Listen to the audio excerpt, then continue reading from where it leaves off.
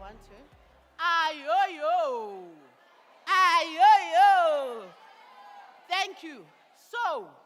So before anything, I will say ayo-yo, and then this side says ta-ta, right? Ayo-yo. Timing, ne? I will point to you when to say ta-ta. Ayo-yo. Yima. Ayo-yo. Ta-ta. You guys will say, hey. Ne? Sure. Ayo-yo. Ta-ta. Hey. You guys, you are teachers. Okay, let's go again. Ayo-yo. Hey. Ayo-yo. Ta-ta. Now, we'll do it one last time, and then you will follow me, ne? Okay. Ayo-yo. Hey. Ayo-yo. Hey. You don't know, but I've been told that Western Cape is number one. I don't know, but I have seen proof in the reading in Daba. Say yo. Say yay. Say yo. Yay. Readers fly high. Awesome. Jongake, sorry. Also, where is Natalie? Natalie, I'm sorry. That was not in the agenda. Ne? But the reason it's there, ne, is because I have seen how exciting this event is, ne? The fact that you woke up maybe at 6 o'clock, 5 o'clock to be here shows me that you are telling me this is priority, ne?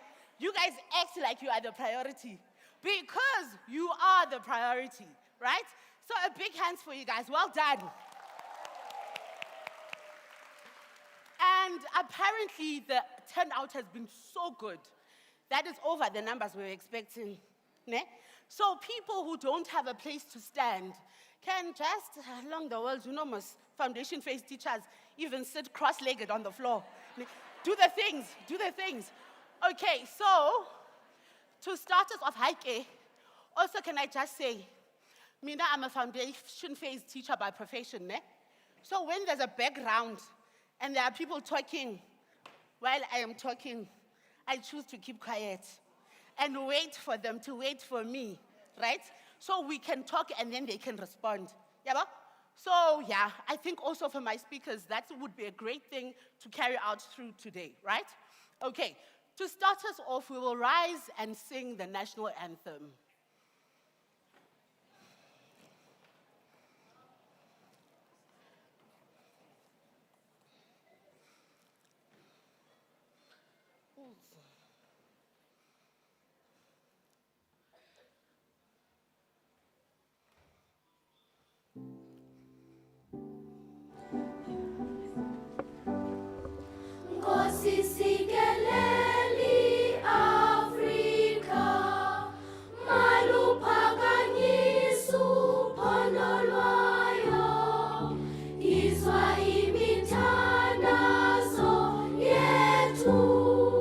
Go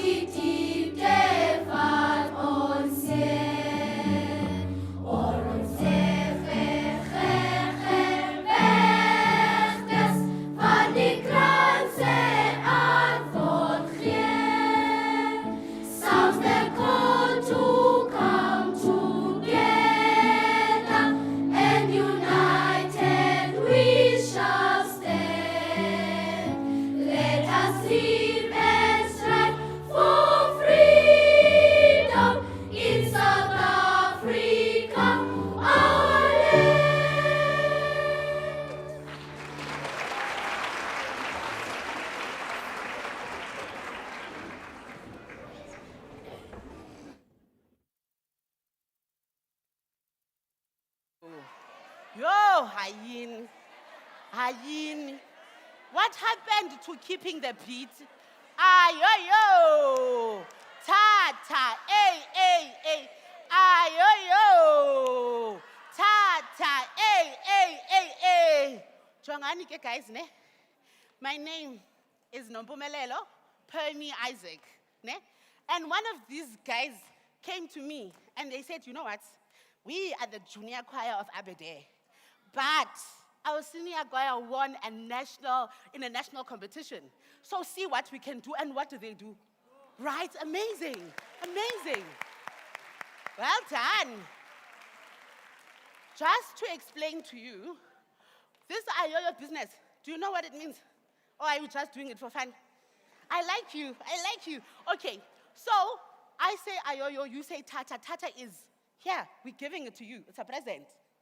And then when you say, hey, ne? Because you are giving us what? You're giving us positivity.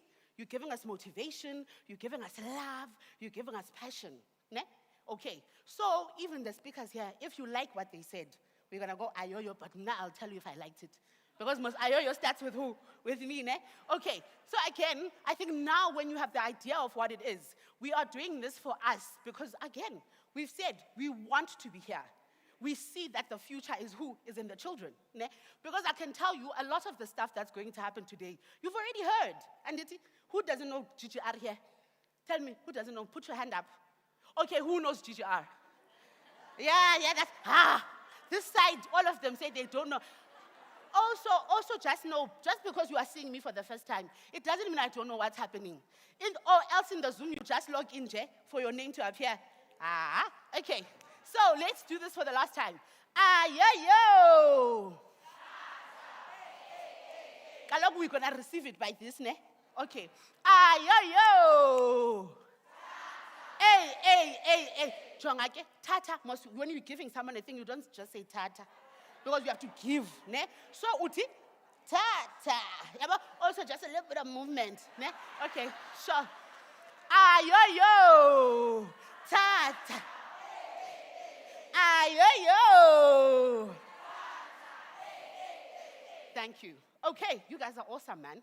So, the first time I met this lady, after the first 2 sentences she said, I could see why she has a team of dedicated, passionate, super opinionated team behind her. Ne? Because, you know, when a person says, they exuberate who they are. Ne? You can quickly tell if this is a mover and a shaker. Ne? Who am I talking about? I'm talking about Karen Dudley. You know what I'm talking about. She is the director of curriculum development, been there since 2017. But she actually has been giving her passion, her life to the WCED for 35 years, right? Working on different portfolios. So she's a good one to tell what the successes, what the challenges, what the strengths, what the weaknesses of the system is, ne? And especially she's good at being able to tell what are the difficult conversations that we need to be having, right? Also, her highest qualification is a master's degree in language across the curriculum in content-based language learning and teaching from the University of Pennsylvania. But as all great, wonderful human beings, she is multifaceted because she loves the outdoors, she loves sightseeing, and she's excellent at sport, and particularly volleyball. There, she's represented South Africa on different platforms, the All Africa Games and the World Cup Championship, indoors and on the beach. She is well-traveled, she's an avid reader, and she enjoys spending time with her partner and her children. She also has been awarded the Mail and Guardian Powerful Woman for 2020. And her strategic plan and vision is to ensure that all children are literate, numerate, and enjoy the experience. And one of her favorite quotes is, "Do not tell me the sky is the limit when there are footprints on the moon." Over to Karen.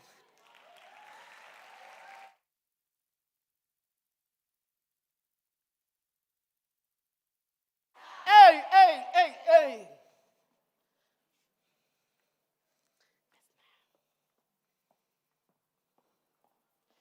Also, just a side note, we run a tight ship.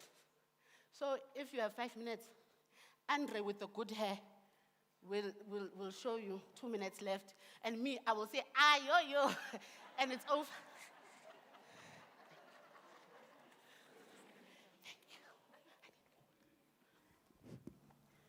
Ladies and gentlemen, what a wonderful honor and privilege it is to stand here before you this morning and to welcome you once again to the Western Cape Education Department Foundation Phase Reading Conference. Come on, give it up.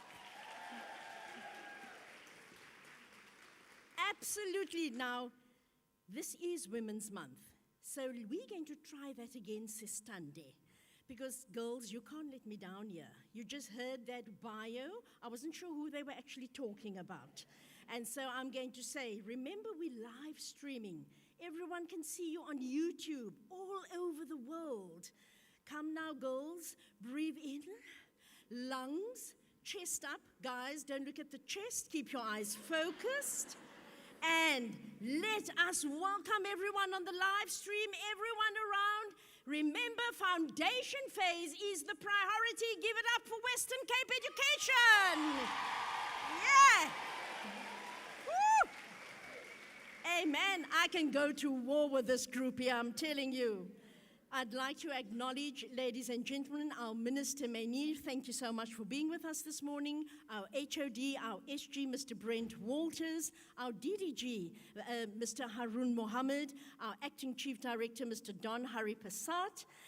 Ladies and gentlemen, the lady of the moment, Ms. Almaret Toy, who heads foundation phase in this province, Mr. Ibrahim Peck for Intersen, and all other dignitaries here today, and you, most of all, the teachers. The principal and the staff have been absolutely phenomenal, and I want to, acknowledge them right from the beginning. But when we talk about setting the scene, ladies and gentlemen, for today, the one thing that I want to focus on is that we are looking at cracking the code and getting reading right. That's what it's all about here. Our minister, our president rather, announced that all learners to be able to read for meaning by age 10.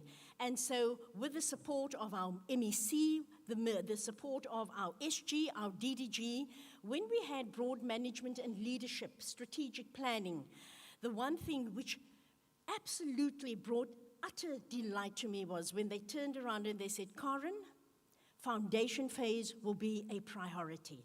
Ladies and gentlemen, you heard Pumi say, I've been in education for 35 years. I really want to commend the leadership of this province because they are the only leadership that has taken this decision to make foundation phase a priority in my 35 years of education. And so we salute them, we salute you. And we're saying we've always spoken about why don't you always start at the bottom? And this is where, and they have seen that. They've seen the benefits, they've looked at the research, and so it is, we thank you that you've joined us in starting this massive campaign at the end of the day. And so when I'm looking at the roadmap, for those of you, I see an array of faces in front of me. And when we look at that array, I see some of you are platinum in shade of color of hair. We don't talk about gray. No, platinum. So when some of us are a little bit of platinum on the side edges and a little more platinum, then I see the experience, I see the wisdom, but across this room I also see beautiful youth. And I see the young and eager and the novice teachers. And so what a wonderful combination as we prepare our youth to take over as we step out, ladies and gentlemen, in years to come. So just going back to our roadmap, on the 14th of March in 2020, we launched the Western Cape Reading Strategy. Yes, we have a language strategy, but when Mr. Mohammed, our DDG, met with us as a management team, he said, how are we going to change reading in this province? And he set that challenge for us. And he gave us a particular time, particular milestones to be able to look at a reading strategy from grade R all the way to grade 12. And that was launched on the 14th of March. And so along with that, ladies and gentlemen, came COVID very shortly after that. But how did we keep it alive? And so we have kept it alive by having various power hours. We have launched, as you can see here, we've got live events. We have monthly power hour sessions, of which I see a number of dignitaries here who have actually served on those and presented at those power hours. So please do watch our WCED News Twitter page, our Facebook page, our Instagram, our LinkedIn. You should know that's what it's all about. We also have our 8th virtual library, and then we also have CTLI training sessions, and here you are part of the roadmap. Can you see where you are on this roadmap? If you haven't been part of any of those, ladies and gentlemen, then you are part here in terms of the reading conference here today. And so when we're looking at the Western Cape reading strategy, and we talk about the Western Cape, have you heard me say, I'm not saying the Western Cape Education Department, I'm saying the Western Cape. Because from our DDG, he then said, let's have a whole of society approach. And that includes the whole of the Western Cape and beyond the borders of the Western Cape as well, who wrote the strategy. It wasn't a top-down structure. And for me, that's what's so great. We had our HEIs in here, we had our unions, we had all our stakeholders involved, from publishers to teachers to departmental heads, DBE, from our provincial office, our districts. And here we've come up with the 5 pillars of that reading strategy. And I'm not going to unpack all of them, but ladies and gentlemen, you can see whenever we do a workshop, this particular conference of Readers Fly High is based on these 5 pillars of the reading strategy. And the aim and the outcome is to ensure that all our learners can read for meaning by age 10. And so we've taken a very bold step and a very proud step to change our pedagogy. And the pedagogy being the science of reading from theory into practice, ladies and gentlemen. And so we're saying we're moving away from the whole word to the phonemic, to the synthetic phonemic approach, because we've plateaued in systemic. And so while we might be the best in pearls, it's still not good enough. I always say you continue striving in order to achieve. And so today, you can see our target audience being all 8 districts are represented here today. We've got 600 participants, 620 in this room, and we still have another 500 on the live stream, and the numbers, I believe, are growing. And more importantly, it's representative of all 3 official languages of the Western Cape, ladies and gentlemen. And so where to from here?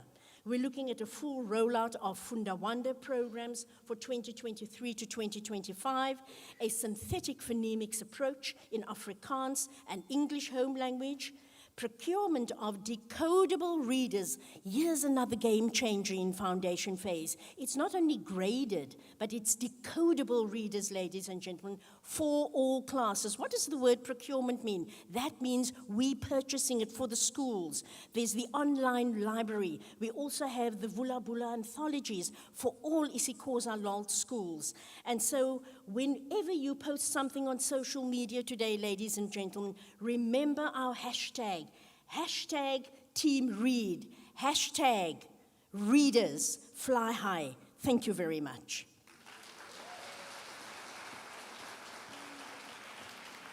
Ayo.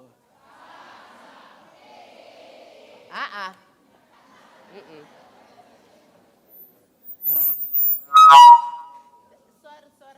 This thing is expressing how I'm feeling, ne? Because now, all of a sudden, after that great news, you guys, your energy went flat.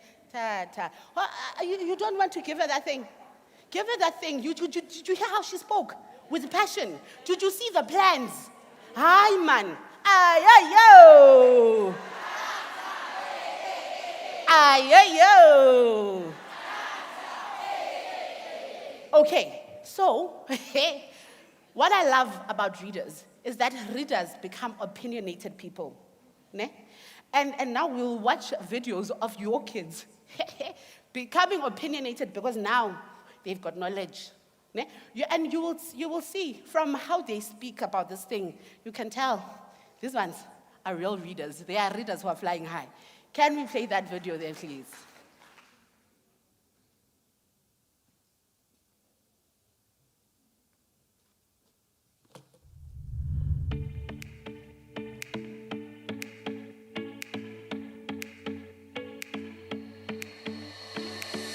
Gama lam ndinguLinathi.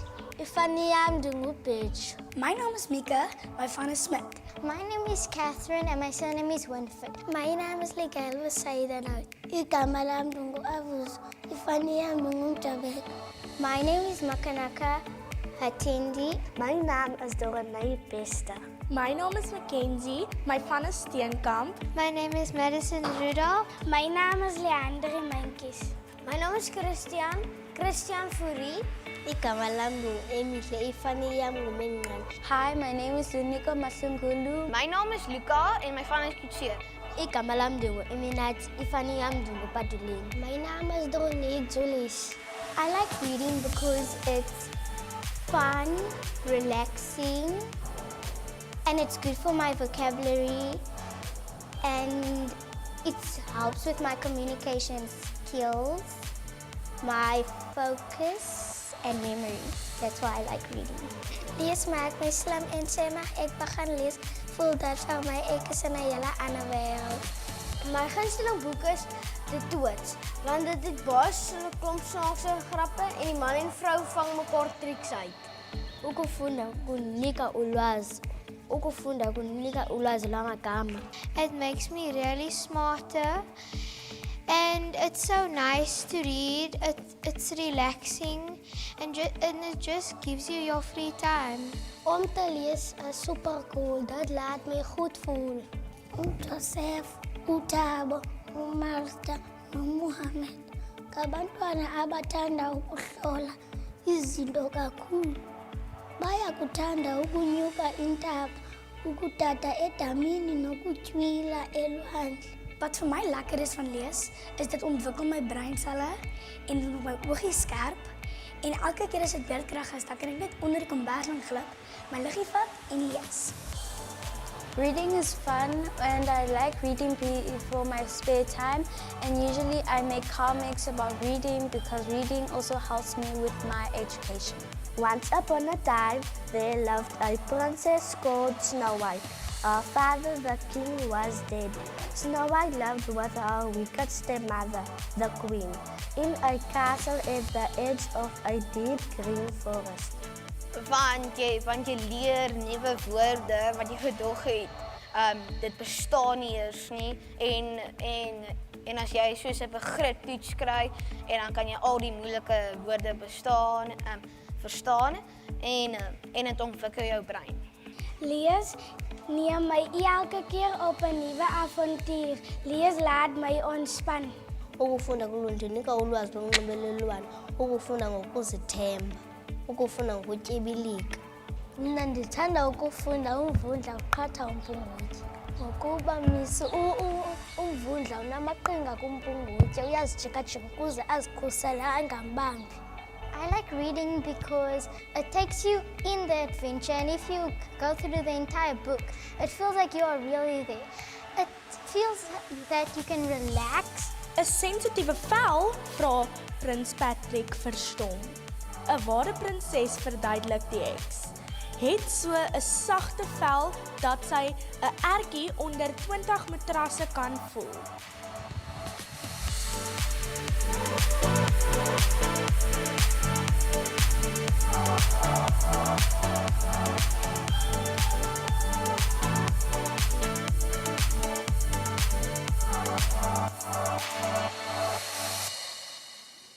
Yeah. Also, what I liked about that, did you see the last one when she finished reading? It's like, do you see?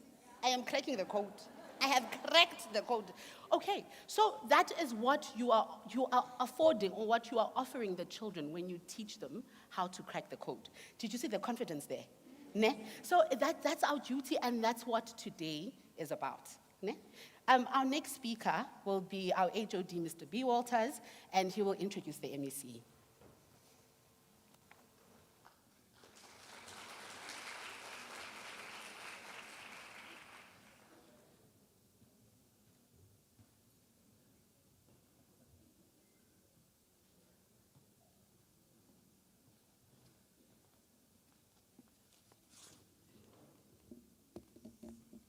Good morning, everybody.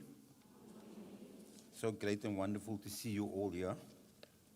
I am indeed delighted to be here. And I obviously have the duty of introducing our minister to you. And it's with a great pleasure that I do this.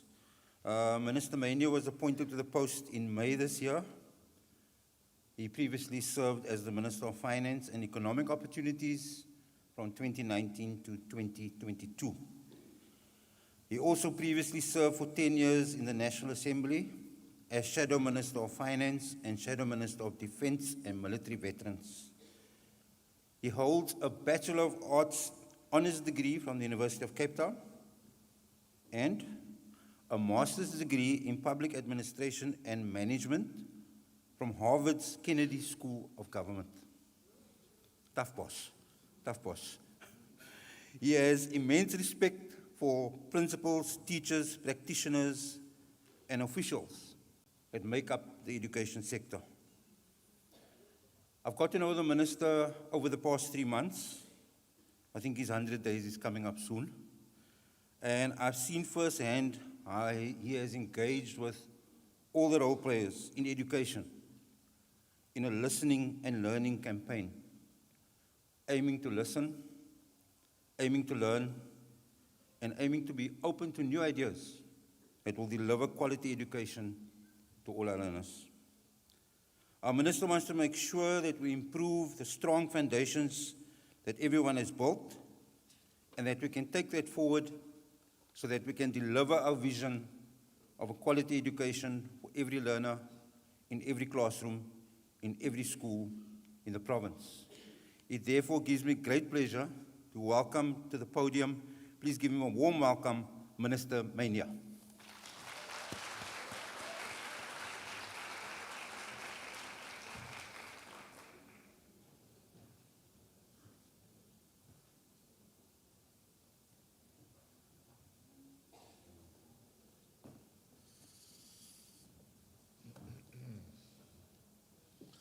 Good morning, everybody.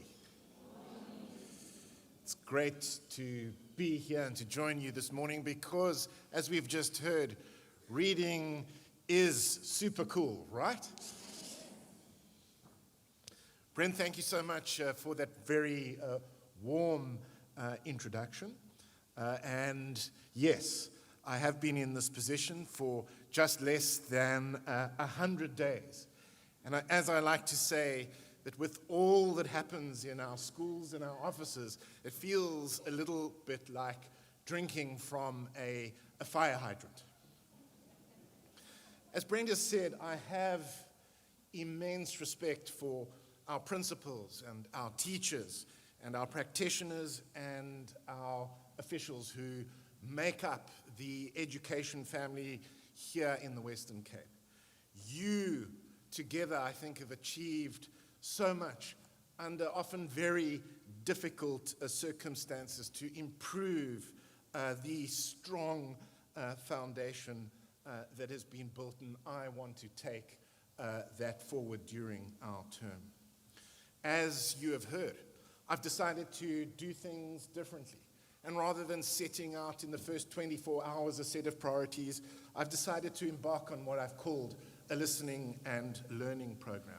To get out, to speak to our principals, to speak to our teachers, to sit down and listen to officials in our departments so that I can learn about existing and new ideas that will take us forward and support us delivering quality education in this province.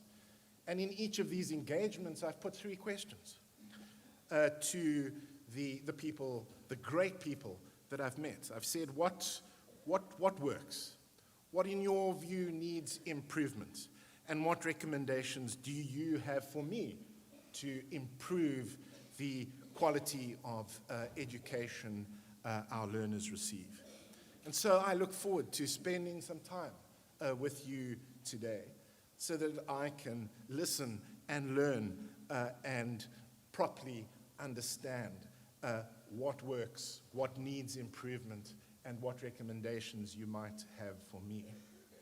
But also, of course, as a parent of a child, a little girl, who will be going to big school in the next few years, I'd love to pick up some tips and perhaps some tricks from all our experts on how I can ensure that my own daughter develops the same love of reading that I have. My wife and I, read my daughter 2 stories every evening. And my favorite book is probably a very well-known book called Slinky Malinky, which some of you may have heard of. I'm quite sure, Brent, that you've forgotten that Slinky Malinky is a story about a rapscallion cat with a kink at the end of his very long tail, who turns into a thief at night. But thankfully, after learning some very hard lessons, when at the end of the book, when whispers of wickedness stir in his head, he just simply adjusts his whiskers and stays home instead. It's a wonderful story. And so I hope that I am on the right track. But of course, when I spend time with my daughter and I spend time reading to my daughter, I'm always so conscious of the fact that there are, for example, parents who may not have books at home, who may not have time to spend reading to their children. And of course, we have to find a way to bring those parents on board in our shared mission to promote reading in our province.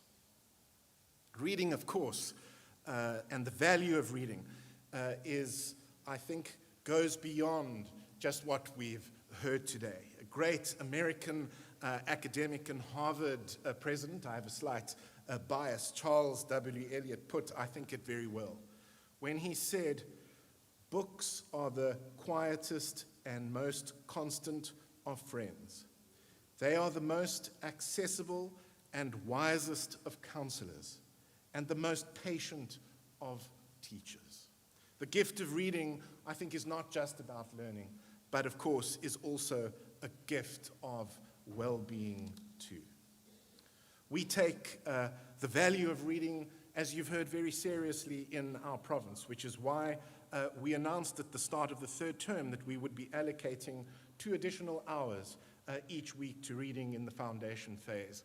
And I think we'll learn more about that intervention today. But I want to thank you, particularly our teachers in the foundation phase, for embracing this new intervention. We appreciate the incredible work that you are doing to ensure that our learners catch up in both reading and particularly mathematics. It is, of course, a daunting challenge, but it's a challenge that you are familiar with and you are, I know, working hard to deal with every day. And I hope that this conference will offer valuable insights that you can apply in your own classrooms here in the Western Cape. I also want to recognize the many different stakeholders that have joined us today. Our teachers and our principals, of course, but also academics and officials. This is what I think Team Read is all about, coming together in order to make our readers fly high in the Western Cape. And so I hope that you all today have a very productive and insightful day as we work together to improve reading skills of our children.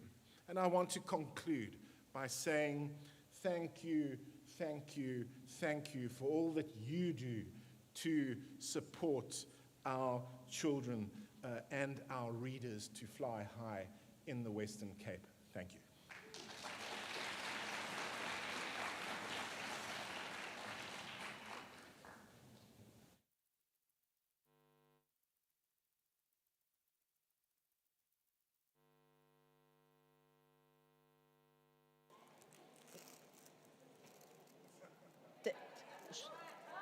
Ayo, yo.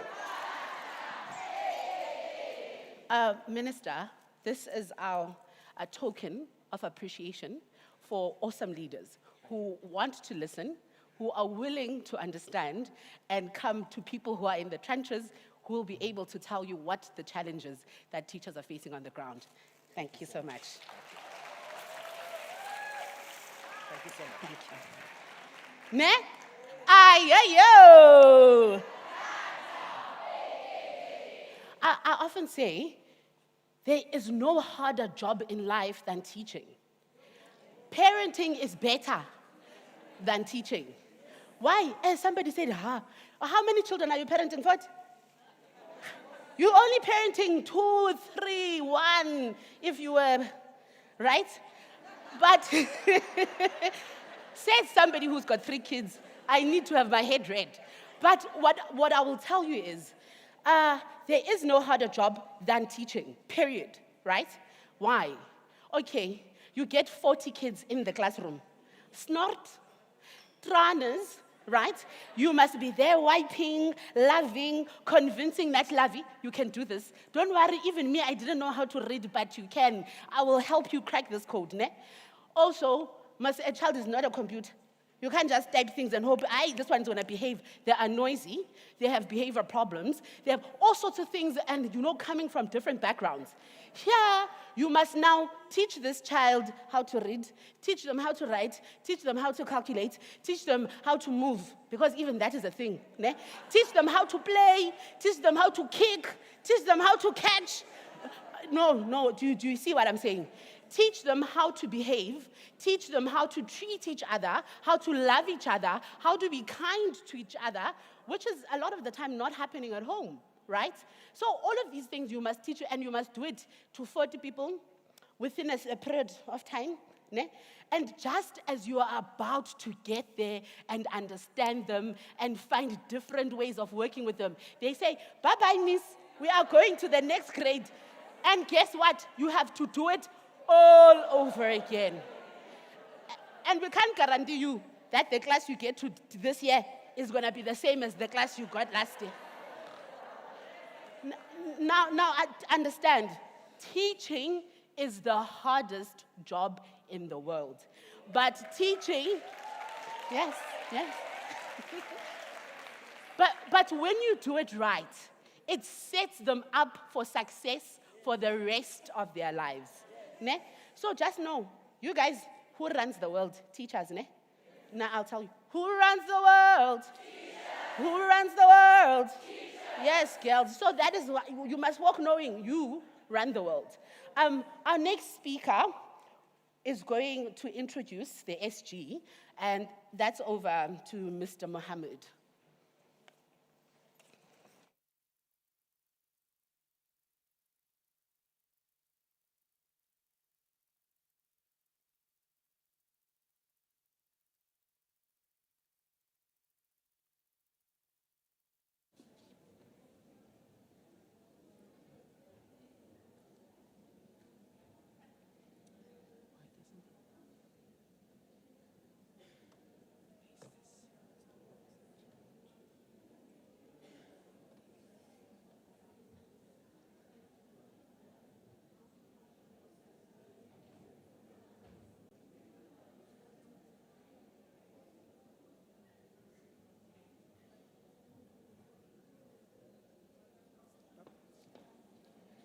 Good morning, everybody. Goeiemorgen, Morweni. I hope all of you are well. We've just come out of the pandemic. It's now the endemic, but we still need to be concerned about our health, so I hope everybody is well. As mentioned by Ms. Dudley and MEC, it is our aim to strengthen learning through the strengthening of reading. It is my pleasure this morning to introduce SG of the WCED, Mr. Brent Walters. He has been on stage already, but it's his turn now to say a few things. But just a few brief points about Mr. Walters. He's got a very interesting educational history, which I'm sure, I think he might be prepared to share. But let me just share with you what I know. He's obtained a master's degree from the University of Cape Town. He's got more than 30 years of experience in the public sector with several MECs and heads of department. He's been a maths and science teacher for several years when he started his career. He's been an education officer for Cape Town's bid for the 2004 Olympic Games. He's been a deputy director for sport in the Department of Environment, Culture and Sport. He's been a director for tourism development in the Department of Economic Development and Tourism. He's been a chief director for the Department of Transport, 2010 Soccer World Cup. He's been an HOD before he joined the WCED for the Department of Culture, Art and Sport, and he is currently SG for WCED. So you can see a very clear progressive path to where he is. He is very passionate about education. He's committed to the holistic development of the child, and in my period of working with him, he has demonstrated a leadership and management style which is focused on team building, playing to people's strengths, setting high standards, the ability to listen, to make a decision, and then to proceed with the implementation of the decision. I hand over you to Mr. Walters.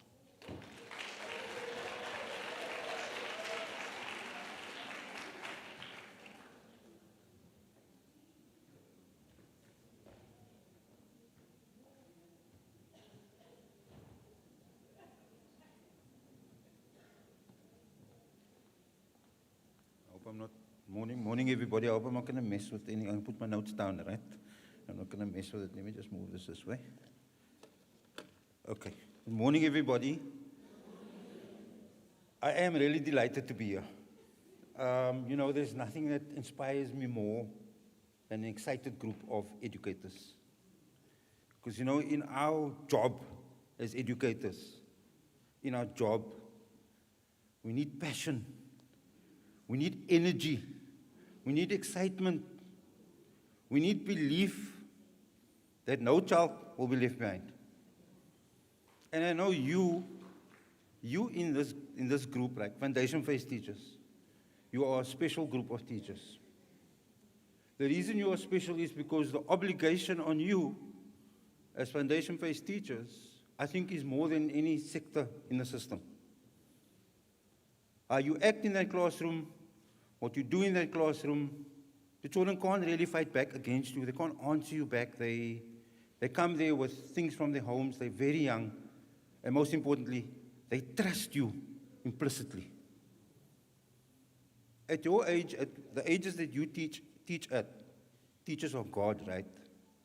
Children go home and say, my teacher said, my teacher said, my teacher said.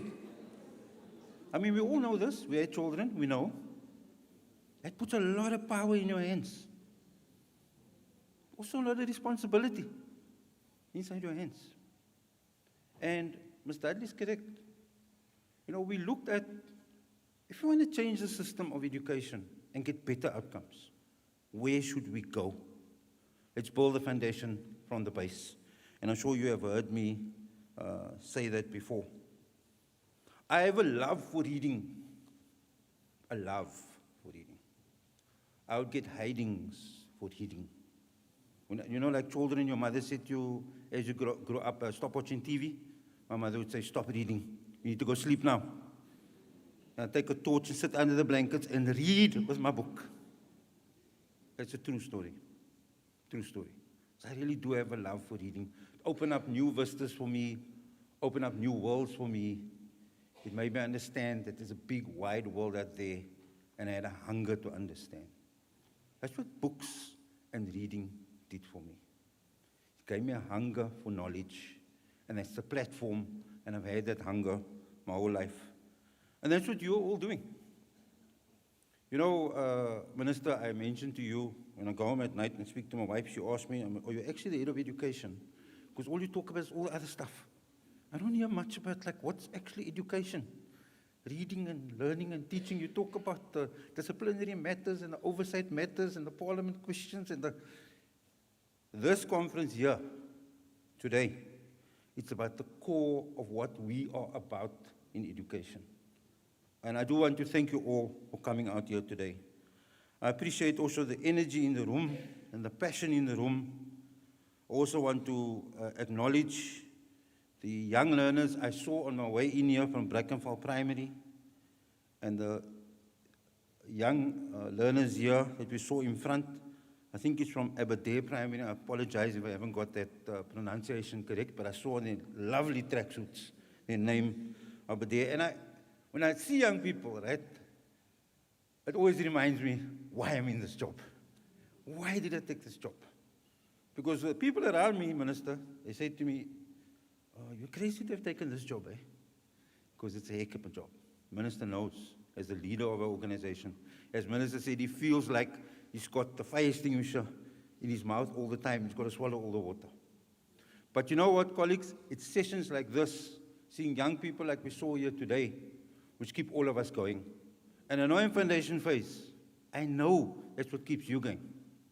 And it's our job to make sure that you keep going higher and higher and higher. So I want to thank you all for coming here today. You know that 2022 is our year of learning. We declared it the year of learning. And of the utmost importance is the ability to read. The ability to read.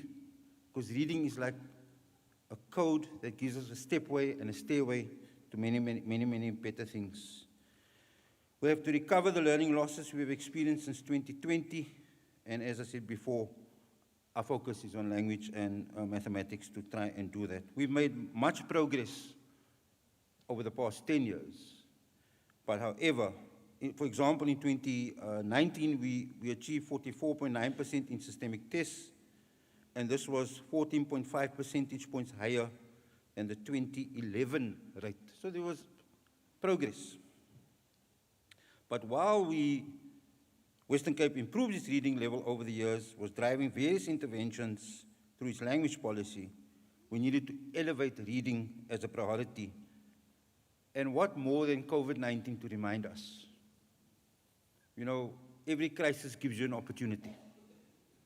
It gives you an opportunity to start to think about what's really important. That's really what COVID-19 did.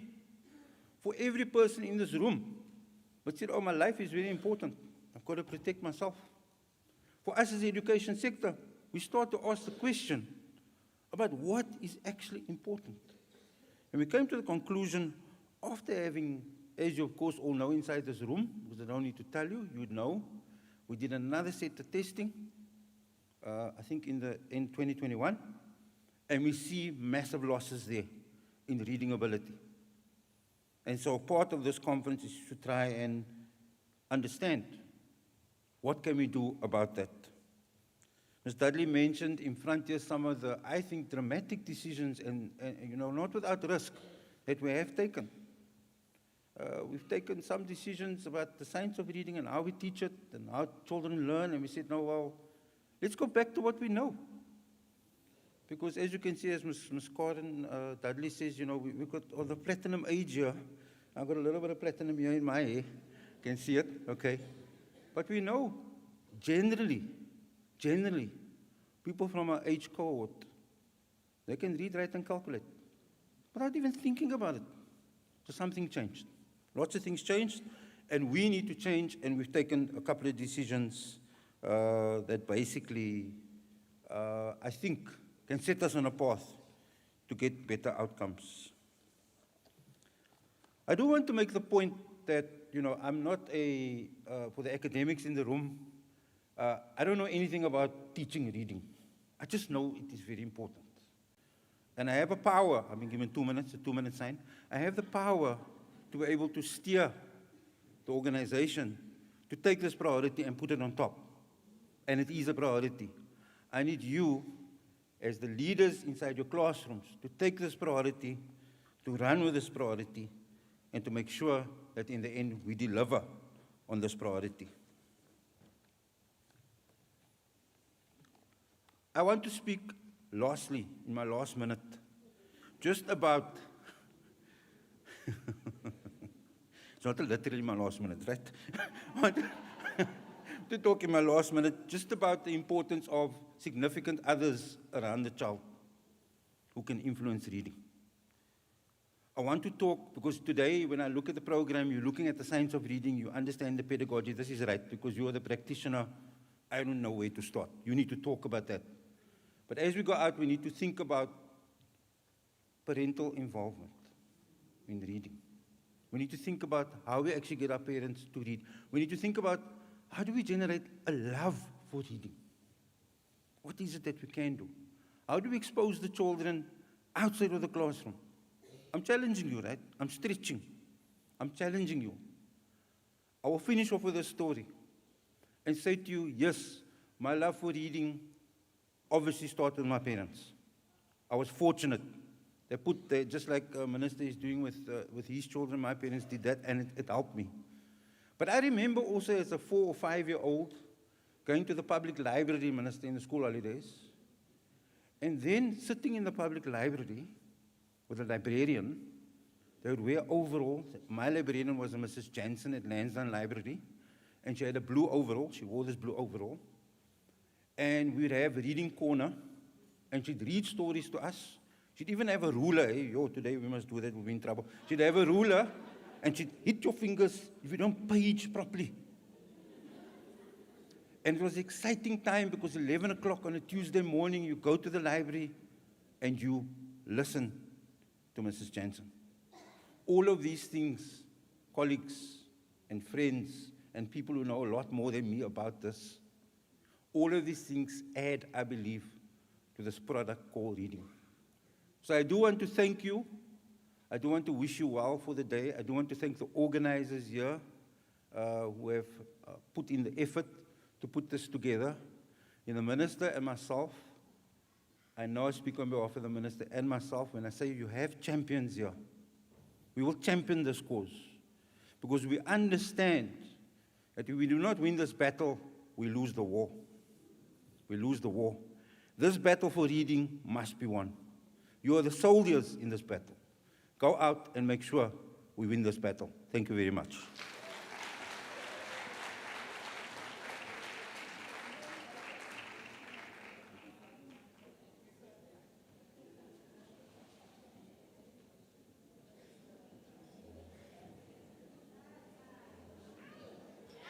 Go! All right, I wasn't convinced this side. Ne? Okay, so let's try again. Ne? We are that kind who give chances. Yo! Thank you, Dada. This one? Yeah. This one? And my hand. Thank you for that. So, there's nothing that excites me more than the Western Cape. Ne? Why? Because their action are behind what they do. They say we make this priority, and they don't just say that in J. Ne? Ne? Support, or what was that word Karen was using? Procurement. Yeah, ne? Also, procurement, buying, making sure that there are events like these that help and equip the teacher to be able to do what we do best, which is teaching the kids. Jonga, I'll tell you something quickly. While you guys are trying to get the children up on the stage, ne? I will tell you a little story. I will not lie to you. I am a very good teacher. Ne? I will not lie. I am excellent at teaching kids. I can only teach kids what I know. I can't teach them anything I don't know because where am I going to take it from? I teach them what I know. So I remember at the beginning of my teaching life, I met with Sarah and Lily. A lot of you know Sarah and Lily Pretorius. And they were teaching me about phonological awareness. Guys, do you know how long it took me to understand what this thing called phonological awareness is? I can read English, most you can hear. Ne? You can hear when somebody speaks if they can read a thing. I can read English. And I would read English trying to understand what is this phonological awareness. Read. Afterwards, Pammy, can you tell us what phonological awareness is? Also, I don't know. So now, and it didn't take one time. It took many attempts and me trying to say, is this it? Am I getting it right? Explain it again, go explain it to other people so I could make sure that actually this is what this thing is. And this phonological awareness helps in this way, and this is how I can incorporate it into my lessons, right? So today again is about getting that chance to ask those questions, to understand more, so that you can do what? Go back in the classroom and implement it. Ne? And like Mr. Walter,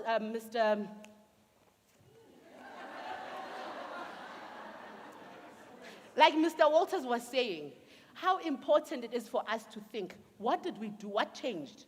Or what do we need to change to enable us to get the learners reading at this moment? Ne?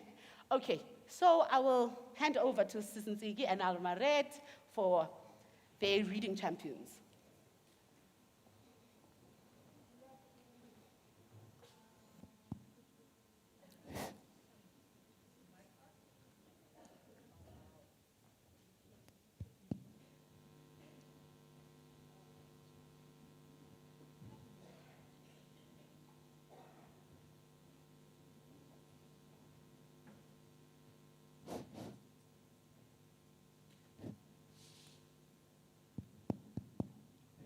Is it on? Okay. Molweni. Is it still morning or afternoon? Good morning. Goeiemorgen. Clergy, my colleagues, we are having our reading ambassadors on the stage. We are going to ask them few questions, so just give them some time to answer the questions. Over to you, Almaret. Good morning, ladies and gentlemen, Mr. Maynier, Mr. Walters, all protocols observed. It is a great privilege to have our learners here on the stage this morning. They are ultimately our VIP guests today, because as Mr. Walters has said, as Minister Maynier has said, ultimately, this is why we are in education, this is why we are doing what we are doing. When we launched the reading strategy in 2020, we embarked on a journey of having reading ambassadors. And in foundation phase, we only had one little boy that was all the way from Oudtshoorn, but that learner is no longer in foundation phase.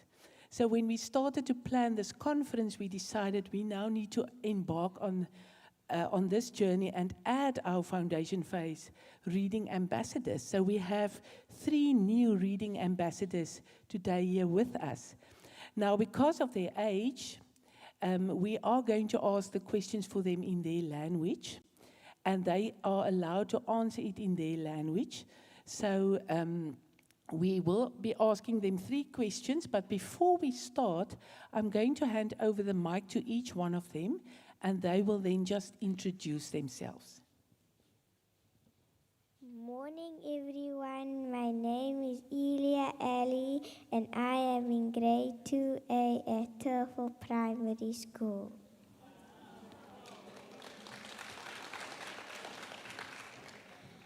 Hallo, ek is Ariel Naudee. Ek is 'n graad 3 leerder in Woester Noord Primêre Skool. Molweni botishana otitshelakazi. Igama lam Elethukrele. Ndifunda eDelsal Primary School, eDelt. Thank you. We're very happy that you are here. We're very proud of you, and we're looking forward to listen what you want to share with us. So we're going to ask each of the learners what is their favorite book. So Ilya, I'm going to start with you. Can you tell us what is your favorite book? My favorite book is The Sugar Plum Fairy by Lauren Beard. I see she even has a book with her. You can hold up your book that they can see. Beautiful book. So you can all try that book out and tell your learners to read the book. Ariel, wat is jou gunsteling boek? The BFG, geskryf deur Roald Dahl. Baie dankie, Ariel. Siki, you can give. All right.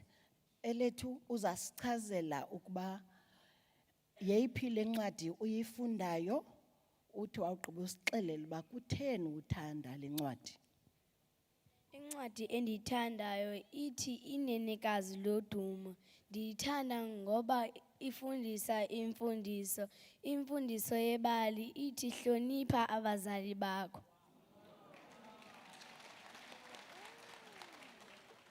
Ilya, please tell us, why do you love reading? I like reading because I learn new things. I get to read exciting stories about adventures I can only imagine. Some stories are funny and they make me laugh. Thank you, Ariel. Thank you, Elia. That is a mouthful. Ariel, vertel vir ons, hoekom hou jy van lees? Wanneer ek 'n storie lees, is dit soos om in 'n geheime wêreld rond te beweeg. 'n Goeie storie is onvoorspelbaar en 'n mens het geen idee hoe dit gaan eindig nie, en dit is hoekom 'n boek baie opwindend is. As 'n mens lees, vlieg die tyd. 'n Boek is 'n ding wat 'n mens oral kan saamneem en dit kom veral handig te pas as 'n mens iewers moet wag. Boeke maak my slim. As mamma vir my iets vertel, dan kan ek al vir haar sê, ek weet alreeds mamma, ek het al daarvan gelees, dan sê ek sommer in watter boek ek dit gelees het. Dan gesels ons daaroor. Baie dankie, Ariel. Alright, elethu khawusichazele ukuba kutheni le nto ukuthanda ukufunda. Khawuchazele aba bazali. Ndithanda ukufunda ngoba ndiyakuthanda ukufunda. Umama uke andixelele uba mandikhuphe incwadi yam ndimfundele. Ndithanda ukufunda kuba ndifuna ukwazi ukuba kuqhubeka ntoni na emhlabeni. Thank you so much. I have one last question that we're going to ask these learners. Elia, what are you going to do as a reading ambassador to get all your friends also to love reading? I can tell them about the stories I have read, then they will also want to read those books. I can lend my books to my friends and start a book club and have play dates with books. Wow. Thank you so much, Elia. Ariel, wat gaan jy doen as 'n leesambassadeur om al jou maatjies te kry om ook van lees te hou? Mama, neem ons gereeld biblioteek toe en ons neem graag ons bure se dogtertjies saam, sodat ons haar kan aanmoedig om meer te lees. Ons kan verseker meer maats oplaai. As ek by 'n maatjie gaan speel, neem ek altyd my boeke saam, sodat ons saam kan lees of oor ons stories kan gesels. Ons kan boekepartytjies hou waar almal hulle gunsteling boeke kan saambring en elkeen 'n beurt kry om iets te vertel, demonstreer of opvoer uit sy of haar boek. My oupa het 'n boek geskryf oor sy plaas. Hy is vir my 'n leesinspirasie. Eendag wil ek ook boeke skryf om ander te inspireer om die wêreld van lees te ontdek en te geniet. Baie dankie, Ariel. It is quite a mouthful.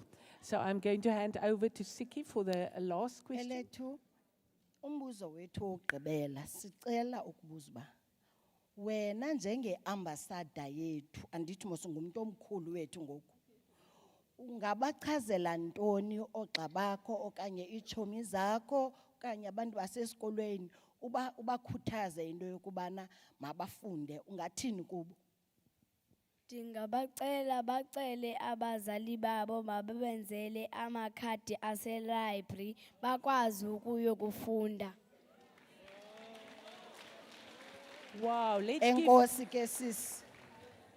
Niyambona mos uredi. Yes.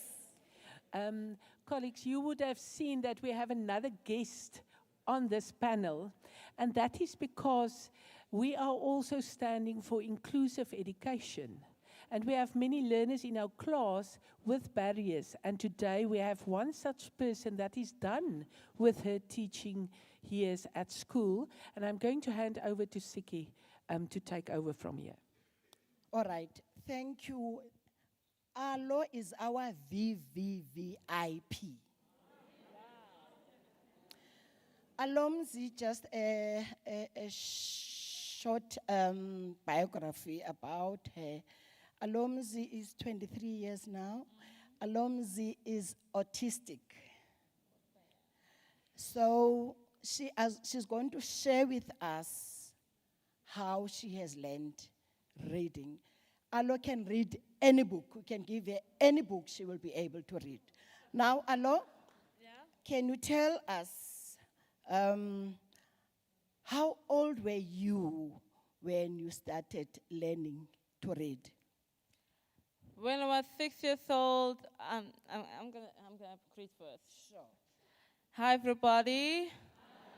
My name is Alomzi Nana. My age is 23.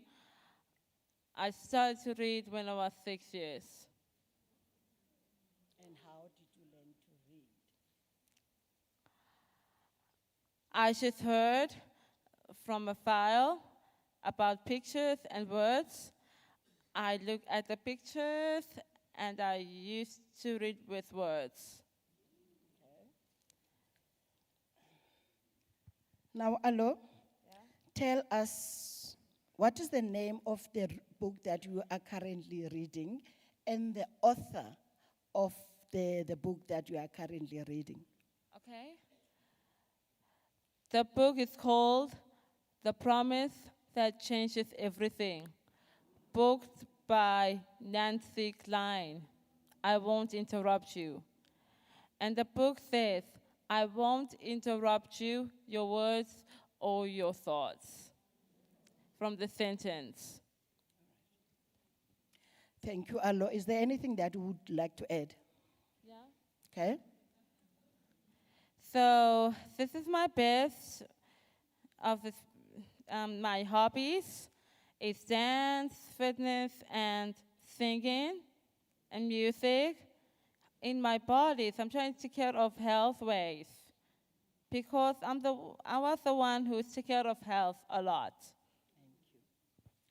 There you are, teachers, learners, whatever challenge they have, we wanted to showcase here. We can teach learners how to read. Thank you so much.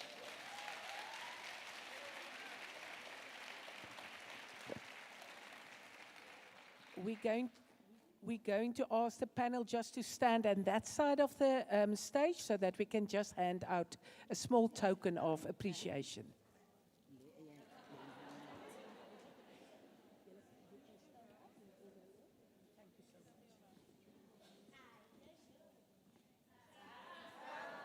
But this time, okay. So this time it's cuteness, ne? Say, yo. Aye. Guys, no, you cannot disappoint me, ne? Please, man, were you not impressed? I was super impressed. Yo. Thank you, my standwa. Ooh, jonga sisi, hayi ukrele ntombi. Uyaqonda? Inkosi kakhulu va. Nunu JS oulik en jy's baie slim. So. And you, my sweetie pie, are the cutest, and you're so clever. Also, okay, guys, there I wanted to show off most. Why? You heard me speak what language? You heard me speak English, ne? And then? Yes, and then? Yeah, because I'm that one. Yeah. Okay, so we have Karen to introduce our keynote speaker. Over to you, Karen. Our keynote speaker. Thank you.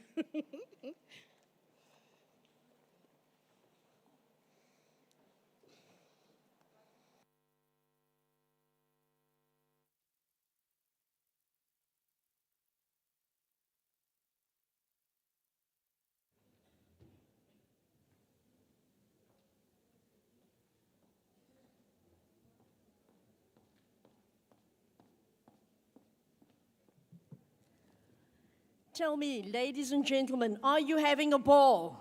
Yes. Isn't this better than shopping in a mall on a Saturday morning? There you go, girls. That's my girls. I absolutely love it. What a feast of entertainment. What a feast. Getting ready for that booker this afternoon because our blood is green.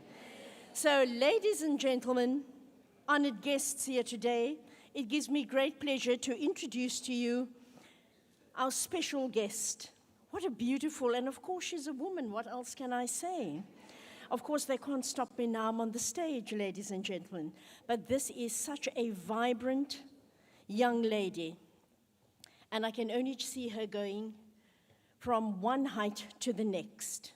And when she presented at the National Department, I'll never forget Alberta phoning myself and Almaret and saying, "You've got to get this young lady." And I said, "I know that young lady. How can we get her to the Western Cape?"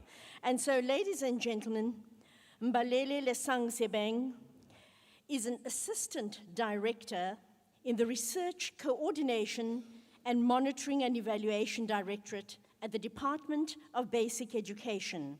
She has an honors in linguistics and applied language studies from Rhodes University, as well as an honors in creative writing from the University of Witwatersrand. She has taught English as a first additional language and home language and worked in curriculum design. She has served as a project manager, at the same time supporting the development of classroom libraries in all 9 African languages.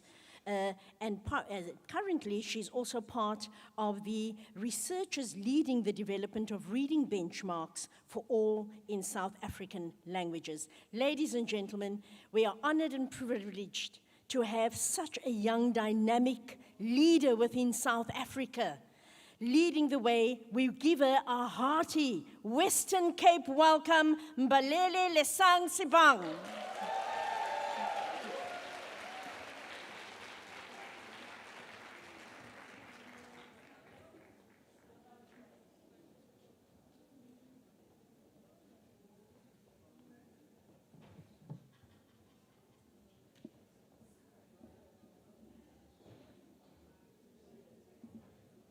Morning, everyone. Oh, okay. Cool. Good morning, everyone. This is my trick to get the audience to laugh. Yes, it is. Good morning, everyone. My name is Bali Lesang Sebeng, and I am really glad that I've got so much melanin after that introduction, because I'd be blushing.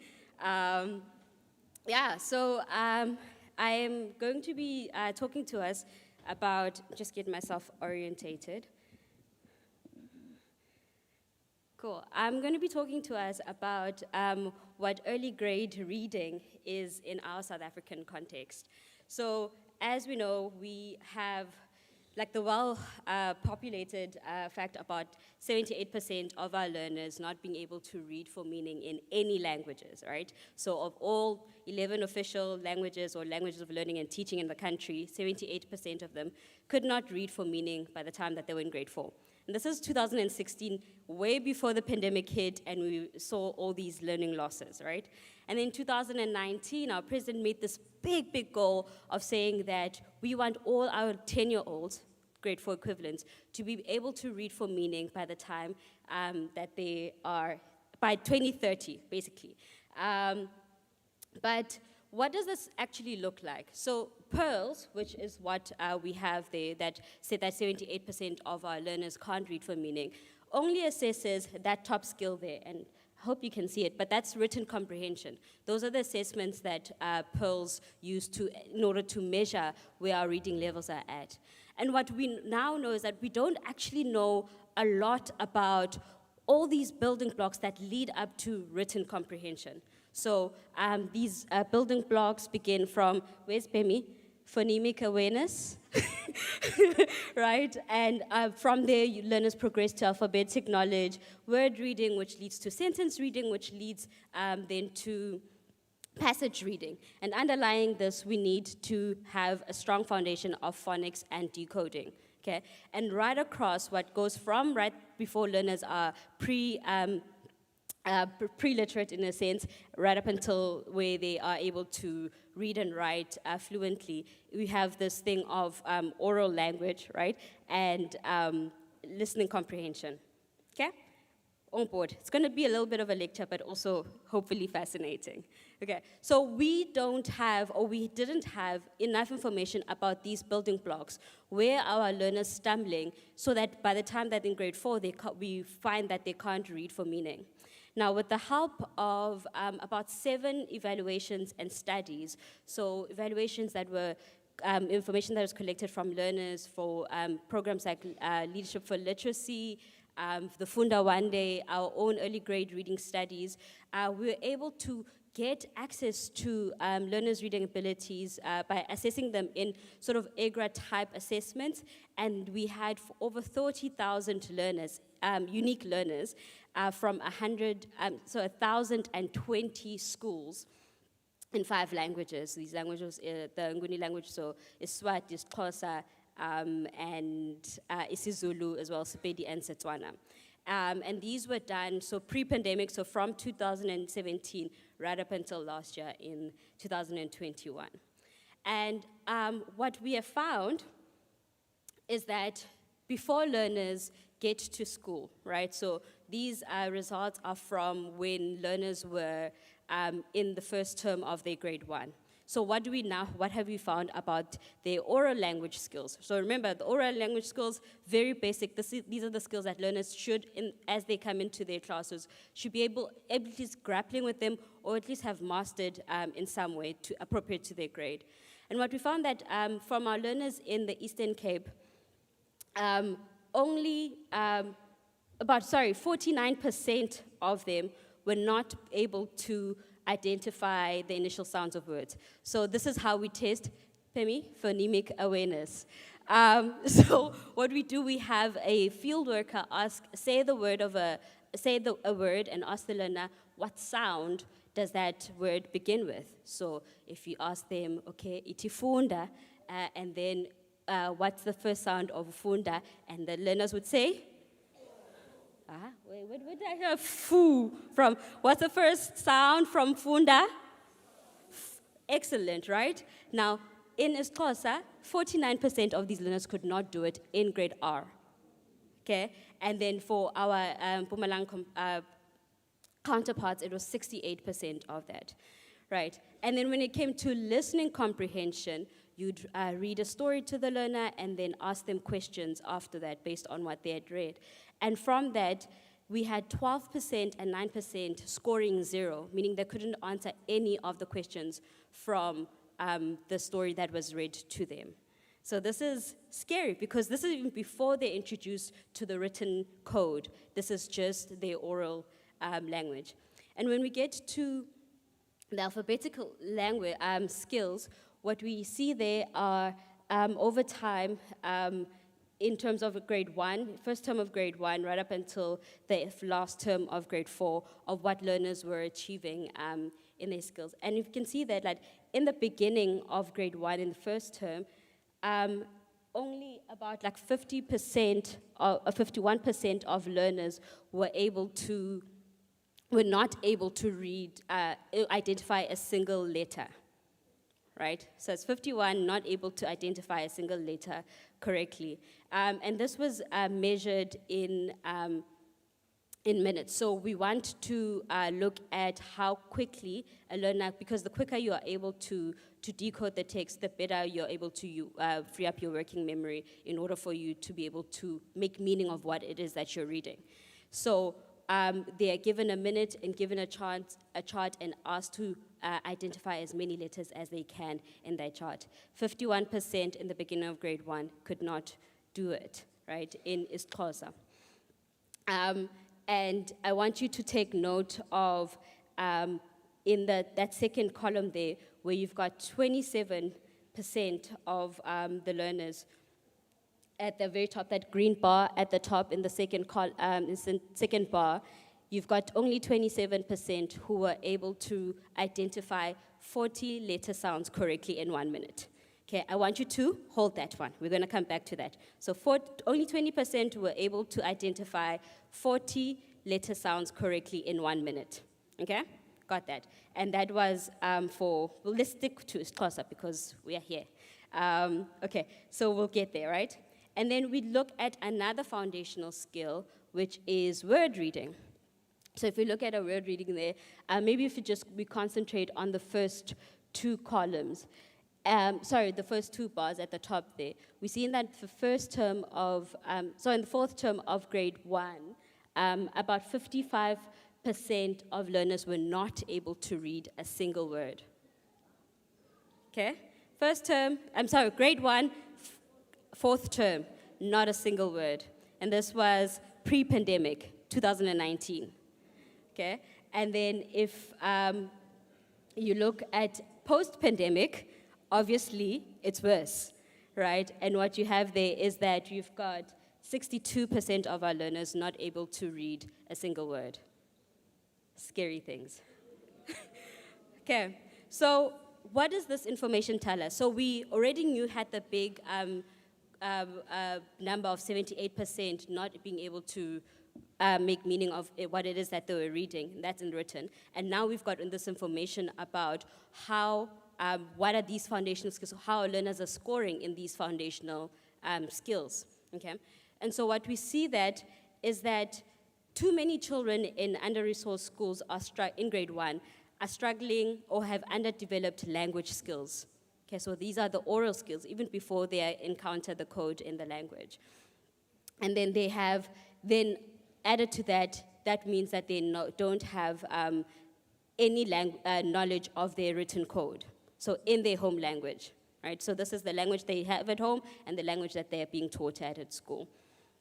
Okay, and this is despite having spent 1 year in grade R, right? So the foundation phase, we've said this over and over again, it is a very important phase. This is where we're laying down the bricks of our foundation, and it's very important that we do well, okay? And then remember when we spoke about the speed, I spoke about they're given a minute to identify letters or read words and to see how many they can in that time. And so what our results show that the learners are still slow and they show very low mastery of letter sound. And then in the case of, let's say specifically for our African languages, the complex consonants. So they don't know, they don't know how to do that quickly enough in order for them to be decoding a text and be able to make meaning of what it is that they're reading. And this tells us that we need to really look at how we are teaching phonics in the foundation phase, because clearly how we've been doing it, it's not quite working for us, okay? And so we have this information, we're in a sinking boat, apparently, but we don't know how or what it is then, what should it look like, or what should our learners be scoring? So you're saying, Lesang, learners are not reading a single word by the time of grade 1, but how many words should they be reading in grade 1? Or how many letters should they be able to identify in grade 1? So that was the big question for us, for across all our languages.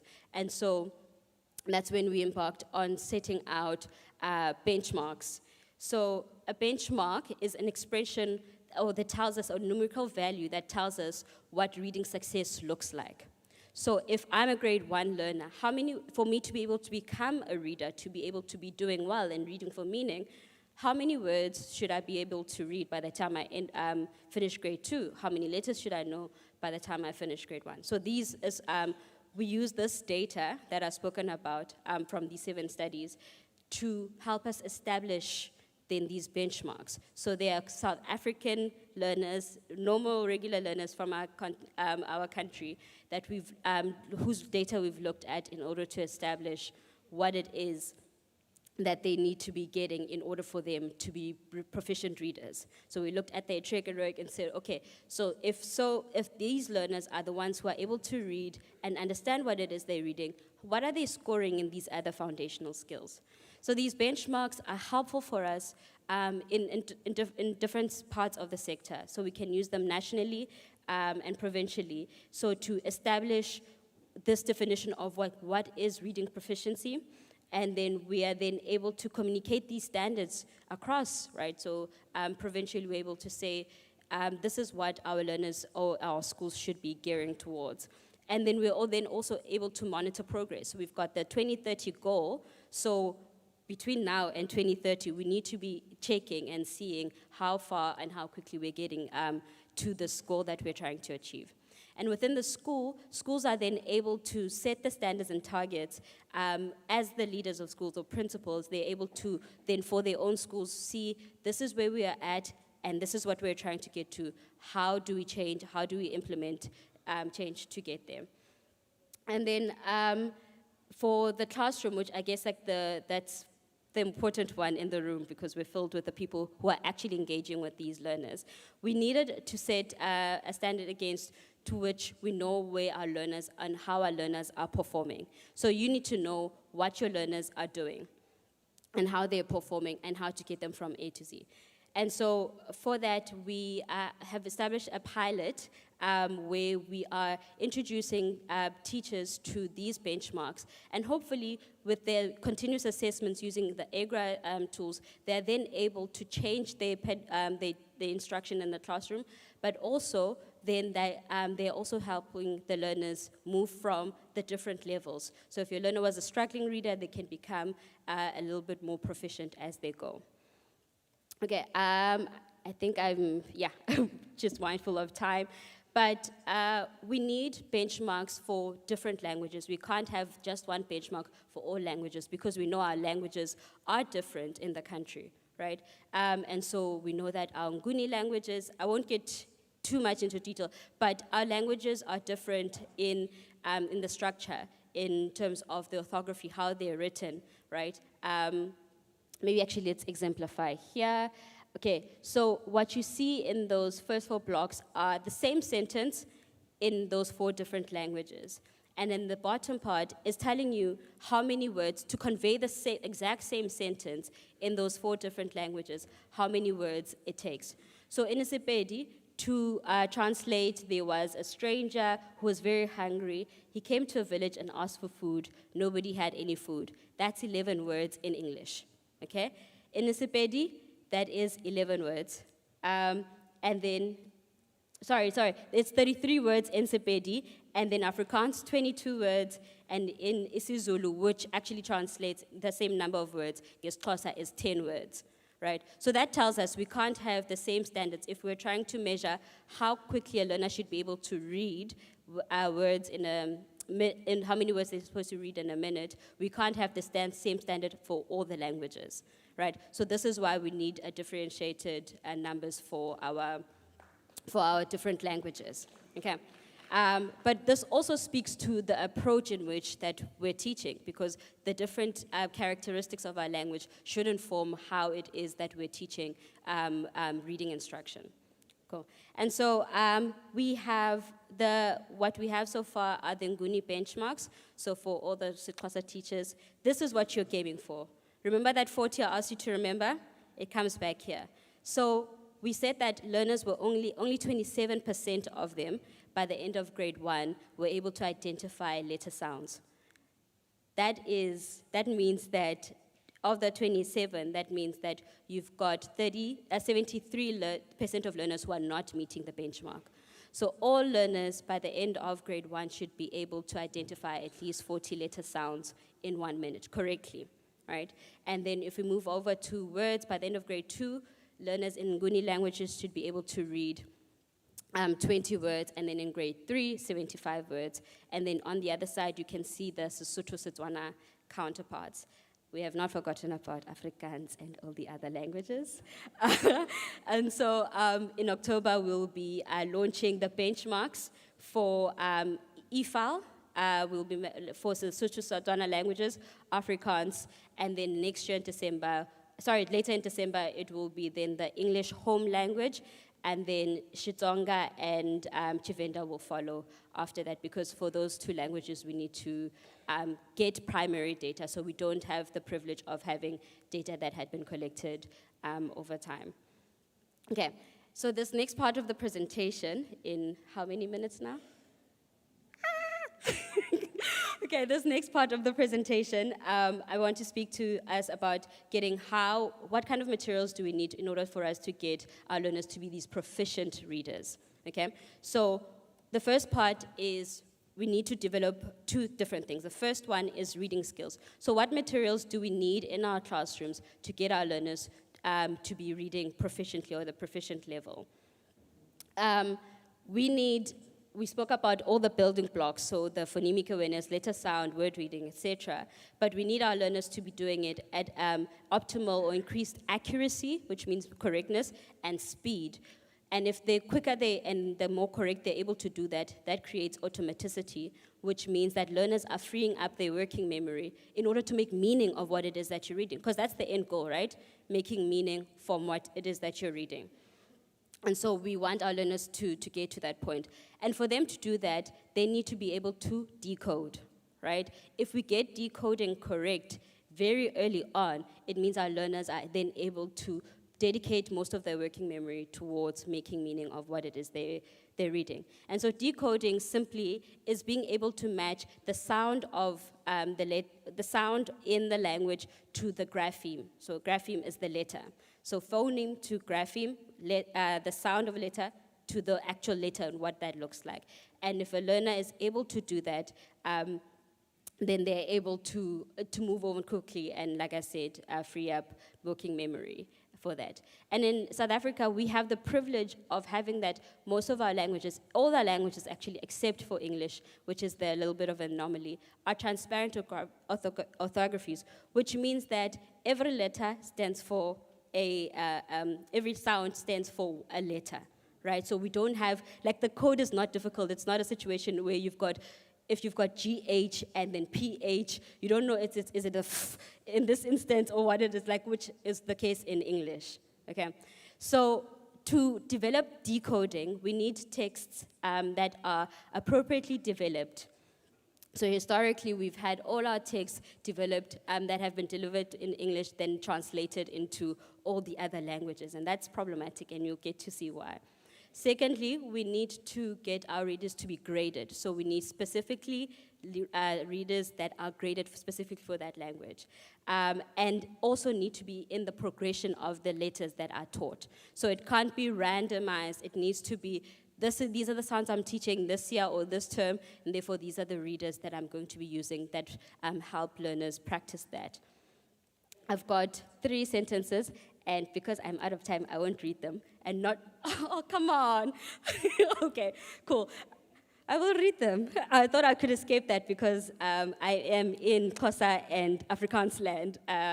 So this is typically, the first sentence is an English sentence that a grade 1 learner should be able to read, like very early on in the first term, right? Second part, we're speaking about the problem of translating directly, right? Second one is in Afrikaans, die hartseer rood. Oh, sorry, the English one. The sad rat and the fat pig sit in the sun. Afrikaans, die hartseer rood en die vet vark sit in die son. Is Xhosa. Please remember, my name is Lesang, i.e. I'm Tswana. Impuku elusizi nehagu ekyebileyo zigcakamele ilanga, right? Right, so in English, you've just got the actual, like, one letter, a phoneme to a grapheme, a sound to a letter, right? And that's simple. But when you get to Afrikaans, learners in grade 1 in the first term would not necessarily have been taught those complex vowel combinations. So the IE and the double ER sound would only come in later in the instruction, right? So that's the kind of the problem we have with translation. And then for isiXhosa, apart from the long words, okay, you also have those MP complex consonants, the TY and the GC that learners have to get through. Okay, so this is why we need make sure that our readers are appropriately developed for their language specifically, and that they're graded, meaning the progression of the sound matches what is being taught. And then lastly, our texts need to be decodable. And by decodable, what we want is that a learner must be able to read at least 90% of the text that they're given independently without the teacher. This is how we use these materials in the classroom for learners to develop their decoding skills. If a learner is not able to make out what they are reading based on what they've been taught, it becomes a fruitless exercise, they become frustrated, and they leave reading completely. Okay. How we can use these decodable texts, we can, there it is. Okay, these texts can be used, so we've got 5 reading activities in our CAPS curriculum. So these decodable texts can be used in 3 of these. So during group guided reading, these decodable texts then make sure they translate in the classroom. Okay, they can accommodate any variety of learner, because remember, we want 90% of the text decodable by the learner independently. And so if they're afforded that chance, in that little group, they are able to decode them. And then during paired reading, a teacher can decide how they want to pay. Do they pay a strong reader with a weaker reader, or do they give the same level of reading learners? And these learners are given these books and are able to read them by themselves. And then same thing with independent reading. The next part is just examples of what we have. So Moltino's Vula series, or the anthologies, those were sort of like the first stab that we had in making a decodable text. So they were very intentioned in when developing these texts that originated in those languages, making sure that the progression in the sounds of those texts matched what it was within the curriculum. And excitingly, we also have a collaboration between Xanix, Moltino, Room to Read, Sadie, and Nelson Mandela Institute, where they are coming together to do what we call Ulwazi Letu project, which is developing materials in those languages and then versioning, instead of translation, versioning in others. And they're making 2 kinds of materials. They're making decodable texts for instruction purposes in class, but also books that we'll use for leisure, right? So an early grade reader will need materials that facilitate those 3 reading activities, right? So we spoke group guided reading, independent, and paired reading, and that is within instruction within the classroom, right? And so we also need materials that will facilitate reading aloud and shared reading, and we can use the big books for that kind of thing, because the books match the graded readers in the class, but have got a bigger vocabulary, so we're not keeping our learners there, but that reading is facilitated by the teacher. We also need classroom resources. So we want a print-rich environment, but not for the sake of it being print-rich. It needs to be intentionally used. So we need appropriate alphabetical freezers, we need phonemic freezers, flashcards for vocabulary, but we need to not use this just for decoration in our classroom. We need to be integrating them into our lessons and making sure that we're using them repeatedly, okay? And then also, apart from that, we also need additional reading materials that are not necessarily just for instruction, but for what I will call the habit of reading. So we need to develop, this is the second component. We've got materials that we're using in the classroom, but we also need to develop this habit of reading. And how we do this is in 4 ways. We need to make sure that our learners are reading in a language that they're most comfortable in. This is ideally their home language, right? And they're practicing to learn this. They need to be reading books that they choose for themselves, and they need to be reading at the level that is pitched for them. So we're not throwing away, so it's not necessarily decodable text in this instance, because the decodable text is for instruction, but it's books that are still at their level and are interest to them. But we also need to make sure that our learners are making a habit of reading. So frequency. We need to make sure at least our learners are reading a book a week, right? Because that's something that you don't practice, you'll never really get good at. And so for our leisure books, we need to make sure that we are integrating also nonfiction books into our catalogs, and that in the instance where we are versioning books from other languages, we need to make sure that the authentic texts, right? Because we're not using the authentic texts in the sense that we are versioning them from a particular language into another, but they're still authentic to the language that they're being versioned into. But also that these readers then are used for leisure purposes and not necessarily for instruction purposes, like we spoke about the decoding. And then we need to actually make sure that because we've got such a dearth in resources in our African languages, there's a plethora of things that you can find in English in just difference. It's like a lot of that. And so we need the same for all the other languages that we're teaching our learners in. And so for that, I say to publishers to make sure that we actually have open licenses or conditional licenses for languages where we don't have as many materials.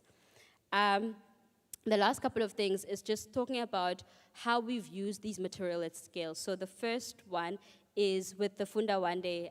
They had these anthologies that delivered to the Eastern Cape to over 800 classrooms, grade 1, 2, 3 learners. And the important lesson from this one is that there was this intention to replace these books every year, okay? And then also coupled with training of teachers. And what we found is that there was a frequent use of this, and teachers were then free to give out these books. Remember, it's like under-resourced schools. They're free to give out these books because learners were then promised that these books would be replenished for the following year, which is quite remarkable. And then the second one is where we tried to, at the DBE, integrate using these decodable texts within group-guided reading. So there was learners were given out readers at the same kind of anthology in 100 schools. And what we found, and then we also gave parents these laminated posters to encourage reading at school. And what we found was that there was good use of these reading anthologies within the classroom. So it's important that our teachers are able to be trained in using these materials within their classroom, which then makes that they're used more frequently. But still, unlike in the Funda Wande study where there was a promise to replenish, in this instance there wasn't. And so teachers used the readers' materials in the classroom, but did not allow learners to take these readers at home, which is a little bit problematic. And then in the third instance, we had a classroom library implemented where we distributed to 521 classroom libraries. So these are libraries, these are books that were read for leisure, but the cool thing about these libraries is that even within the grade, so you had a set for grade 1s, but within the grade you also had differentiated because not all learners in that one class or in that grade are reading at the same level. And so these books were also differentiated. And what we saw is that there was high implementation because there was such a dire need for these kinds of resources. But again, unlike with the Funda Wande, teachers were hesitant. So it was few teachers who would give out these books for their learners, to their learners to take home and practice this habit of reading, which is quite critical because the 7 hours in the week is not sufficient for you to be learning this new skill. And so to conclude, thanks. For developing these reading skills, so we've got the two components, making sure that we're developing reading skills and the habit of reading. So in developing our reading skills, we need to make sure that we're strengthening you as teachers in teaching and reading, in using these materials effectively within your classroom, right? So we need to be supporting you in that way. And that we also need, on our instance at the department, a standardized LTCM resources for the foundation phase, which will then include, so a school or a province will know that these are the list of books that have been checked and verified to be good materials that can be used in the classroom, and schools can select which ones that they want. And these need to include appropriately developed graded and decodable readers, big books, and classroom resources like I mentioned. And that we need to, when verifying these materials, we need to make sure that they are sequenced appropriately within the grade and for the language specifically, that they're not just a random text that we take because they're resources that we've encountered, but that we are using materials that are appropriate for their grade and developing materials that are appropriate for the grade and for the language. And then as teachers, but also as the sector as a whole, we need to be continuously assessing our learners to see where they are. Because as we assess and we see where our learners are stumbling using tools like the EGRA, then we're able then to adapt our pedagogy and adapt our teaching for our learners that's specific to them, that we're pitching our lessons at the right level. And for the habit of reading, it's making sure that we are guaranteeing a top-up of these resources. So we're not just going into schools just once and say, here you go, and then we're done. Because then teachers have that anxiety of like, if I release these books to go home, they'll never come back, and learners, the next group of learners will not be able to. So we need to be making sure that all the learners repeatedly are, these resources are replenished for them.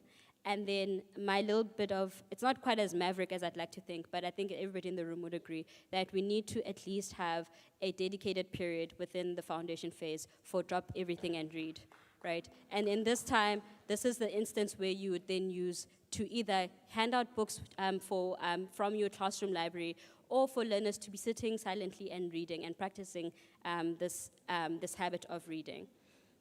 And then we also need, within every foundation phase classroom, a functional classroom library with a variety of books, so including nonfiction books. And by functional, I mean that the book goes home and is read and comes back and is changed. It's not just sitting, we're not just using it within the classroom.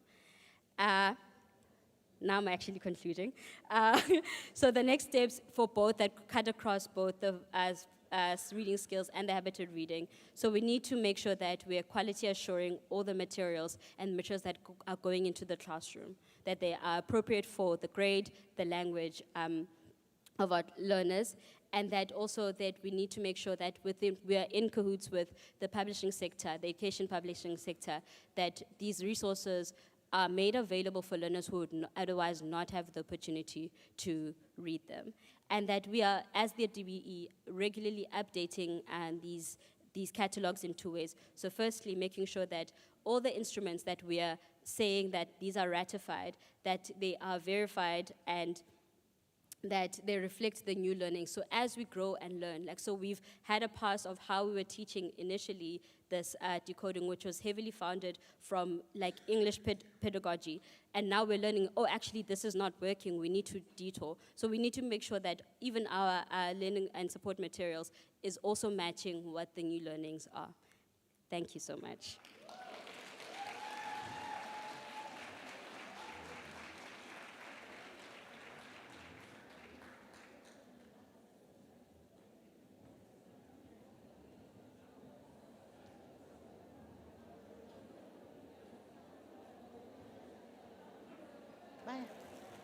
Okay.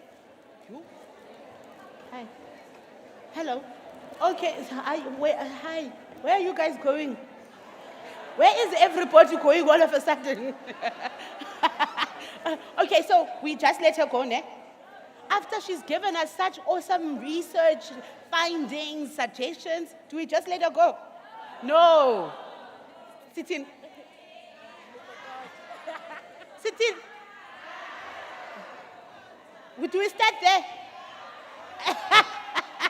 So I have to start, ne? Yeah. Thank you, Sam. Thank you.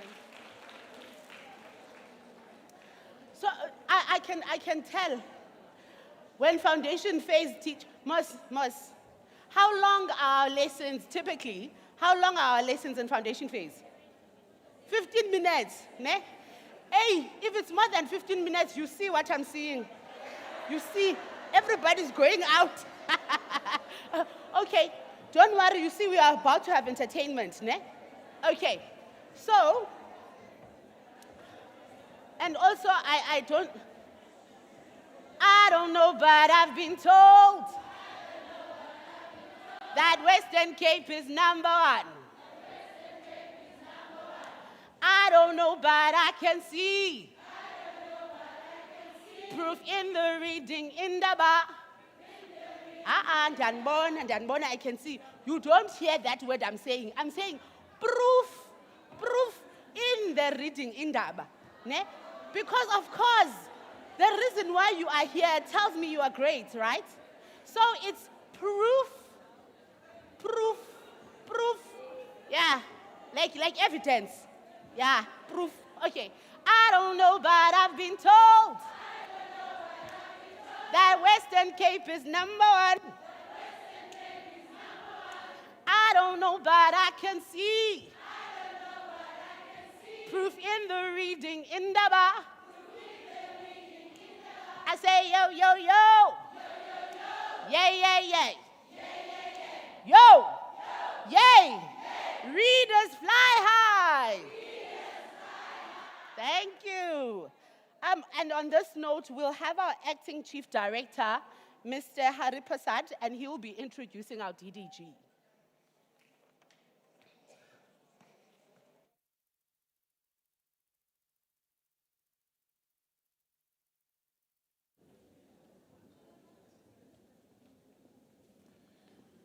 Good morning, everybody. All protocol observed. I have a few riddles that I want to start with. Firstly, what can run but cannot walk? What can run but cannot walk? Anybody? Okay, maybe. A river. Huh? The next one. What can fly but has no wings? Yay, we saw how time flies just now.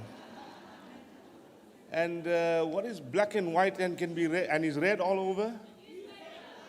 Yeah, the newspaper.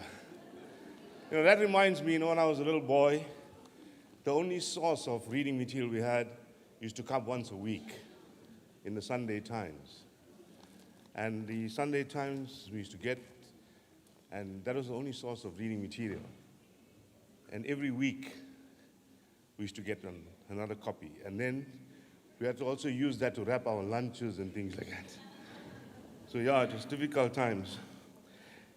I think, today, I think an important message that's coming out is that a child that reads will become an adult that thinks. And on that note, I'd like to introduce our Deputy Director General, Mr. Mohammed. He assumed his role as Chief Director, Curriculum Management and Teacher Development on the 1st of July 2017. He served previously as a Director at the National Department of Education for Teacher Continuous Professional Development. And thereafter, he also served, just before that, the head of the Gauteng Institute for Curriculum Development. He also served on various ministerial review teams, including the Team for Curriculum 2005, where he headed the Teacher Development Working Group. He holds 2 master's degrees from the University of Witwatersrand and the University of London. His qualifications include a BA, a higher diploma in education, a B.Ed, an M.Ed diploma in strategic planning and leadership. He taught in the primary and secondary schools, and he's also lectured in humanities at teacher training colleges. Mr. Mohammed enjoys community work. He played as a coach, professional soccer, currently involved in soccer coaching education, and plays tennis. He enjoys reading, writing, and poetry, music, hiking, and being in nature. Mr. Mohammed is also a published poet. Without much ado, Mr. Mohammed, we'd like you to come and give us your message. Thank you.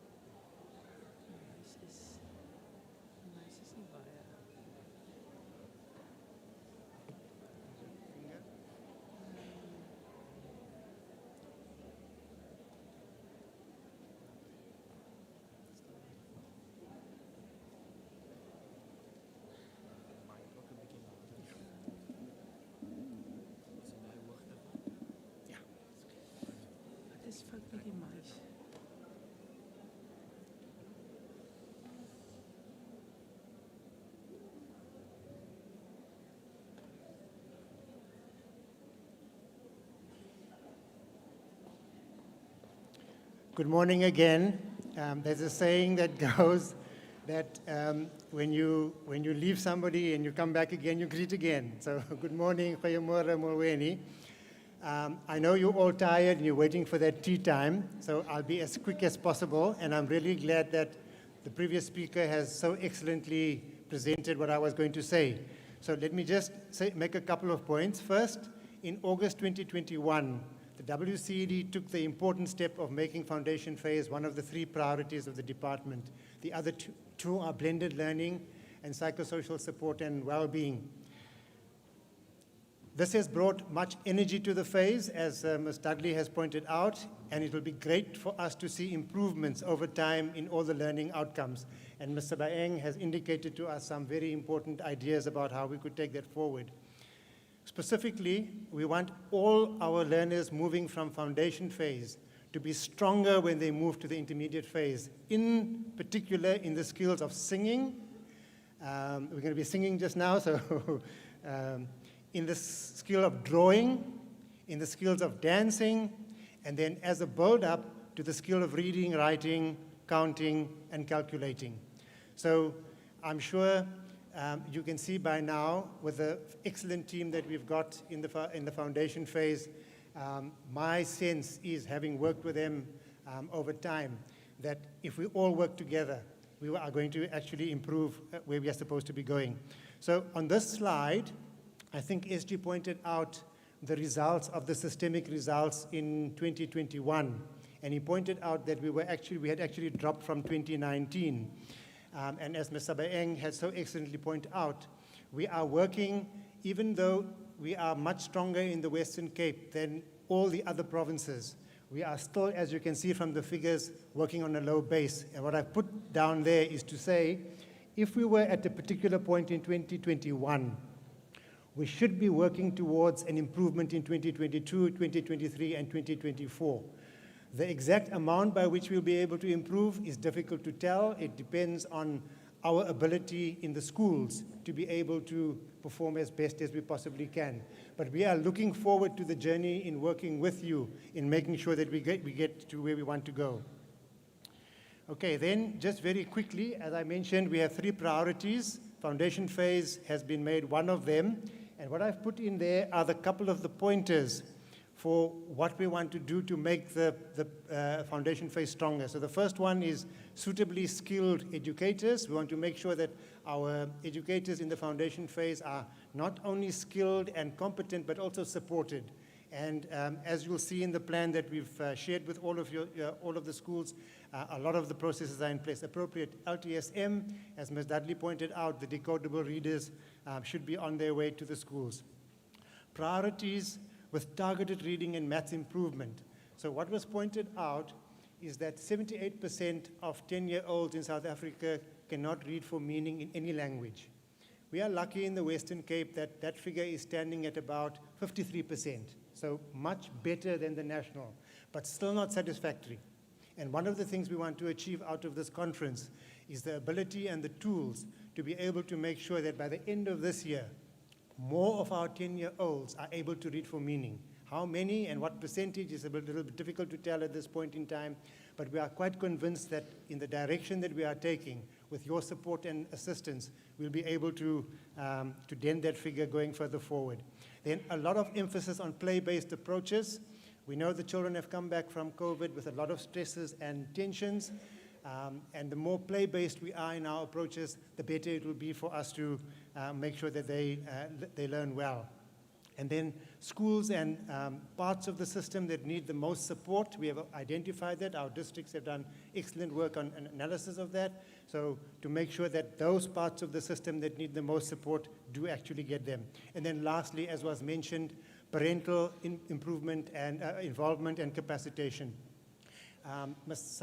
Sabayang pointed out very clearly that the amount of time we've got available on the school timetable is not sufficient for us to be able to make every child a competent reader or a functional numerate and literate learner. And so we have to get the children to be able to work outside of school hours in their playtime and the parents involved in that particular process. Let me then, just before I step off, celebrate with you a moment. Mr. Walters, when the decision was taken that the WCED would have 3 priorities, indicated that he would want to have somebody to lead the process of championing these 3 priorities. And foundation phase is the one that landed on my lap. So one morning, as I was driving to work, I was thinking, what can we do to make the process more exciting? And because I do a little bit of poetry, I decided to write a song. And I'm so delighted that with the help of the arts and music people in the WCED, we have taken the words that I've written and converted into hopefully what will be a very enjoyable song. So I would like to extend my thanks to Mr. Hugo Smuts, Keith Tabisha, and Alicia Sakona, who took the words that I wrote, modified them very nicely, and produced the song which the learners are going to be singing in a moment. Thank you very much.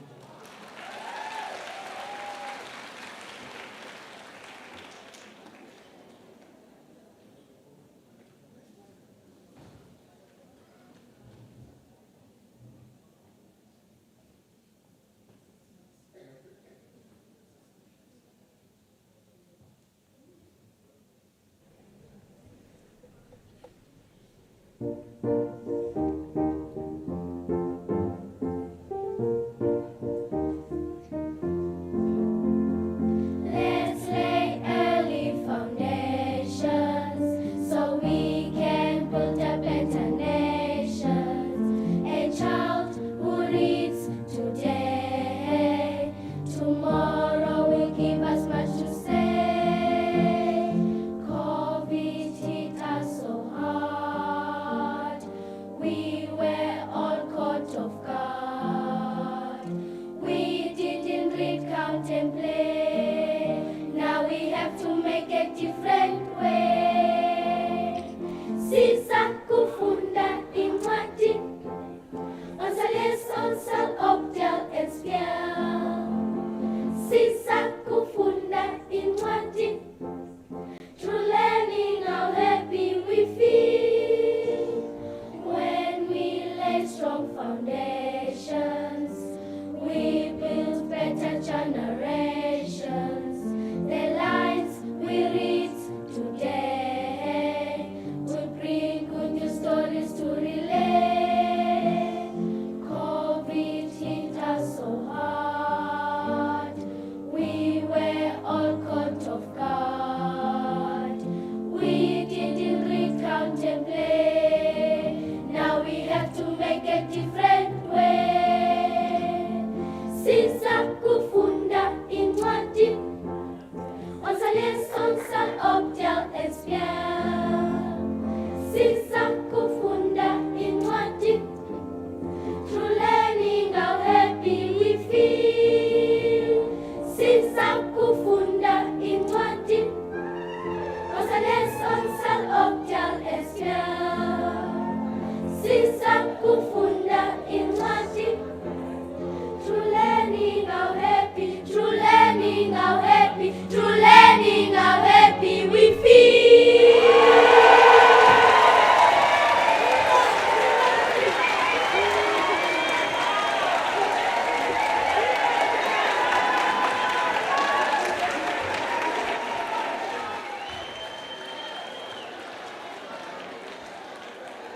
Ayo-yo! Hey, hey, hey, hey, ayo-yo! Ta-ta, hey, hey, hey, hey! Wonderful. Okay, so what I can tell you,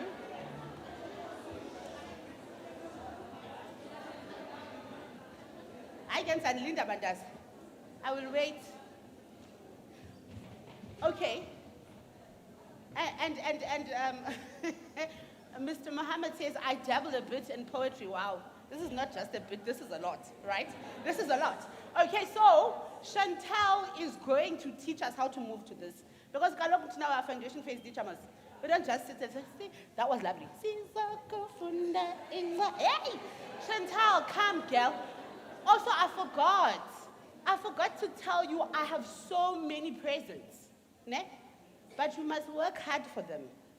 This is going to be one of those times where I'm watching. Who am I going to give what to? Ne? Okay, over to you, Shaza.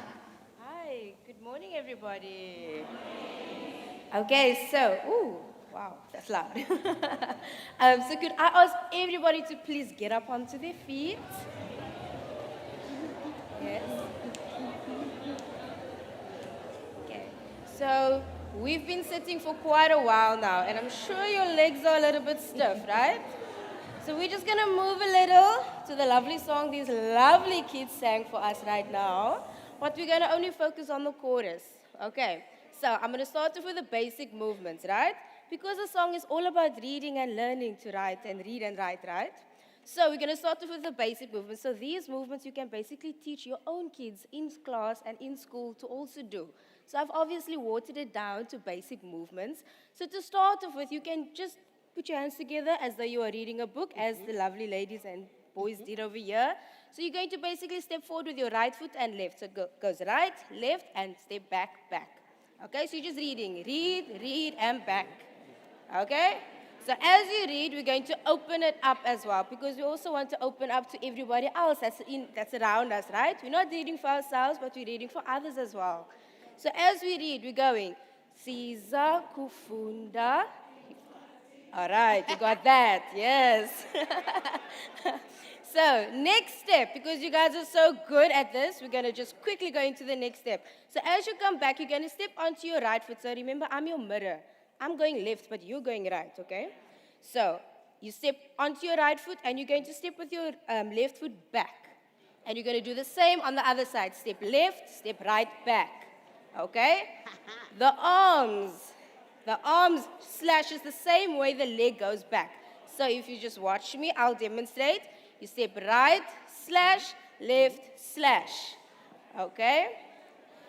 So let's try that. Just a step with a slash, step, slash. Let's go. Ready? 5, 6, 7, 8. Step, slash, step, slash. One more time. 5, 6, 7, 8. Step, slash, step, slash. Okay, so now keep in mind, when you teach this to your kids, they're going to interpret it in their own unique way. Some would be step, snap, and step, and snap. So it's open to your own interpretation as well. It does not have to be the simple slash, okay? So let's try and put it all together. So we're going to read, right, left, back, back, step, slash, step, slash. I think the snap is nice, okay? Let's keep the snapping, because the kids will enjoy that. Okay, so let's do it. Ready? 5, 6, 7, 8. Siza kufunda inswati. Good. Let's try that again. Ready? 5, 6, 5, 6, 7, 8. And Siza kufunda inswati. Good. Well done. Okay, for our next part, because reading is so important in our development as well, and as our wonderful MC has been saying, we also need to teach them to move and to coordinate, hand and eye coordination, catch the ball, etc. So dancing is also part of that. It teaches us to connect words to movement and to embody what you are reading as well. So, as we do the next part, which is ons sal lees, ons sal optel en speel, we're going to move a little bit. So you'll be moving to your right. But as you move, you will be, it's the same as though you're reading, you're holding the paper in your hand or the book, but you're also picking it up at the same time, right? So as we move to the right, we'll go, ons sal lees, ons sal optel. That's it. Okay? So you need to take at least 2 steps, guys. Not on the spot, 2 steps. Ready? Let's try that. 5, 6, 7, 8. Ons sal lees, ons sal optel en speel. All right. Yes. Now speel is going to require more room. So for the guys in the aisle, I think you will be fine. But when you are in the seats, try your best. Maybe just turn around yourself for now. But basically, you are going to find a partner or a friend, and you are going to hook into them. Yes, and yes, just hook as into kids me. would Hook do, it. right? So, we'll do it say? now. So as kids would do, we're going to hook into each other and we're going to jump around, as kids would do, right? So I'll demonstrate for all of you, right? Okay. So let's go. Ready? Which way are we going? I will go this way, you go this way, and you go back to your spot. Okay, ready? And dun, dun, dun, dun. All right? They can't wait. Clearly. Okay. Clearly they can't wait. So, Sorry. so try your best if you've got the space. If you don't, it's okay. Okay? Oh, what's happening to the mic? Okay, it's fine. So, let's see. Sorry, my mic just came off now. Let me help. There we go. Is that right? There you go. Awesome. Thank you. So, if you don't have the space, it's okay. All right? You can just twirl around. Just twirl on the spot, okay? Ons sal lees, ons sal optel. All right? On the spot. That's also okay. But when you are in your classrooms with your learners, they would really enjoy just hooking into a partner and into their friend and just skipping around, right? It brings life to the whole song and the whole poem, right? Okay, so let's go from ons sal lees, ons sal optel and speel. and speel all around, okay? Or on the spot. Ready? 5, 6, 7, 8. Ons sal lees, ons sal optel en speel. All right? Okay, I'm going to go this way around, okay? Which way? This way. Okay. This is going to just make it easier to get back. Okay. All right? Now it's confusing me, but it's fine. It's okay. Okay, now let's try and add everything together. We are halfway there, guys. Halfway there. So we go scissor, we read, we slash, we pick up to read, and we twirl around each other. All right? Let's try it. Ready? 5, 6, 5, 6, 7, 8. Scissor, kufunda, incwadi. Ons sal lees, ons sal optel en speel. All right? Yay! Done. Okay, second part of the thing. We are halfway there. And because we repeat the words, we repeat the movements. So we go once again. Sisa kufunda itwanti. All right? But this is the second part. The second part of the verse, of the chorus. So the second part goes into through learning how happy we feel, right? So with this, you're also going to step the same as you would read, but instead you're going to think. So by learning how happy, okay? So we go, ready? 5, 6, 7, 8. Through learning how happy. The easy part is feel. Ooh. Spirit fingers. Okay, so when I demonstrated this with one of the kids in the neighborhood, because there's kids all over the show, he was enjoying it so much that when he did feel, he did a massive star jump in the sky or in the air, because that's how he portrayed how happy he is doing the dance, right? So, as I was saying, when you're doing it with your learners in class, they are going to let go and they need to express how they feel because it's about them, right? How they feel. Okay, so let's do the second part of the verse. Of the chorus, sorry. So we go again. Sizwa kufunda intwanti. Through learning how happy we feel. All right? Ready? 5, 6, 5, 6, 7, 8. Sizwa kufunda intwanti. Through learning how happy we feel. Now leap.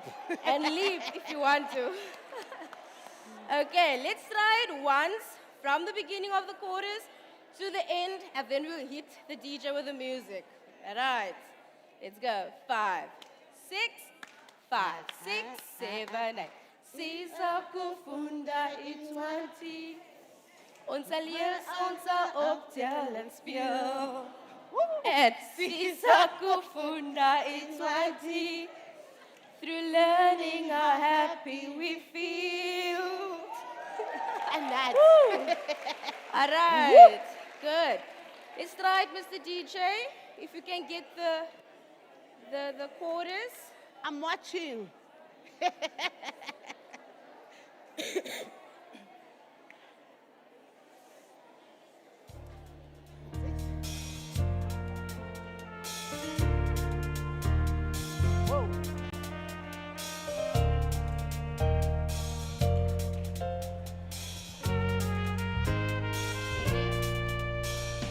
Let's lay early foundations so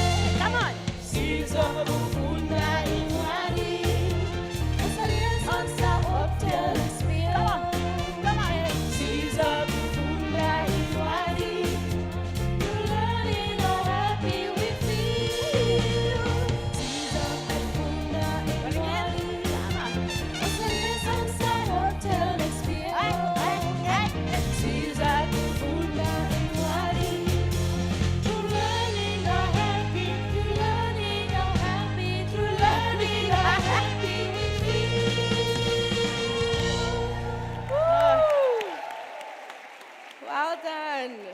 Well done. Thank you. DJ. DJ. What about DJ? DJ.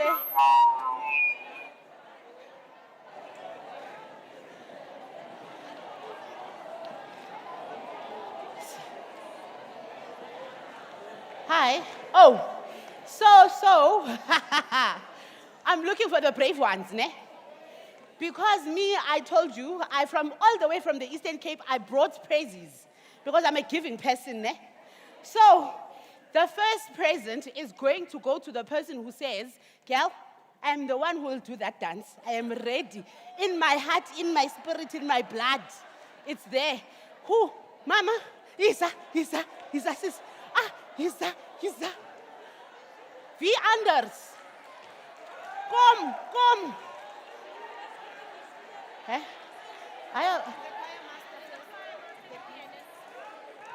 Miss Williams, ne?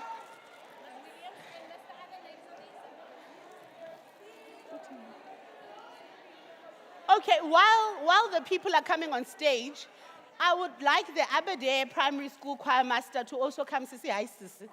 Hey, we are servants and Ntombazana. Hi, Ntombazana, we are servants. You are gifted. Come, don't worry. When I won't give you a present yet. You haven't worked hard. It's just this teacher. Hi. Thank you, Mommy. Thank you so very much. DJ, you can do your thing. Guys, you see, can I just quickly? Okay. While Nsiki and Natalie are driving me crazy, sorry guys, I am ready to go home, trust me. So if you keep talking, I will just say bye-bye and go home. Okay, so Natalie and Nsiki are driving me crazy, ne? While I'm trying to get you guys excited, because somebody said, yo, we are so hungry, you are going to eat just now. But because, you know, my pockets are very heavy, I do want to shed some presents off to some people, ne? And I did forget to tell you, I hope you remember a lot of the stuff, because I'm going to ask you questions so I can give you gifts. That's how loving I am, ne? Okay, so the votes are going to work like this, because I only have one present for this. I will go like this. If she did it best, you guys must shout so loud that she has the loudest shouts and she'll get the praise. Right? So you are judges. It's not going to be me because I'm not walking out of here with people hating me. It is going to be you, right? Okay. So are you ready, DJ? Go. Okay.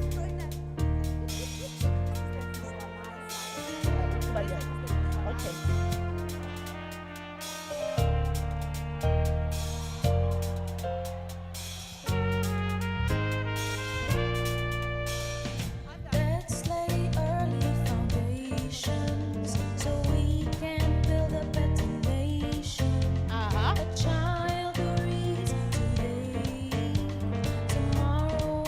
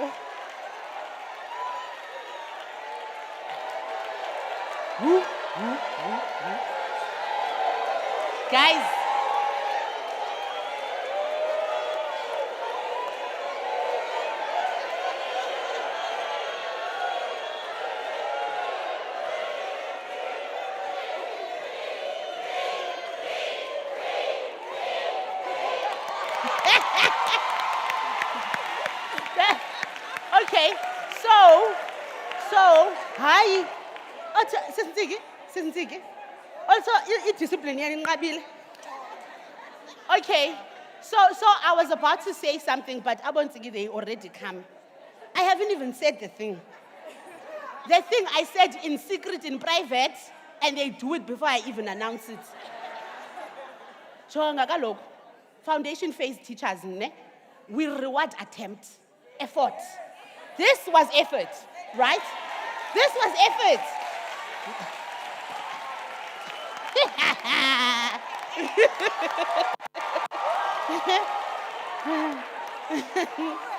Well done, Mami. Well done.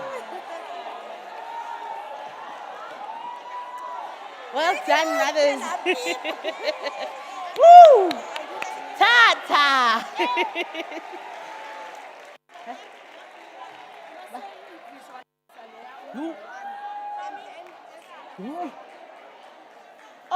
Also,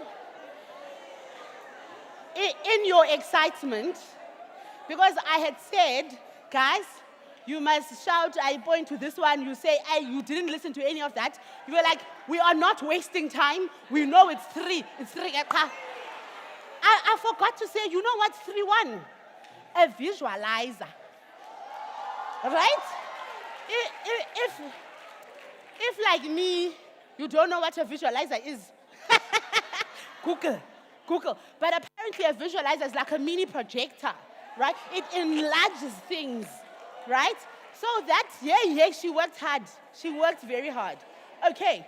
And you know, like any foundation phase teacher, you go with the flow, right? I so wanted to make Mr. Mohammed stop here and give him his praise, to thank him so much because he's my hero. I love creative people. But I didn't get a chance to say that to him. Now I'd like to call him up and thank him properly. Hey, that song is gonna be the next Jerusalem. Thank you, Tata. I'm thinking a TikTok challenge when you get to your school. Yeah, ne? And I also have a thank you gift for Mr. Haripasad. If you could come up for me, sir, as well. Siza kufunda in. Ifundwa kayi-1. The book you read once, why you repeat? It's how does it go? Siza kufunda. Thank you, Papa. Start upstelling. Yes. Siza kufunda incwadi, and then the words. How? Okay. So what I'm saying is I can sense that's going to be the foundation phase Jerusalem. You know how big Jerusalem went? Yeah, I have that sense about that song. So the next, I know I heard somebody say how great it was that they had parents who were there to help them with the love, cultivate the love of reading. And the next video, we're going to see how parents are there to support their kids, because I do have more gifts. I'm sure Usis Nzigi is here to tell me, Pemi, give them more. I will. But I understand your hunger now better than I do the gift giving, because I will give you the gifts, but I also don't want you to be hungry. Ne? Because after this video, we're going to go to tea. Ne? Sure. Okay. So, Dada over there at the back, if you could please pay us that awesome video of how useful parent engagement, or, you know, equipping our parents and encouraging our parents to help the learners at home.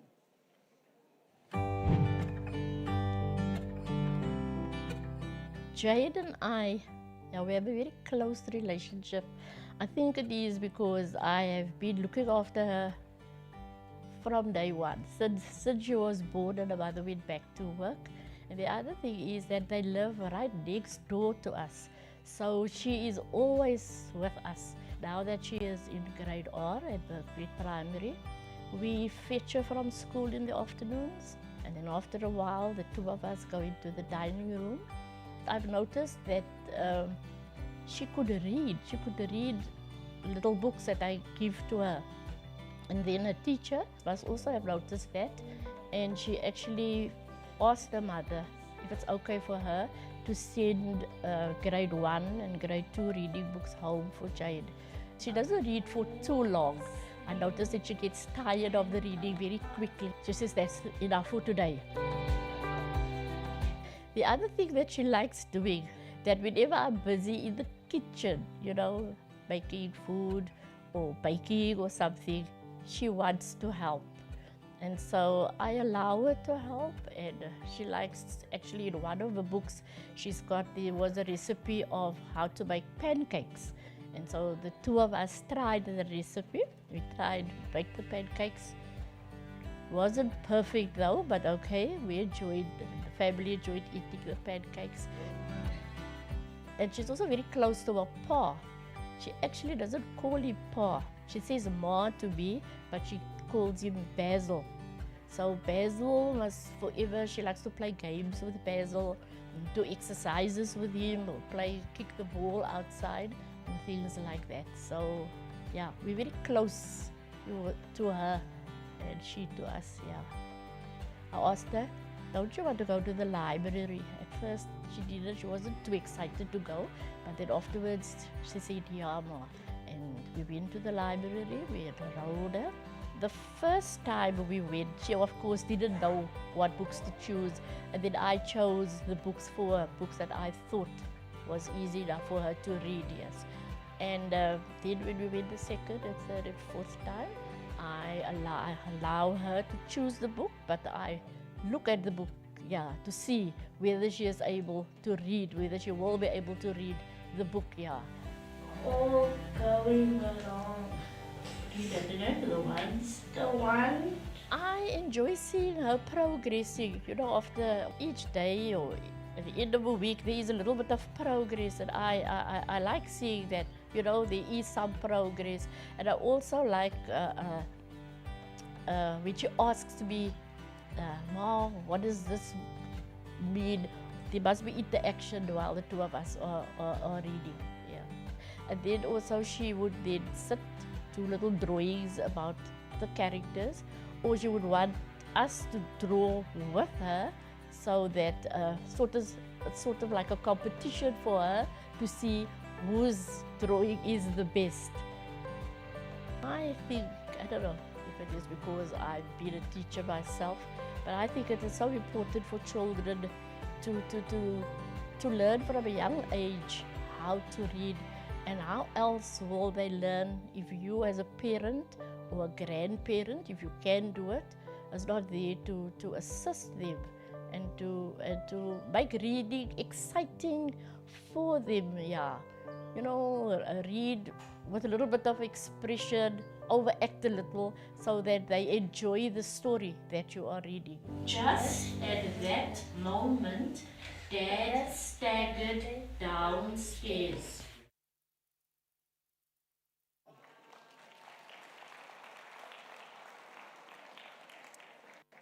What I really, really love about this space is the collaboration. All stakeholders involved, the researchers, the academics, the decision makers, the teachers, now the grandparents, or whoever is a guardian at home. Okay, so we are going to go to tea now, right? But before we do, I think I have 3 announcements. Ne? One is you've got this piece of paper. Ne? This piece of paper informs you about the breakaway sessions. Ne? You apparently did register. So you must only go to the room or to the topic that you registered for. If you didn't register, there's always going to be a dynamic speaker in the hall. And you can come here to the hall for that if you have not registered. Ne? You did get that. If registered, go to your session. If not registered, come here, right? Okay, so that's the one thing. The second thing is, and this is the part that you really want to listen to. If you have traveled for a total of 240 kilometers, yay, you get to claim. You get, and outside the hall, there's going to be a station that's talking about travel claims. And you have to claim vandag, today, namhlanje. Because if you don't claim today, vandag, namhlanje, you are saying what to your money? Goodbye, right? And I get to keep it. I'm kidding. No, I don't get to keep it, but you have to claim today. And the third thing is, tea is going to be from now until 11:30, correct? And you go through those doors, you'll find a packed snack, then you get to a station and make yourself some tea. At 11:30, there are ushers, your venues are here on the side. It tells you where you need to go. But there will be ushers who will assist you in getting there, because yesterday, when I was walking around, I got lost. Ne? So you must be careful. It's very easy to get lost, but at least you do have a map. Ne? The sessions will be 50 minutes, the breakaway sessions. They'll be 50 minutes each, and you get 10 minutes to find the next venue. Ne? All right. I think it's safe to say, go enjoy your tea and the sessions after the tea.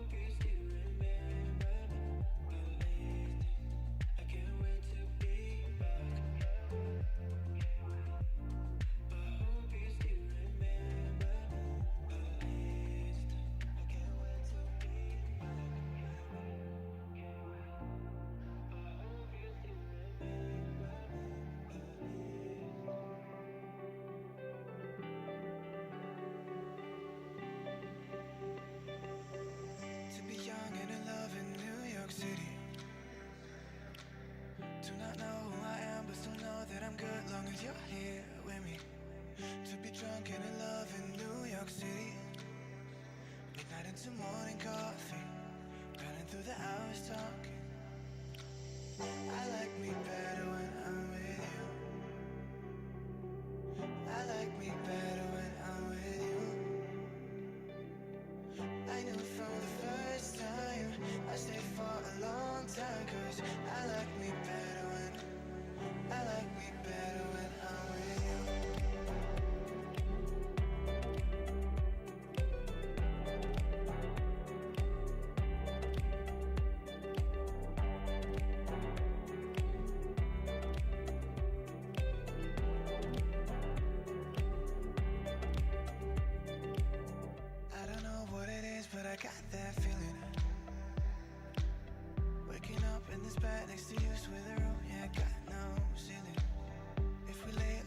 it just pass us by. I'ma get to too much talking. I'ma have to tell you something. Damn, I like me better when I'm with you. I like me better when I'm with you. I knew from the first time I stayed for a long time, 'cause I like me better when I'm with you.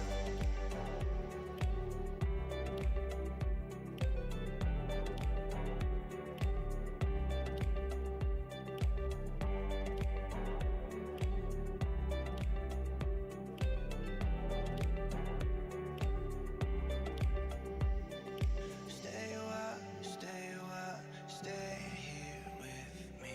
Stay a while, stay a while. Stay a while, stay a while, stay here with me. Stay here with me.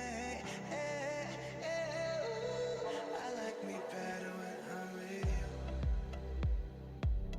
I like me better when I'm with you. I knew from the first time I stayed for a long time, 'cause I like me better when I'm with you.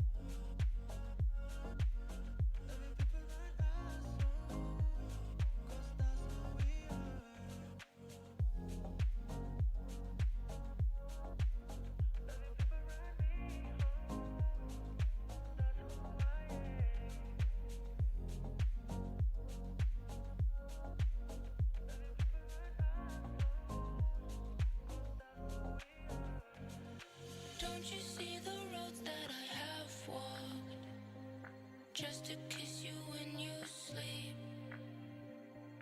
Oh, you just keep going your way though. You make me too sad to stay. I don't think you ought to change though. I'm just not the girl you seek, but you find one and maybe you make a laugh like you made me when we're fooling around with our hands on the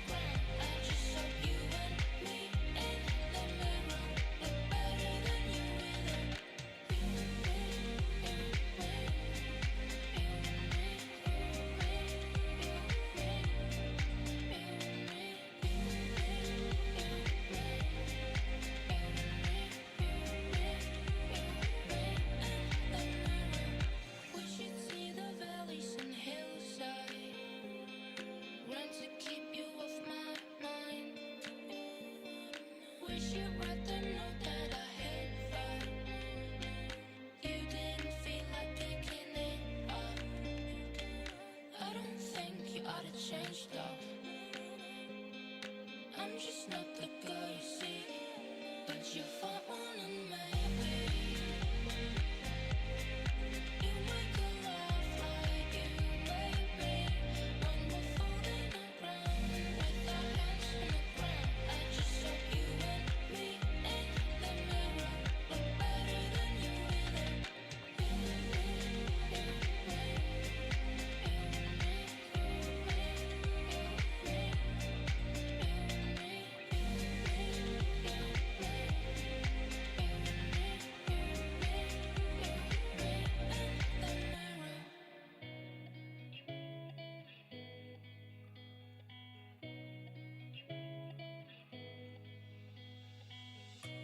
Oh, we were young and we were reckless, out in the sun and in the rain. We used to dance. I still remember the beauty of your face. And all this time has passed, but I still remember us. We used to ride the path, going downtown holding hands.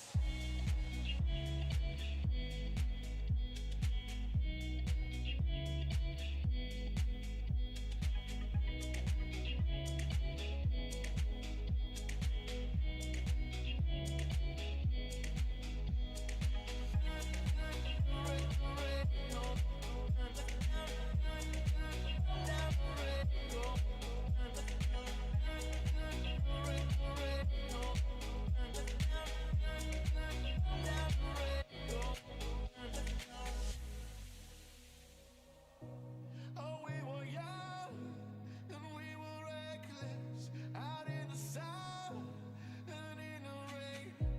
We used to dance. I still remember the beauty of your face. And all this time has passed, but I still remember us. We used to ride the path, going downtown holding hands.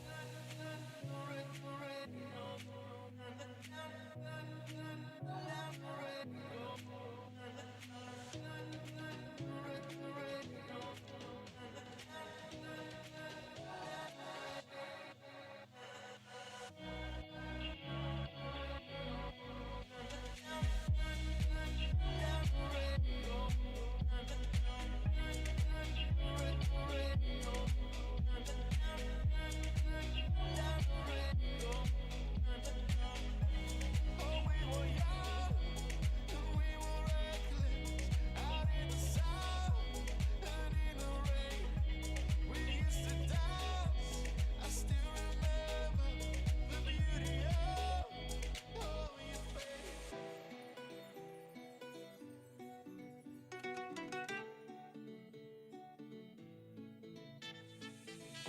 I remember being just a little boy. No dragon could defeat me, no fears annoy. Sitting on my daddy's shoulders, high up in the safe, shielded in my blanket cave. Memories of innocence filling me with joy.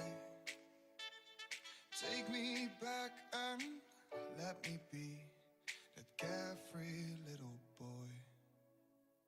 Take me home, oh, take me home, oh, to that peaceful valley. Don't wanna roam.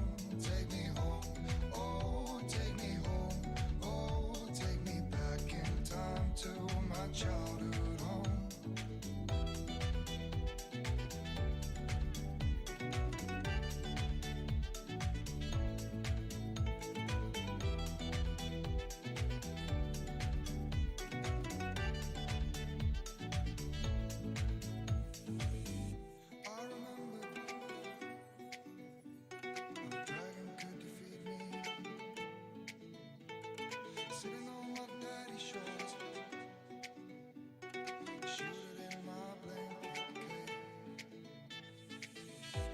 remember seeing raindrops on the car, race against each other like a flickering star. Sleeping on the backseat with no sorrow on my mind, leaving all my thoughts behind. Memories of innocence filling me with joy. Take me back and let me be that carefree little boy. Take me home, oh, take me home, oh, to that peaceful valley. Don't wanna roam. Take me home, oh, take me home, oh, take me back in time to my childhood home.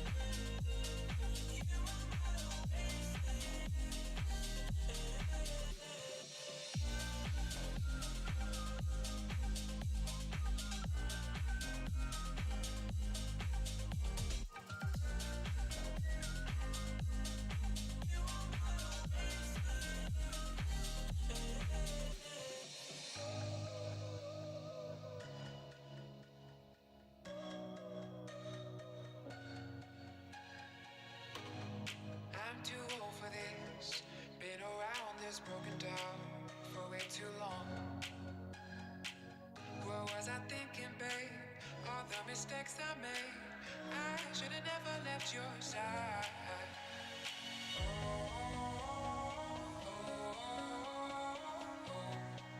I'm coming home.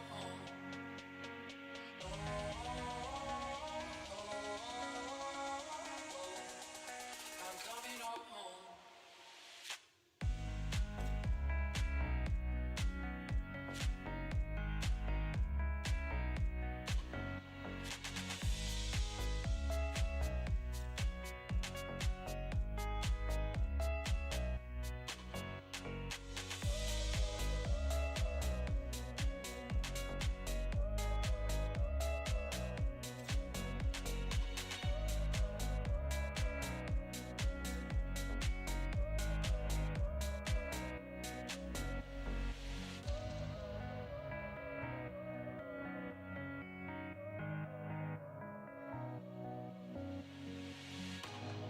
Left my home for this, starry-eyed, it's no surprise, things went wrong.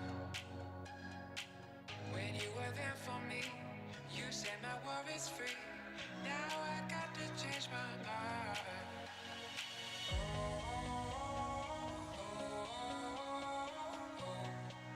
I'm coming home.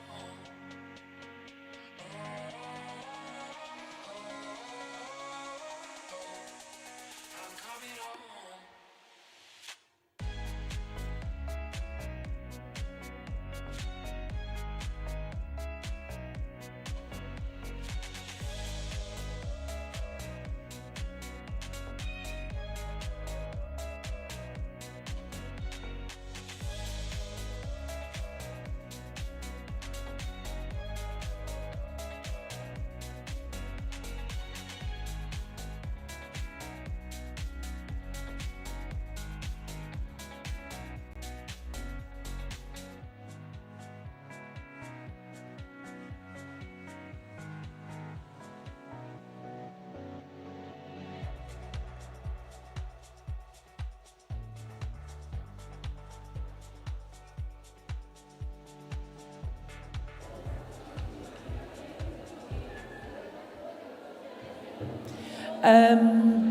Colleagues, we're about to start.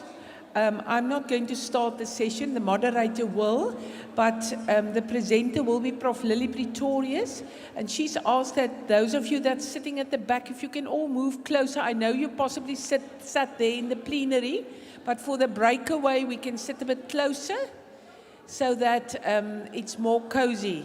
Thank you.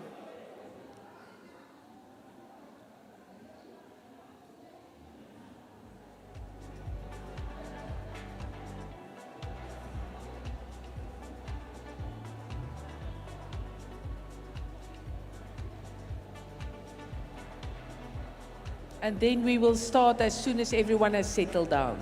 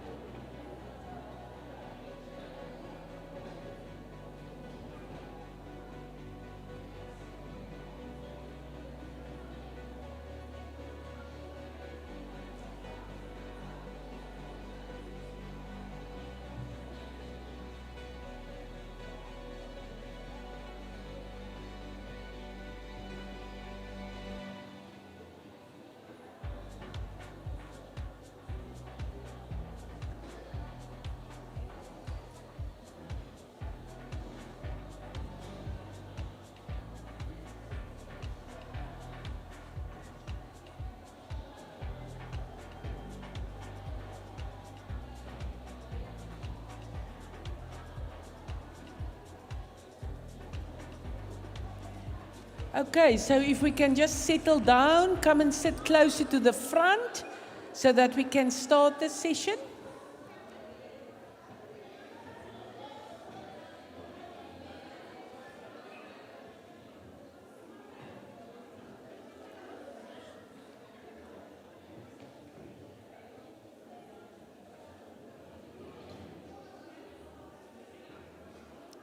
If you want to sit first here, you're welcome.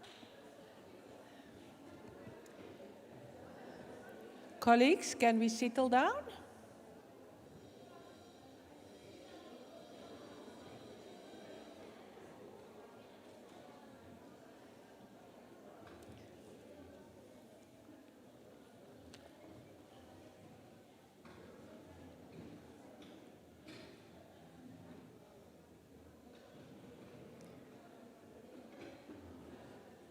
Start now. Okay, can we just all get a seat so that we can start?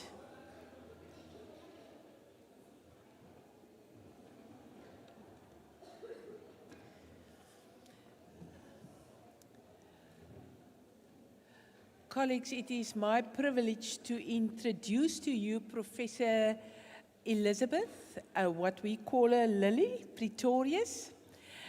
She is a professor in emeriti and research fellow in the Department of Linguistics and Modern Languages at UNISA. Over the years, her teaching fields included phonology, text linguistics, vocabulary development, psycholinguistics, which is your first language acquisition, and additional second language teaching and learning to undergraduate and postgraduate levels. Her main area of research is reading literacy, especially in English Level 2 and in African languages. Now, for the past 20 years, Prof. Lily has been involved in projects that explores ways of improving literacy development in high poverty context, designing and piloting literacy tests to track reading development, examining factors that impact on reading comprehension, improving teacher training on reading instruction, and helping schools to develop school libraries. She has published over 50 research articles, several chapters in books, and has co-authored a book with Sarah Murray on teaching reading comprehension. More recently, she has co-edited a book with Nick Spall on early grade reading in South Africa. And she serves on the Pearl Steering Committee in South Africa for several years. She's also a member of the SA Human Rights Special Commission on the right to read and write. Colleagues, you will agree with me, it is a great honor and a privilege to have Prof. Pretorius here this morning to come and address us and to share with us her knowledge in terms of reading.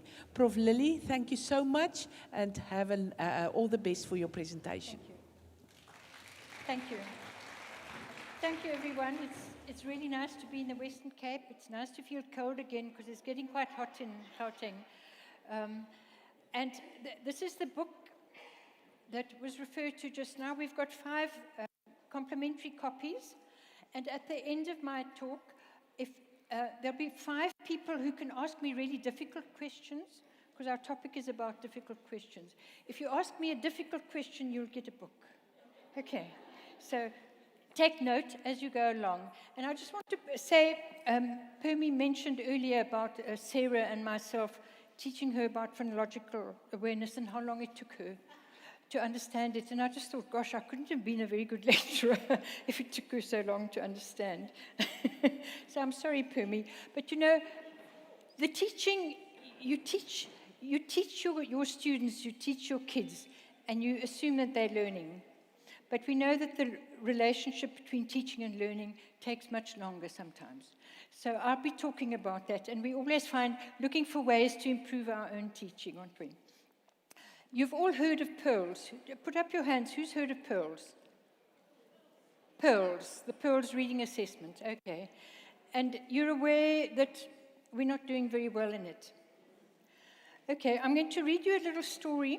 Natalie said this conference was going to be in a school, And I envisaged us sitting in a classroom with about 20 teachers, and we'd be reading a story. But now it's in a big school hall. So you won't be able to see everything, but I'm sure you're familiar with this book, Hand a Surprise. You know it? Okay, I'll just go through it very quickly. Handa put 7 delicious fruit into a basket for her friend Akayo. And she's going to visit her friend Akayo in another village. And she carries this basket of fruit on her head, and all the way she's thinking about which of these 7 fruits will Akayo really enjoy the most. I wonder which fruit she'd like the best. Will she like the soft yellow banana? Can you see what's happening? The monkey takes the banana. Will she like the sweet-smelling guava? Okay, and that's the pattern. So as she walks along, an animal takes one of the fruit off her basket. So you wonder what surprise is Akayo going to get at the end when Handa finally arrives in the village? Because now there's no fruit left in the basket. What's going to happen? And then along comes a goat, very obligingly, bumps into a tangerine tree, and all the tangerines fall into a basket. And she's totally oblivious. She's just walking along thinking about her friend. And her basket fills up with fruit, and when she meets Akayo, what a surprise indeed. Okay, I'm going to link this story to the Pearl's results. And you might think this is such a simple little story. Kids love it. They absolutely love this book. So if you have this book, read it to them in foundation phase. It's such a simple little story, but it's actually linked to quite deep philosophical issues. And I'm going to talk about why reading is so important and how it connects us to those deep philosophical issues. And it all starts off with simple little books like this. So our topic today is, what are difficult questions? And we know from the Pearl's results that our children cannot answer what we think of as the more difficult questions. And the more difficult questions are the ones that actually link us to life. So we're going to look at what are difficult questions, and we look at easy questions as well, because we find that our kids can't even answer the easy questions. So what are the different kinds of comprehension questions? Why are they problematic? We'll be looking a bit at distance in text. You know, if something's at the top of the page or at the bottom of the page. Lisang spoke earlier about working memory. Working memory is very, very important in reading, and that's why speed is so important. If you can read fast, you've got more working memory, and you can remember things that you read at the top of the page, and you can connect them to things at the bottom of the page. And then I'm going to talk about social cognition. So most of my talk is actually about social cognition and how it connects us to life, and how stories connect us to life, and how stories connect us to deep philosophical issues, and why our kids are doing so poorly in Pearls. Because Pearls is addressing those deep philosophical issues, and our kids don't know how to answer them. And then finally, how can we help learners do better? Now, there are 2 factors that really influence quality teaching or learning. The one is content knowledge. As Pumi said, she had to understand phonological awareness in order to be able to teach it. A lot of teachers come to us and say, you know, you university people, don't give us all that theory, just tell us what to do. And we can tell you what to do up to a certain point. But if you don't really understand what it is that you're teaching and why you're teaching it and why it's so important, then your teaching is never really going to be all that good. So understanding things is really important. That's what we call content knowledge. Your content knowledge about reading, how it works. It's a very complex mental process. It's a complex social process. How does it work? How do children typically develop when they learn to become readers? These are important things that you need to know. And that helps you know how to teach it better. So when we look at difficult questions, we'll be exploring what are difficult questions and why are they problematic? And this whole issue of social cognition, that taps into your content knowledge. I hope you'll understand things better. And then we'll briefly look, we don't have much time. We'll briefly look at some strategies. There are lots of strategies. I'm only going to focus on 4, and that's the how to do it. So it's all about the what and the how. Okay. So, comprehension. When children are born, they immediately start making sense of their world. So comprehension is, it's primary to human life. It's primary to human development.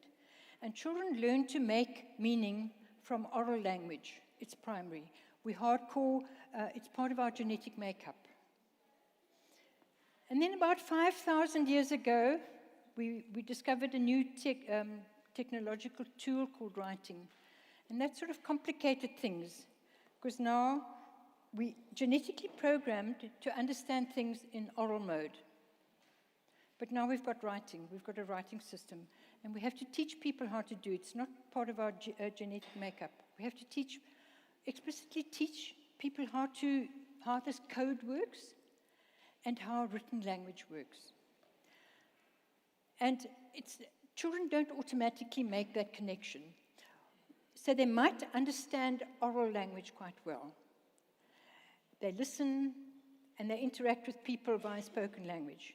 And they rely on linguistic knowledge. You need knowledge of the language, and you need your background knowledge of how the world works.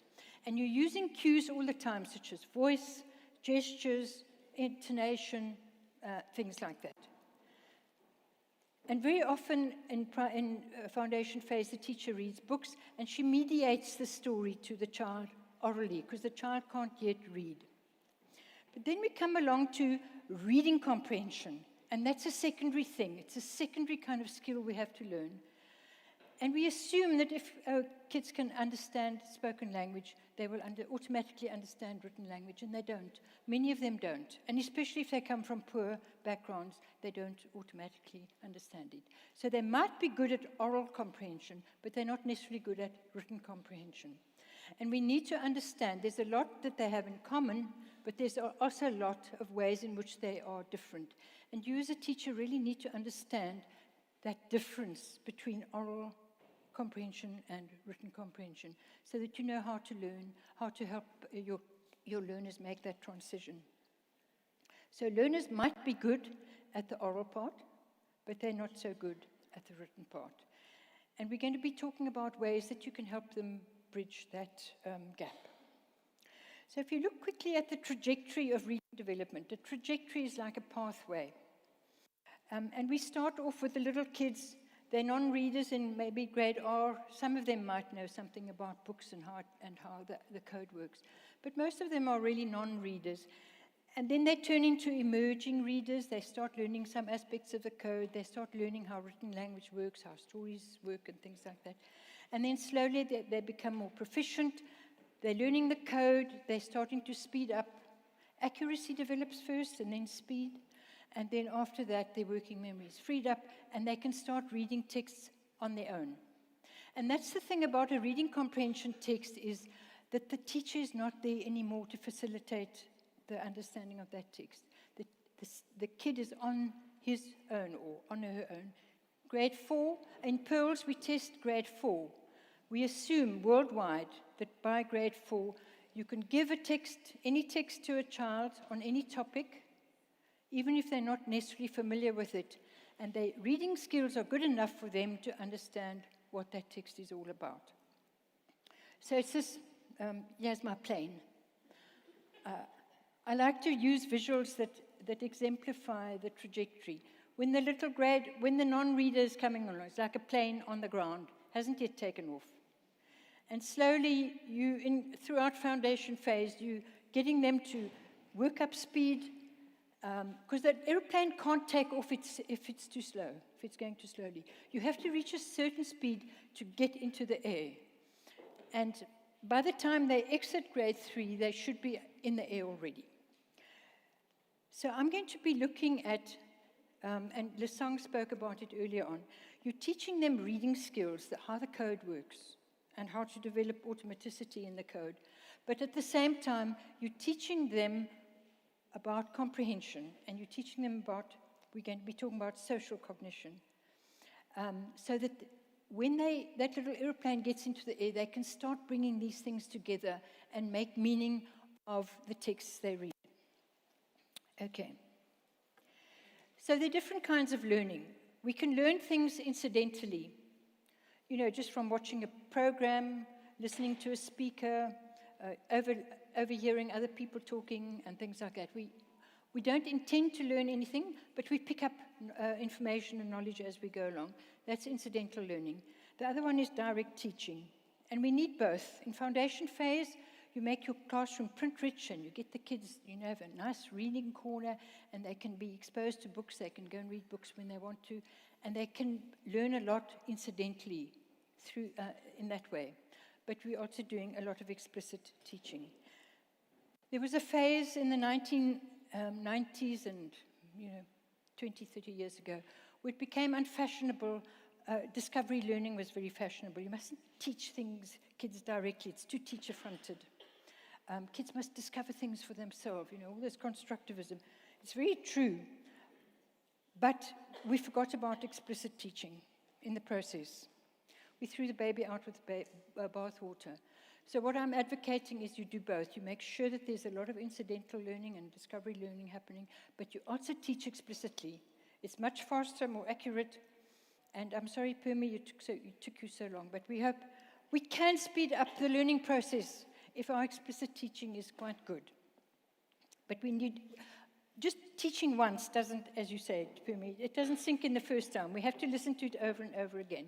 So the kinds of things I want you to focus on when you read stories to your children, it's about how you can develop your children's social cognition through direct teaching as well as implicit.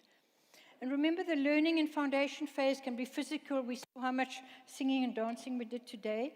You'd never do that kind of thing if you had a reading conference for high school teachers. They just wouldn't get up and do the kind of things we do. But that's an important part of foundation phase learning, is the physical.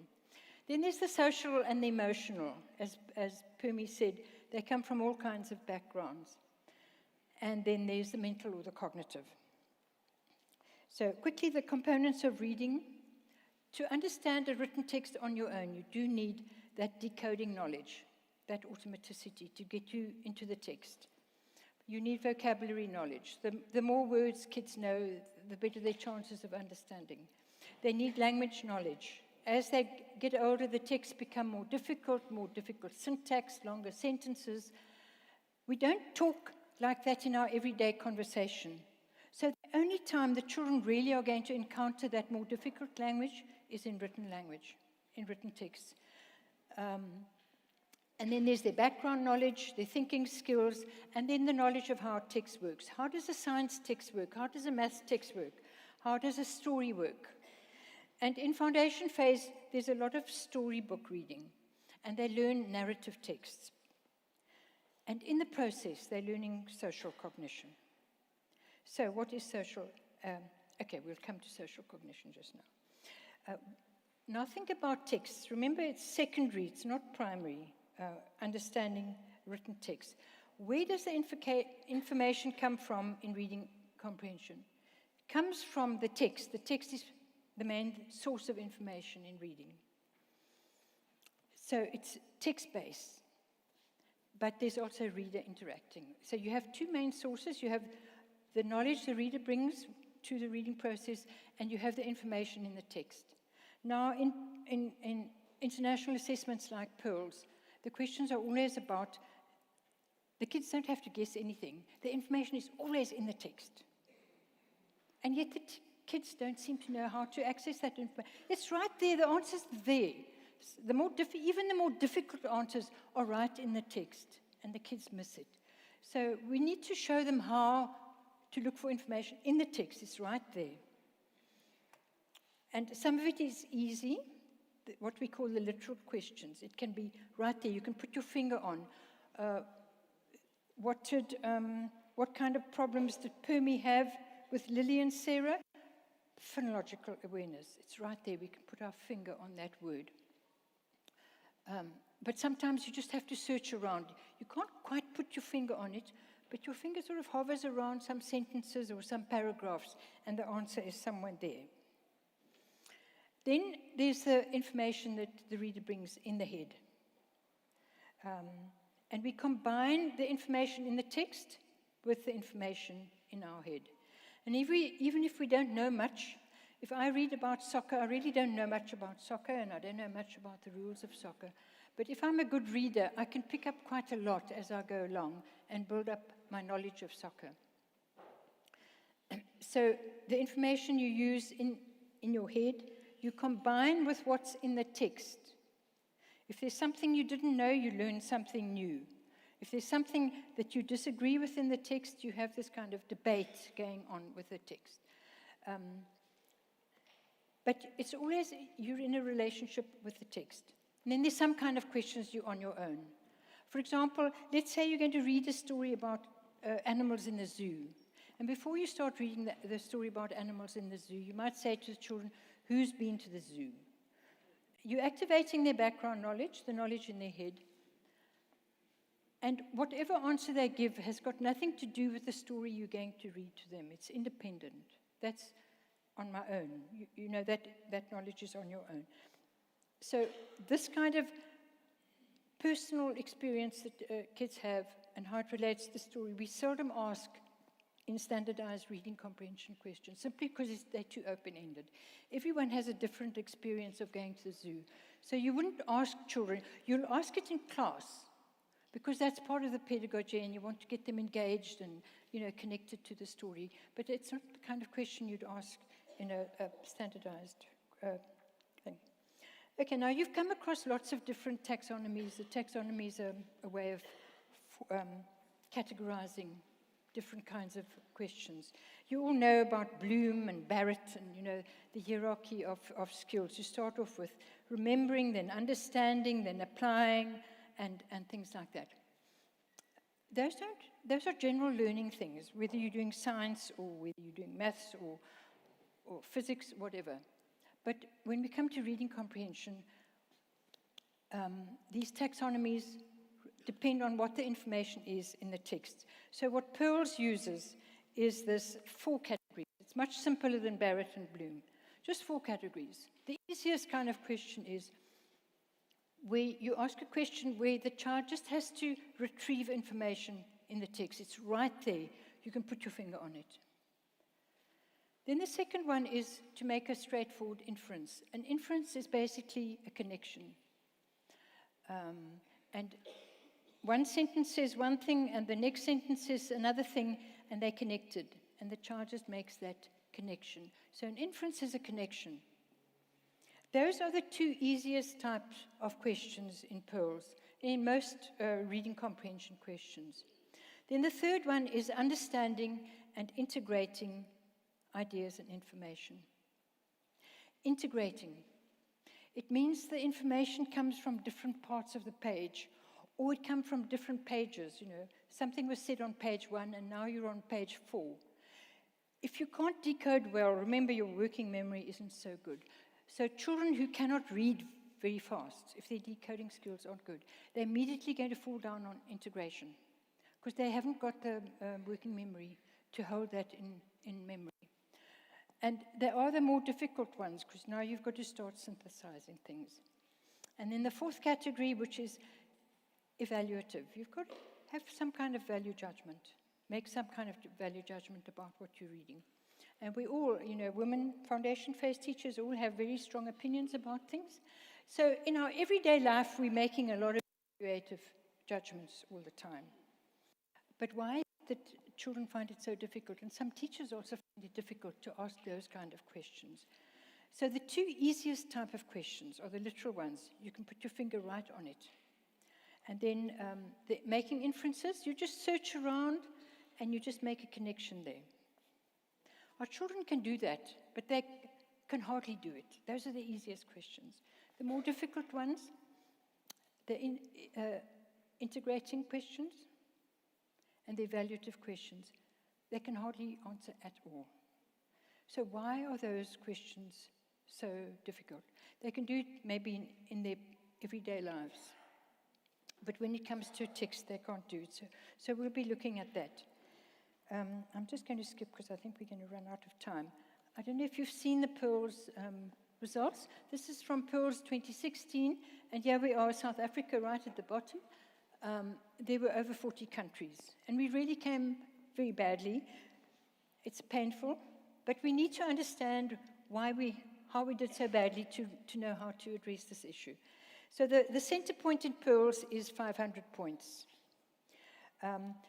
They've got 4 benchmarks. The low benchmark is that children can only understand those first 2 types of questions. That's the low international benchmark. You get between 400 and 475 points. The Russian Federation, Singapore, Asian countries, European countries come out tops. The top points are 581, for example. In South Africa, we get 320. Now, if you look here, that black point in the middle shows you the mean for each country. So you can see as the black dot moves up that way, the mean is getting higher, as the countries perform better. So we also want to know, what are those countries that are performing so well? What are they doing well? How can we learn from them? But they're also very affluent countries with high literacy rates. Teachers are very well qualified. In some countries, you can't teach if you don't have an MA.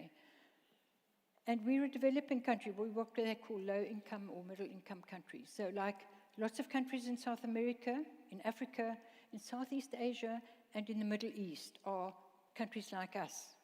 We're performing much lower. So all these countries below this level are developing countries, and we're doing much worse. And we need to understand how much worse are we doing so that we know where we can really help our learners.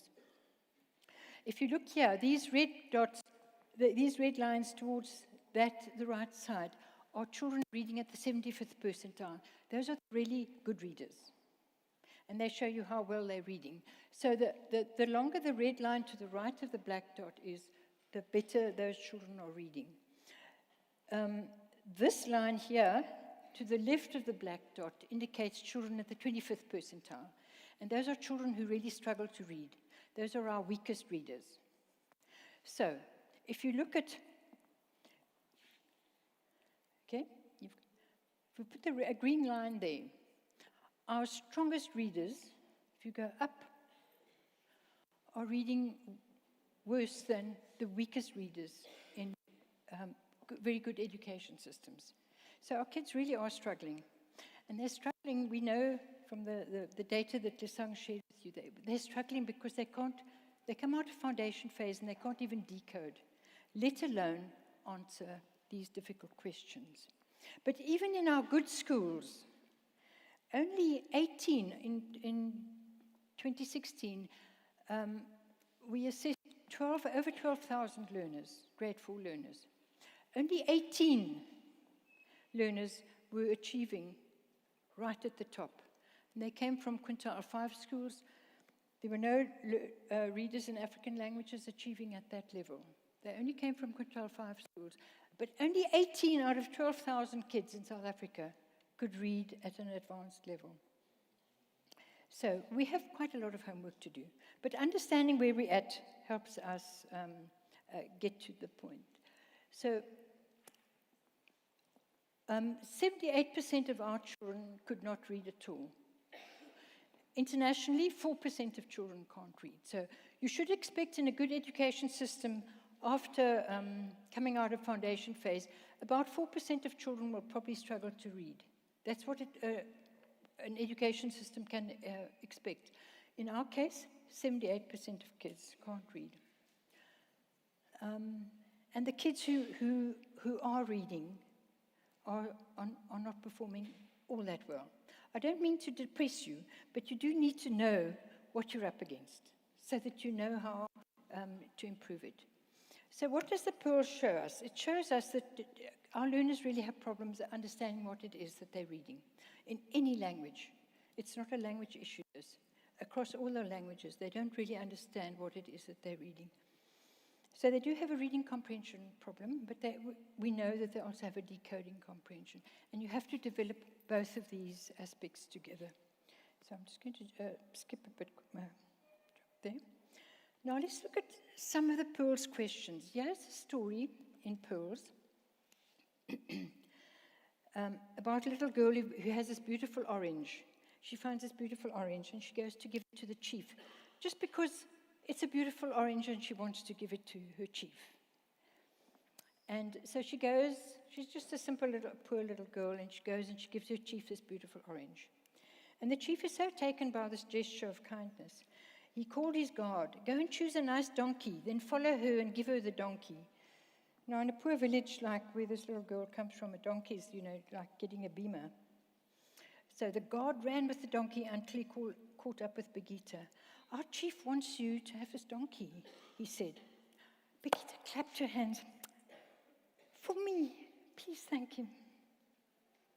Okay, so the question is, what gift did the chief give Begita? He gave her, can we put our finger on it? It's right there.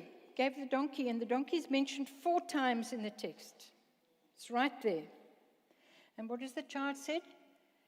The child writes, please thank him. There's just no connection between what the question is asked and what the child is answering. And these are the kinds of questions our children are giving. When you analyze the answers, they're just not connecting it. It's right there. This is one of the easiest questions in this text, and the child's not getting it. And then find and write down the words that tell you Begita was pleased with the gift. It's a straightforward inference. If someone goes, oh, what does it tell you about how they're feeling? That they're very happy and that they're grateful, or they're very thankful for it. And that's what we call social cognition. What is Begita feeling? How did she feel when someone gave her the gift of a donkey? Here's another one. And then there's the baddie. There's always a baddie in a story. This mean guy, and he sees Begita got a donkey, and she just gave the chief an orange. So I'm going to give him 2 of my fat cows because I want something in return. Now, Begita's gift was given out of just pure goodness. She just wanted to share it, generosity. But he's got an ulterior motive. He's very calculating. So he goes, Abdi Bard, Your Honor, I want to give you 2 fat cows. The chief's eyes narrowed. What does it mean if your eyes narrow? Do you believe the person? No, you're starting to get a bit suspicious. Why is this guy bringing me 2 fat cows? What does he want out of me? Might have been the Freda dairy, I don't know. Such great gifts, Abdi. What do you wish in return? And what does Abdi say? Oh, whatever you think my small gift is worth. Do you believe this guy? The chief smiled. I'll give you my most special belonging. Yeah, have this perfect orange. It wasn't what Abdi was expecting, was it? How did you know that? You're picking up clues. You're picking up clues from the way I read it, because I'm the teacher mediating this. But you're also picking up clues, because that's how you learn about how other people behave. You're picking up cues all the time from when you're interacting with people about what's going on in their head. And that's what I want to talk about. So what kinds of questions are really challenging when we ask children questions in the Pearls, in something like the Pearls test? They're questions about what is the character thinking? What's going on in the character's head? What do I know about the character that the character himself doesn't know? And these are what we call perspective taking, or part of social cognition, or mentalizing, getting into someone's head. And this is why stories are so important. So social cognition is about social understanding. It develops pro-social behavior. You have antisocial behavior or pro-social behavior. And in foundation phase, we're always trying to teach our children pro-social behavior. Good manners, how to behave, how to treat other people as you would like to be treated. So it's making children become aware of other people, their emotions, their feelings, their motives. And in the process, developing empathy, being able to put yourself in the shoes of someone else, and developing tolerance for people who are different. So the benefits of reading is we have the cognitive linguistics. We heard this morning about how much you learn from reading. But what is often not emphasized is how much we learn about social cognition, how much we learn about human behavior from reading. And this is what I'm going to focus on now. How reading stories plays a socializing role. It promotes greater social understanding. We're a multilingual, multicultural society. People are different. And we need to develop a nation that is tolerant and lives with differences. We don't want a xenophobic nation, or we don't want cultural differences to emerge. So developing perspective taking, empathy, pro-social behavior in our children is really important. And they say if you don't manage to do that by the time children are in their 20s, you're going to lose them. The best time to develop pro-social behavior is in primary school and high school. So we need to get it early. And it's through storybook reading that you deepen knowledge of human psychology and intentionality, what we call behavior. Now think about the different attitudes to reading. I'm sure some of you had this if you were an avid reader as a child. Why are you sitting here reading? Go outside and play with your friends. What does that suggest? Somehow you're not pro-socially behaving if you're sitting with a book on your own. So children who are avid readers or bookworms are often regarded as being shy and more introvert. They have fewer friends, they're more socially isolated. So reading is seen as a compensation for their lack of a social network in the real world. And some adults regard too much reading as unhealthy. It's like you're escaping from life. And very often I feel when things get too much for me, I just want to forget it all and escape into a book, don't we? I just want to escape into a book. But am I escaping? Now, there's an alternative view, and people have started researching this. There's no evidence that people who read a lot are escaping from life and that they have poorer social networks. In fact, this is what they found. And as the author Julian Barnes says, when you read a good book, you do not escape from life, you plunge deeper into it. Reading research in social psychology shows that people who read regularly, they have stronger social networks, they suffer less from loneliness and depression than people who cannot read or who do not read, especially if they read narrative fiction in the early years. So reading narrative fiction takes you out of the confines of your own head and enables you to get inside the head of other people. Regular exposure to narrative fiction makes us socially more competent. It helps us better understand others, and it helps us resolve conflict more readily. So regular exposure to fiction develops perspective-taking, empathy, and pro-social behavior. And they liken it to a flight simulator. You know, pilots these days, it's too expensive to train your pilots on a real plane. They do have to do so many hours of real flying, but they could crash that plane and make a big mess up. So the flight simulator simulates the flight. And people who are now doing research on reading in social psychology liken reading stories to a flight simulator. We're learning about life through the story. The 6 basic emotions that we are hardwired for are joy, fear, anger, disgust, sadness, and surprise. Any child in any culture across the world has those typical 6 responses. Those are 6 basic emotions. But all the other emotions in between, feelings about cooperation, how to live cooperatively with other people, patience, kindness, empathy, respect, gratitude, forgiveness, all those things we're teaching our kids. Those are part of social cognition. You learn them through explicit instruction or through incidental instruction, and that's what books are very good at. That's what they do. And we're missing it, and we can see it in pearls. Those kind of questions that have anything to do with social cognition are the kinds of questions that our children are missing. So theory of mind is how children develop this. We use clues. We have to develop a theory of mind. What are other people thinking of? How, if we don't develop a theory of mind, from an evolutionary point of view, it can be bad for us. You know, is that person, that stranger who's coming to our village, is it a friend or a foe? How do we know? How do we read the signs? And that's, children start developing this theory of mind from the age of 4.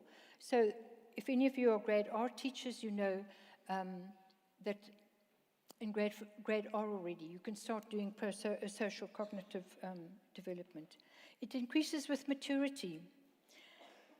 And it's very similar across cultures, although in how many kids there are in the family can influence this, also different cultures and so on. But it's called cognitive perspective taking. Children learning to understand and figure out what are people thinking, what are they, why are they behaving the way they are. There's something going on and that's not always explicit for us. And you can teach, there's a very clever little way of testing this in young children, from the age of 3 to 5 onwards. They use puppets. So you have this little girl, Maria's in a room, she plays with her doll, then she puts her doll in a basket and she leaves the room. And then her brother comes in, Peter comes in, he takes the doll out of the basket and he puts it behind the cushion and then he leaves the room. Maria comes back into the room. Where is Maria going to look for her doll? In the basket. Because we're sitting outside and we're watching this thing. We know things that Maria doesn't know. Maria doesn't know that her brother moved the doll. But if you ask a 3-year-old, where's Maria going to look for her doll? She's going to say, under the cushion. Because that's where she saw the doll last. She hasn't yet developed a theory of mind. And it's only from about 4 onwards, 5 onwards, that children start realizing who knows what. In Handa doesn't know what's going on. We know. And this is why children love this story so much. They know things as they're reading the story that Handa doesn't know. All these animals eating things off her head. She doesn't know that. And children, if you read this story to 2 or 3-year-old, they might not understand it because they haven't yet developed a theory of mind. That kind of perspective taking hasn't yet developed. This is really part of learning to understand stories. It's like a flight simulator. Stories teach us so much about life. And there was one author, Diane Setterfield, she says, I love this quote, I know there are people who do not read fiction at all, and I find it hard to understand how they can bear to be inside their own mind all the time. And that's the wonderful thing about stories, is we can get into other people's minds. And we can find out how other people think and how other people see things. And that's how we develop pro-social behavior and empathy and things like that. You need to talk to your children and use mentalizing verbs like, how are you feeling? Very often when children start acting out, they've got an emotion that's driving them. But they're very often not in touch with that emotion. And if you just say things like, why are you doing this? How are you feeling? Are you feeling angry? Let them be in touch with their feelings so that they become aware of them. Often, who of you, when you're really upset, you go to the kitchen and you open the fridge and you want to put something in your mouth. Are you aware that you're doing emotional eating? Very often we're not even aware of it. And if you become aware of it, it's like, I'm aware of this. Maybe I can do something about it. What are you thinking? What are you feeling? Get them to talk about those kind of things. It's really important. And then, again, we come to Honda's little story. There are lots of things you can do with this story, and children absolutely love this story. You can develop vocabulary. All the animals, you can develop the vocabulary of the fruit. What do they eat? You can develop the vocabulary, a sweet, rich guava or whatever, the different adverbs you can use. You can teach them the story map. She started off at her village and who ate what at what point in time and so on. But the really important thing is the perspective taking. Do you ever ask your children about, why was Handa so surprised? She thought her friend would be surprised, But Handa was really surprised. Why? Because she took 7 fruit along, and when she got to the end of the village, there were tangerines in her basket. Perspective taking. Something was happening in her life, and she wasn't aware of it. But we were. And that's what the children love about these kind of stories, is the perspective taking. There are lots of children's stories that have this. So when you go to a library, go through the children's books and look for these stories that develop perspective taking. There's another one about Rosie. She's walking along, and this fox wants to catch Rosie. And every time he wants to pounce on her, something happens. And he gets thwarted in his motives. And the children just love this kind of perspective taking. Because Rosie's totally unaware of what's happening, but we are, as the reader, aware of what's happening. And it's very funny. And they get so enthusiastic. So we can see things that Rosie can't. We can see that Rosie can't see these dangers. And the children say, Rosie, look out for the fox, as you're reading the story. It really helps children develop perspective taking. And it also helps children with a short attention span, because every time something else is going to happen. And you're developing that working memory in the oral mode so that when they read on their own, they become much better at perspective taking. So your job as a teacher in foundation phase, when you read stories to children, is you're moving from life and you're taking the children from their life, the life they know, and you're showing them the life in the text and plunging them into life through the text. You're mediating this, and you're developing social cognition. So you need to talk about the things that are happening in the story. And just little things like the story glove. If you make a little glove, it teaches them the bigger components of a story. So, you have the setting, the characters. What is the problem? Well, the problem in Handa is she's going to visit her friend and she's going to take her fruit, but we know what the problem is. She's not aware of the problem, that the animals are eating the fruit as she goes along. How does it get resolved? Well, the goat bumps into the tree and all the tangerines fill up the basket. And but the really important part of the story glove is, what's the big idea? And this is where I say you're dealing with philosophical issues. What is it about life? You all have some kind of expectation. You want to surprise someone. And things happen in life that turn out differently from what you expected. Don't they? There are no right or wrong answers to these questions. What is the big idea? There's no right or wrong answer. But it's a discussion point, and it's how you connect children to life. And it's really important. These are the kinds of questions that we also ask in Pearls. You can see that kind of question helps them think about the big ideas.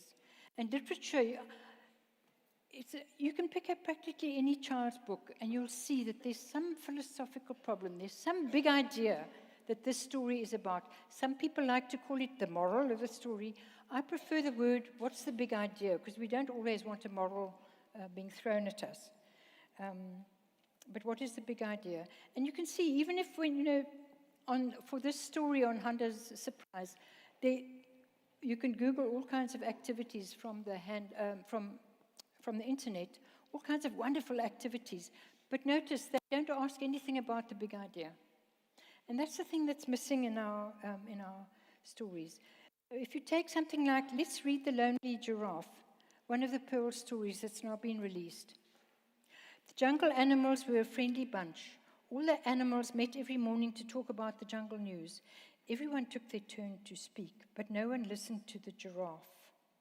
Now, there's a problem here. The giraffe was just too tall.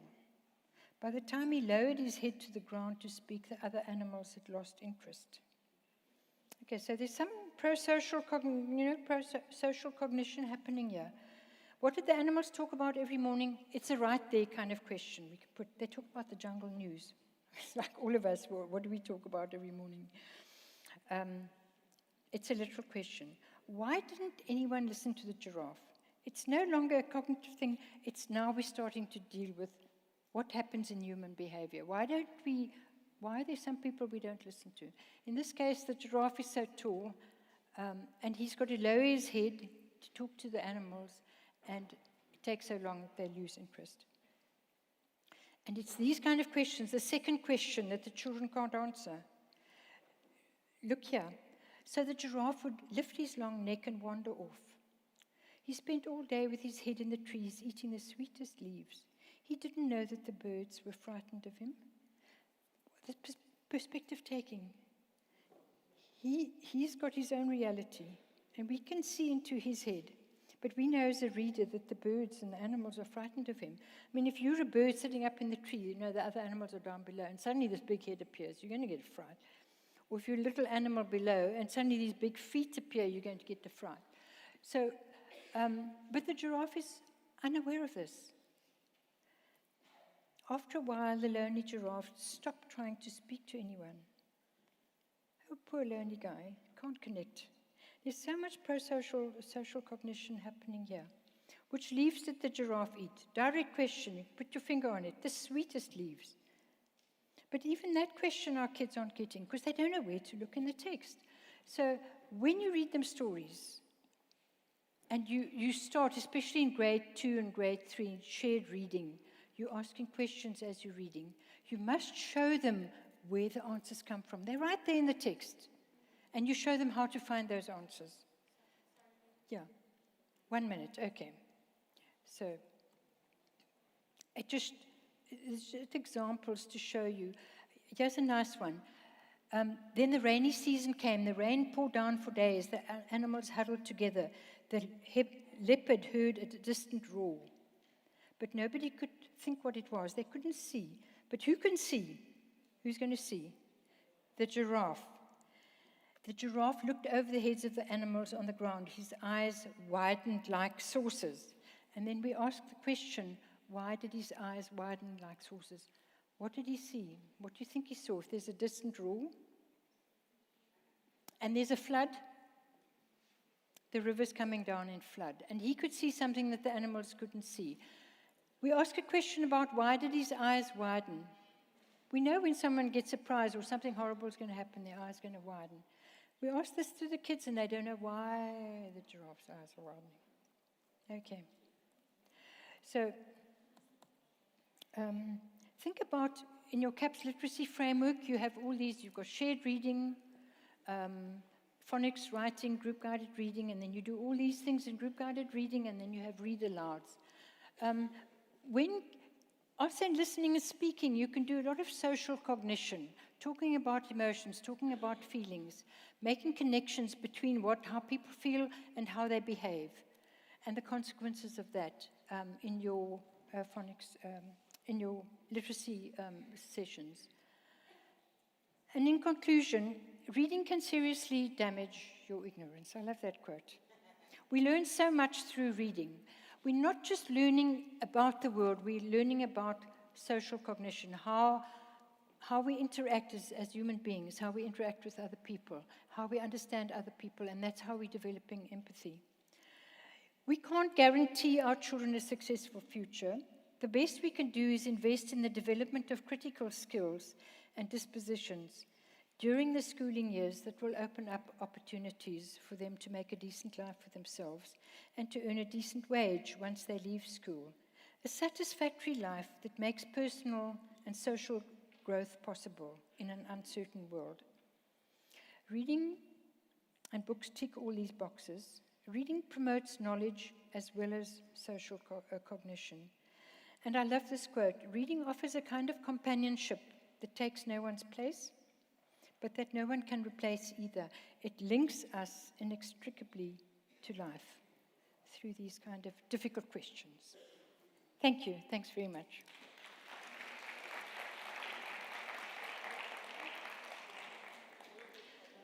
Okay, we have to move quickly. I think we run out of time.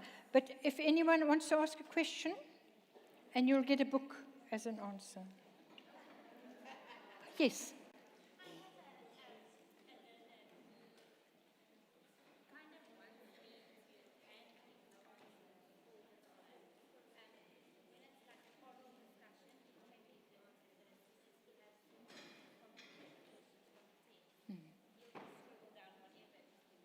Yeah.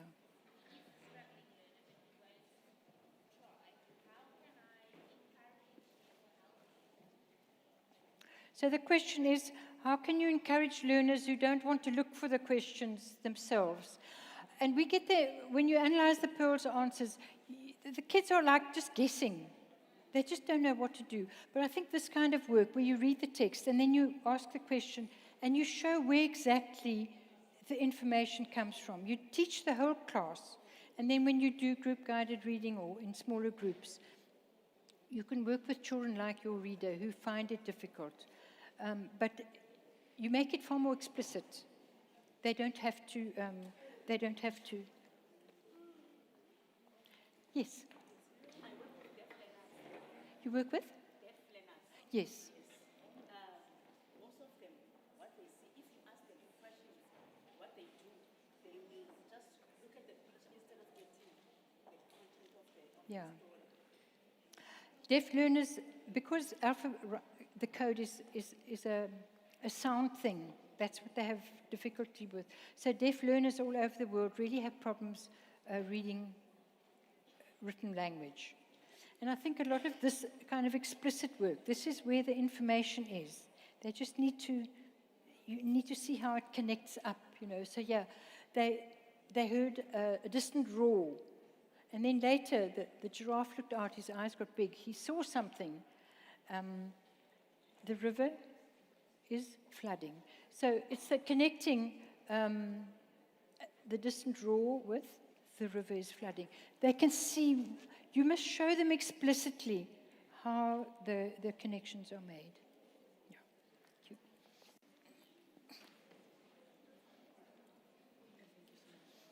Any other questions? Yes.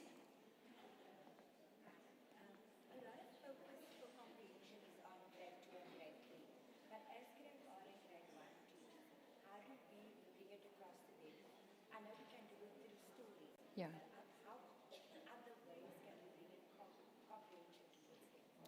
I think in grade R and grade 1, a lot of the comprehension is you developing the oral skills. Focus on the social cognition. Ask stories about, because they can't read on their own yet, but ask stories that make them think about what is the character's thinking, what's going on in the character's head, so that by the time they can read on their own, they're starting to make those connections. But also in shared reading, even if you ask a question about, you know, the giraffe was lonely, what words in the text, just show them that the answers are in the text. Yeah. Yes. Yes.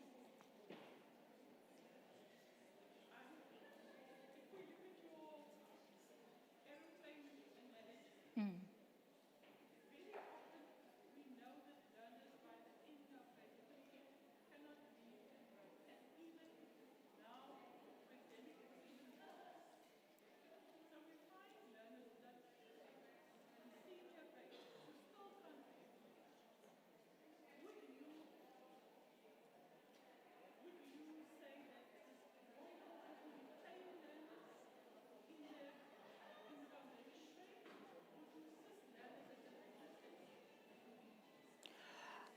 I think you have to do, you have to catch your learners early. You need an early warning system that tells you in foundation phase, these kids are struggling. Even in grade 1, you should be assessing your learners. Who can't decode? Because that's a red flag. You cannot ignore the learners who cannot decode in the higher grades because they can't do it on their own. They really do need someone. The school has to find a teacher who will be prepared to take them for extra lessons, to get them up. And it's going to be very difficult to improve their reading comprehension if they're reading very slowly. They just don't have working memory for it. So you have to get their decoding skills up to a benchmark level for them to become an independent reader. So you have to work on both, at both levels for code and comprehension. I don't know if that answers. Yes. Yes. Oh, okay. Last question.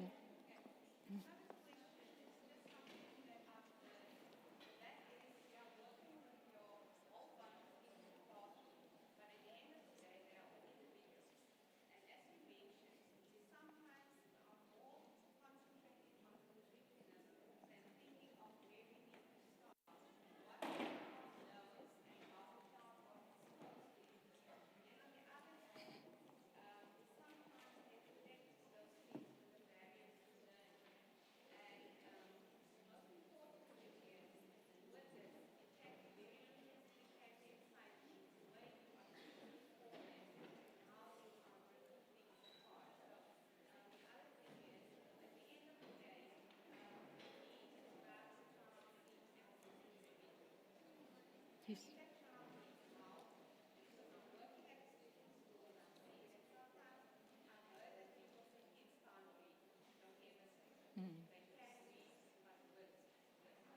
Yeah. Thank you. But that was more a comment, wasn't it, than a question. Thank you. But for a comment, I think you can ask it a book. Thank you. Thanks very much.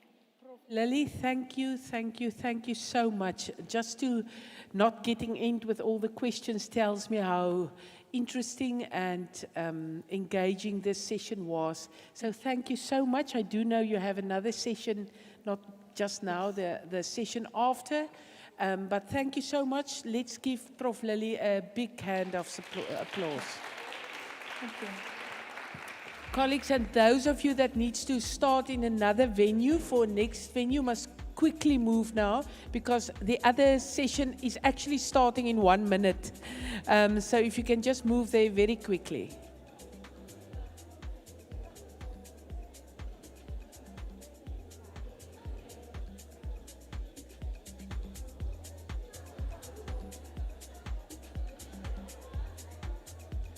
And those of you that's coming in for this session, please sit closer that we're not so far.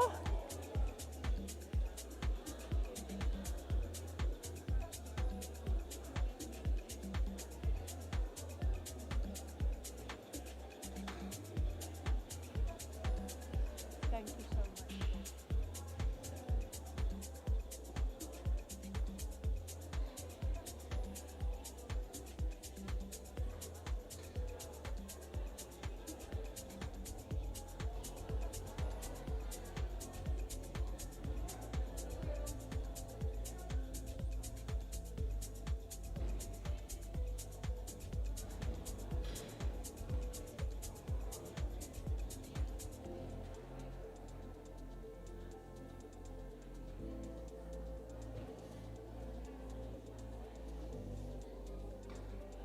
What?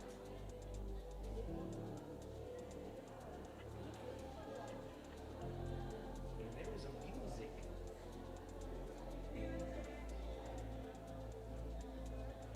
The music comes in on the thick heat and dust.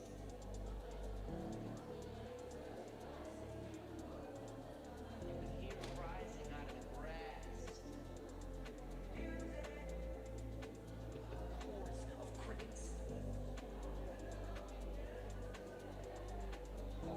The approaching night.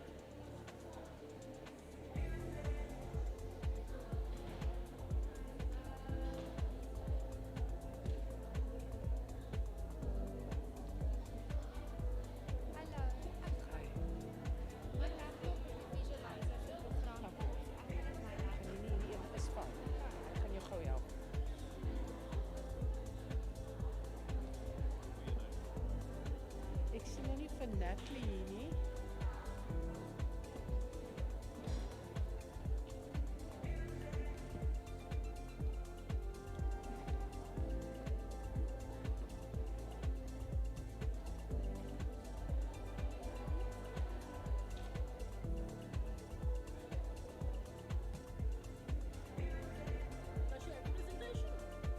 Does she have a presentation? Yeah, she uses her own laptop But she's because got it all, goes okay. with the Well, that's one, okay.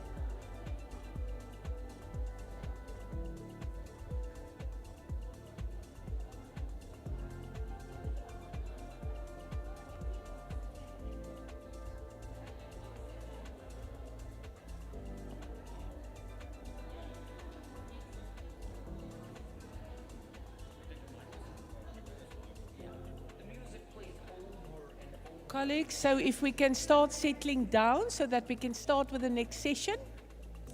And those of you who are sitting at the back, it could be great if you can move forward. I know you possibly sat there this morning, but for the plenary we can just sit a little bit closer, and then when we come back after the last session we can go back to our original chairs.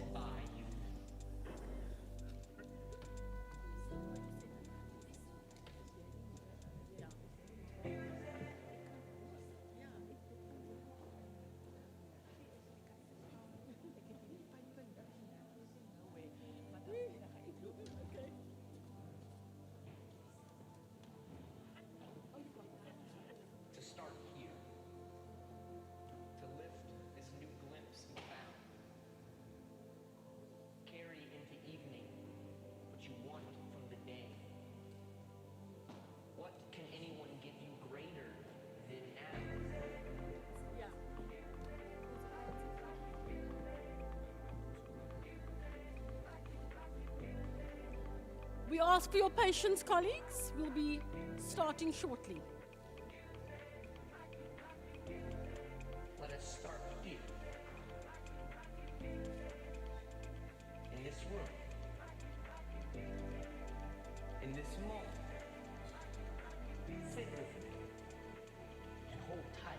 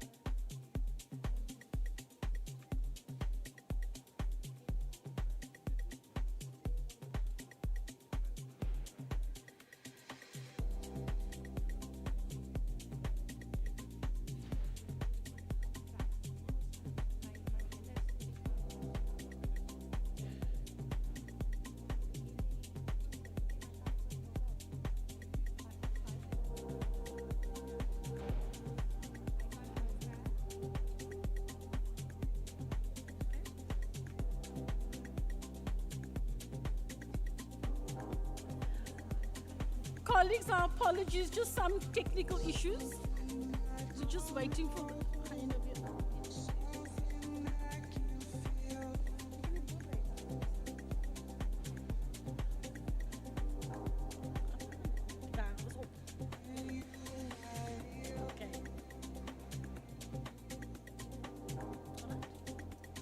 Perfect.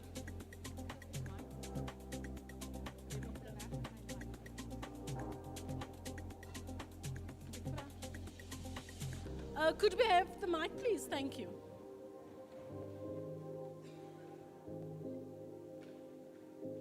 Something I don't know, something I can feel.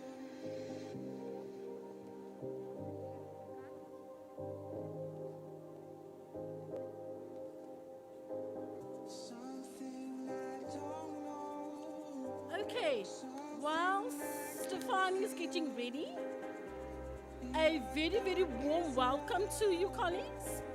I'm Vanessa Williams, the Foundation Space Coordinator for Metropole South. And I must say, your enthusiasm this morning has definitely brought lots of warmth to this chilly Saturday morning. So, way to go, colleagues.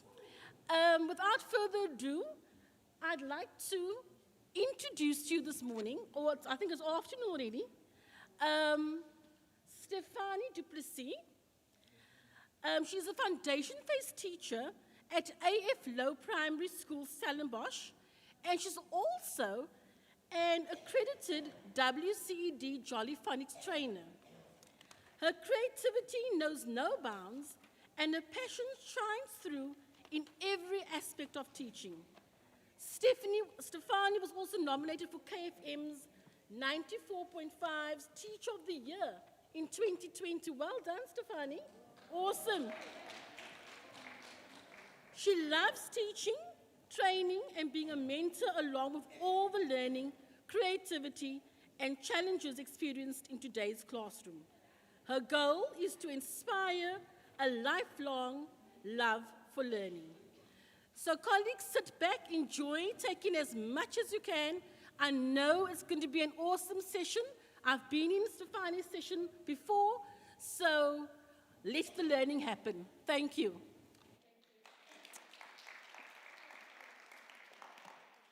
Good morning, everybody. Can you all hear me? Can I get a thumbs up if you can hear me properly?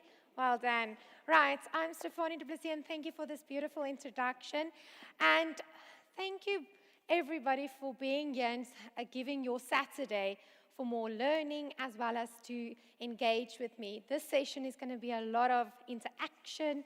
So we're going to get up off our seats and we're going to interact together, and there is lovely prizes to be won during this session.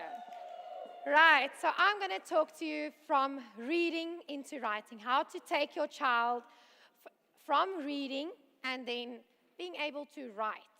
So the fine line from reading into writing.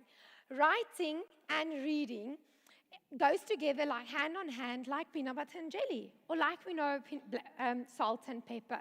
The one pairs up extraordinarily with the other. We are going to look at what approach will we need to be used, and then how do we go over from reading into writing? How do I as a teacher guide the child? What skills do I need to use for reading and writing? And then how can I help the child with the correct spelling and punctuation use? Right, let's look at what approaches do I need to use to show successful reading and writing in the classroom. So reading and writing need to be taught systematically. And the best way for this is in a synthetic approach. Why do we need to use a synthetic approach? In English-spoken countries, we were swung between the two methods. One, phonics, for instance, giving them just the sound, and then they need to know that this sound symbolizes the oo sounds. Then we put the sounds together. That each sound represents, or symbol represents a sound. The other method we swung to is whole word recognition, meaning you're flashing the word come, come, come. Eventually the memory will run out. In the beginning, it showed, okay, fast learning, fast reading approach. But eventually, the memory runs out. We can't just flash the words. We need to be able to crack the code for being able to decode the word. Where can I find the tricky part of the word?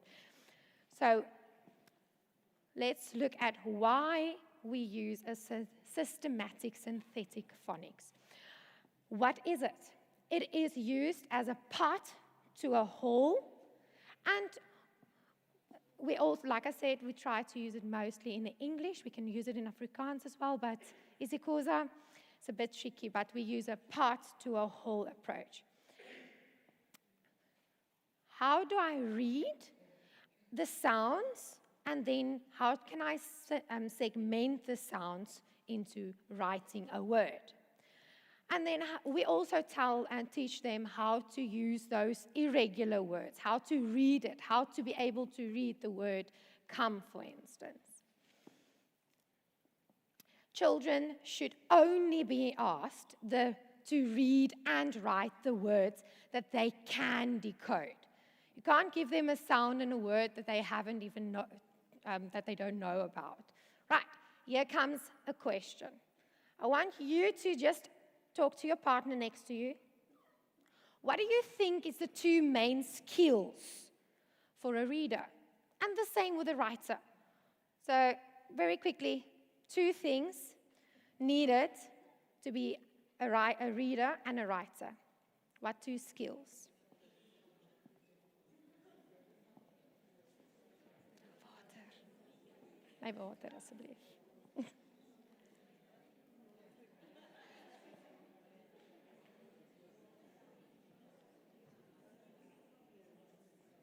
Okay, if you said, dankie, If you said the two main skills needed is being able to decode the word on a page, give yourself a thumbs up. Oh, I'm glad to see there's at least 1 or 2 thumbs ups. So you need to be able to decode the word on the page. You need to be able to read it. Okay? And your second skill is you need to understand comprehension. Give yourself a thumbs up if you got it. Yay, nice to see all those thumbs. Right, so you need to understand the meaning of what you were reading. You might ask yourself now the question, okay, now how do I get a good reader? And how do I get a good writer with good comprehension skills? The same with writing. Right, we use 5 skills, and these are the 5 basic skills we use for a good reader and a good writer with comprehension. First, and this is important, I'm going to ask you questions about it, and there's going to be a prize. So if you can, make a note about this quickly.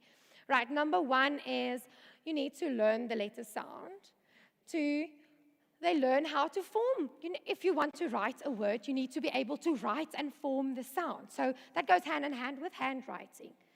Okay, and then blending. We will look more into blending and focus more in it in my next slide.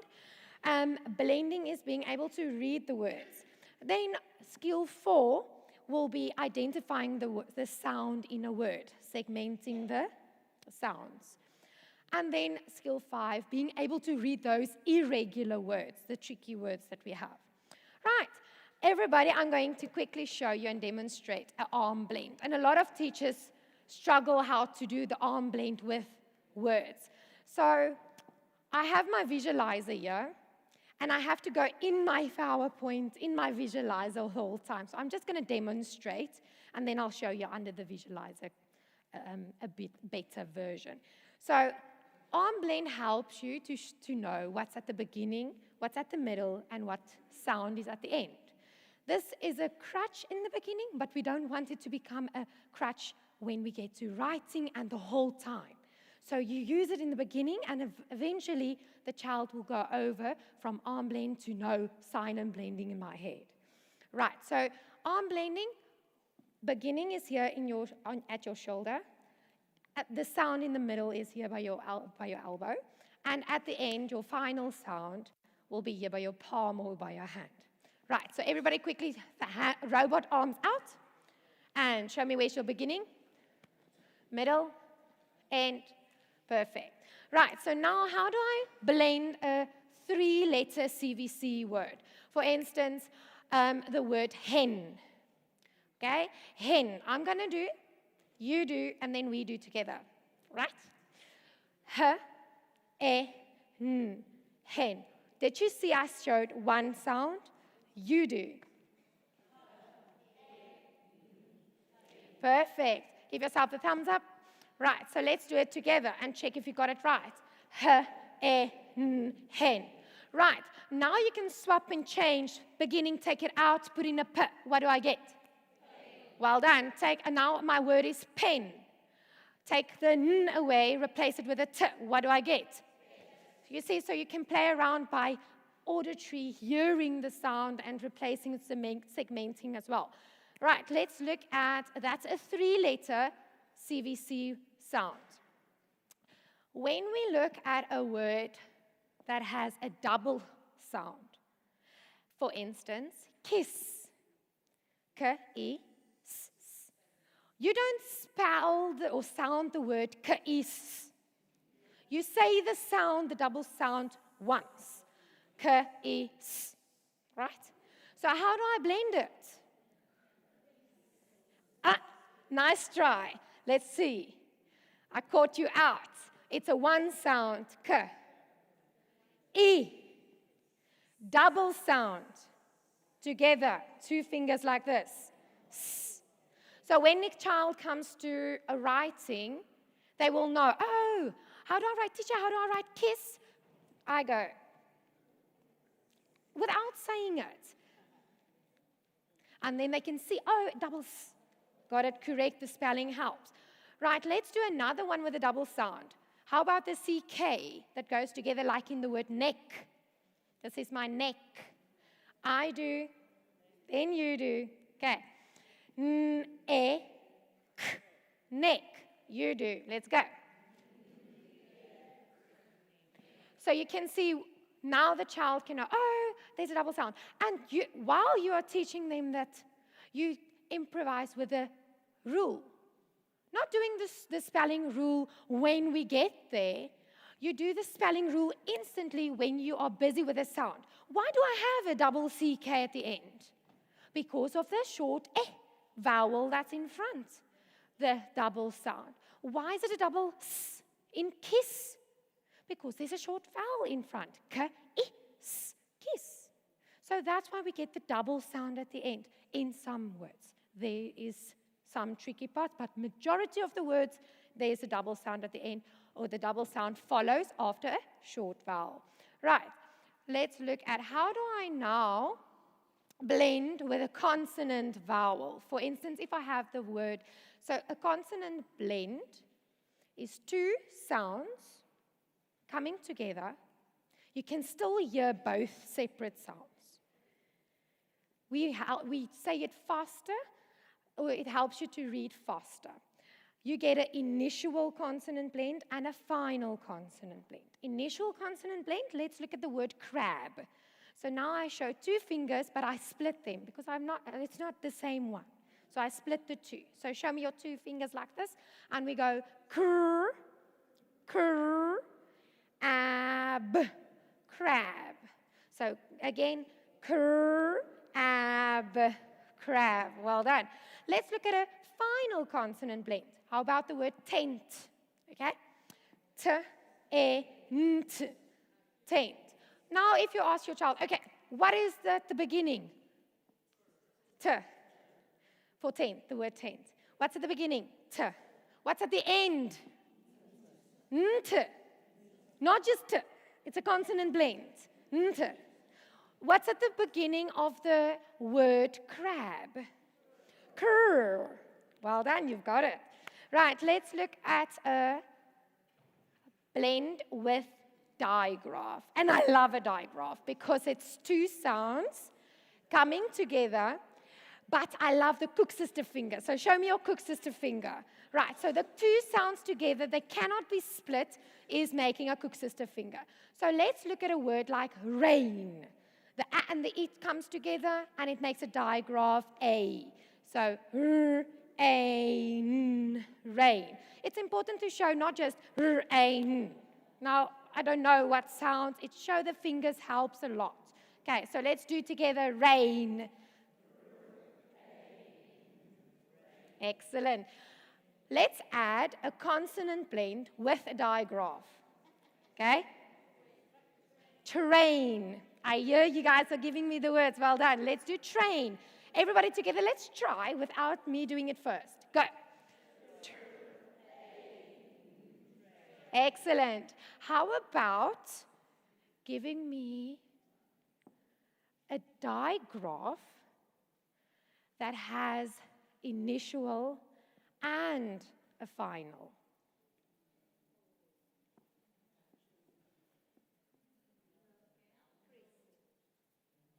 Hey? Crest. Digraph. There's no digraph in crest. Church. I'll do church for you, but it's two digraphs. It's not a consonant blend. So ch, ch. Again, ch, ch. Church. Would be three digraphs there. Right. So regular practice makes perfect. The key to blending is regular practice. The consonant blends and the digraphs. Let's quickly look at the flashcards. What is that one? Okay, but what is it, a consonant blend or a digraph?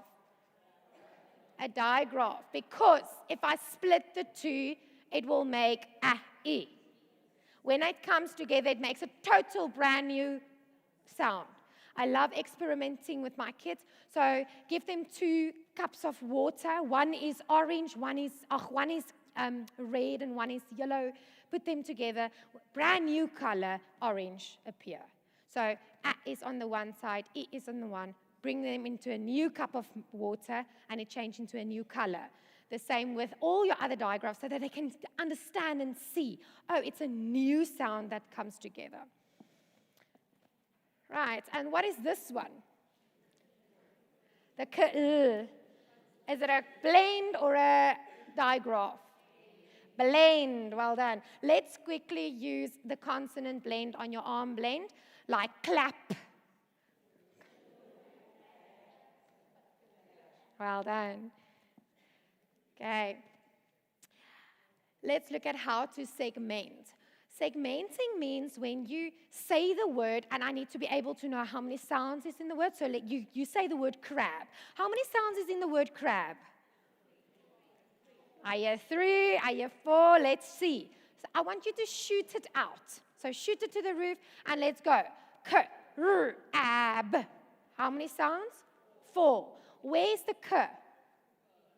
What's in the middle? You can say cur is the if you blend it on your arm. Crab. With segmenting, you can also take out a word, a sound, and bring it back. But let's look at the word crab. Crab. 4 sounds. Sound it out. When we write it, you can even give each one a dot, a sound button. For instance, press on the sound buttons. Let's go. At, sat. K, I, and no. 1 sound button. R, O, D. How many sounds? Well done. Let's shoot it.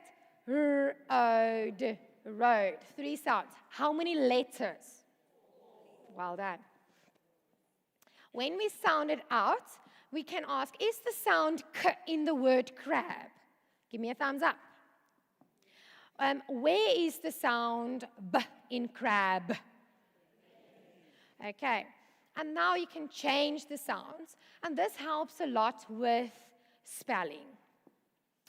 For instance, let's sound out the word like the flashcard says.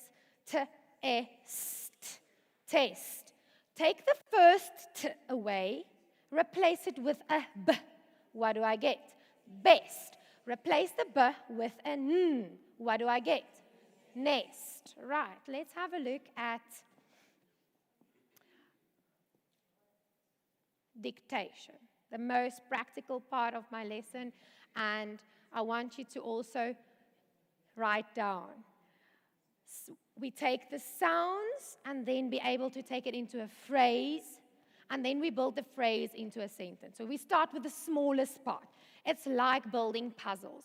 Being able to write the sounds of the words, then we take the word and build it into a phrase and over into a sentence. And change the sentences. Make it into a question sentence. Change the sentence into a past tense. Change the sentence, the same sentence you have, into a present tense or the future tense. So you can change it up by using just the same word. And then how do I guide them through spelling errors and punctuation? Okay, kom ons kyk gou of hierdie klank gaan werk. Let's look if the sound is going to work for this video.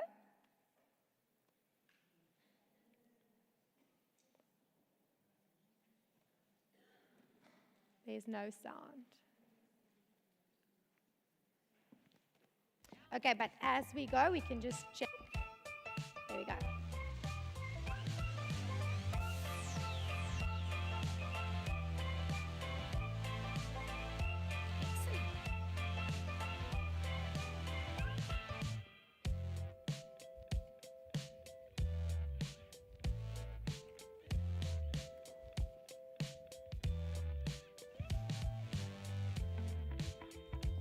Good, do the action. Good, and write the word down. What is the word now? Set. Give me a sentence. I said set that. Well done. Okay, look for the word sound. Do the action. Well done, Ava. Write it down.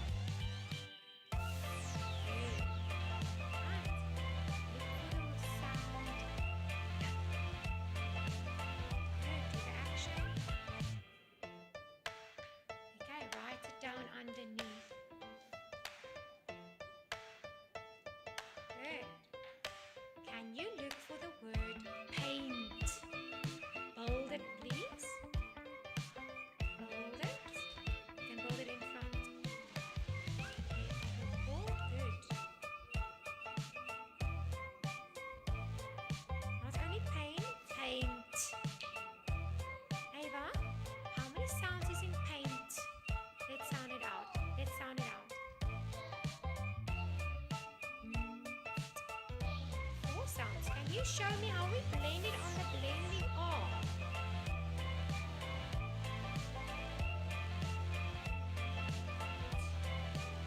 Perfect. Can you write the word paint down?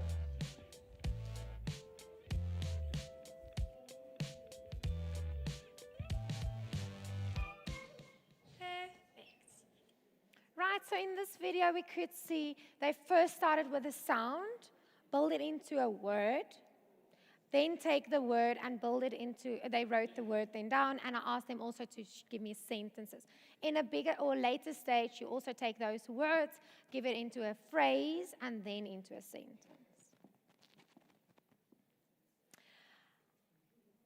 We are going to make a small booklet. And a small booklet helps you with dictation. So I'm just going to explain quickly what this is. So when we make a small booklet, I'm going to put it under the projector so that you can see properly. But a small booklet is looking similar. I have one of my children's ones, similar like this. So in your class, I'm going to show it there now for you. So first you say the sound. They make their own word booklet like this. So they write the sound down. Then you say the word, and they write the word down. Then you make a phrase. And I'm going to ask you now what a phrase is. Then you go over into a sentence, and then you change the sentence into a question sentence, or you change the questions up. But we stay with the same word. And then you make more words and more sentences and more words with it. So this is an example. Right. Quickly tell me, what is a phrase? If you, okay, you can chat with your partner next to you. There's 4 things that I remind myself of what is a phrase. So if you crack the code for what a phrase is, there's a big surprise. Right, quickly, just tell what a phrase is.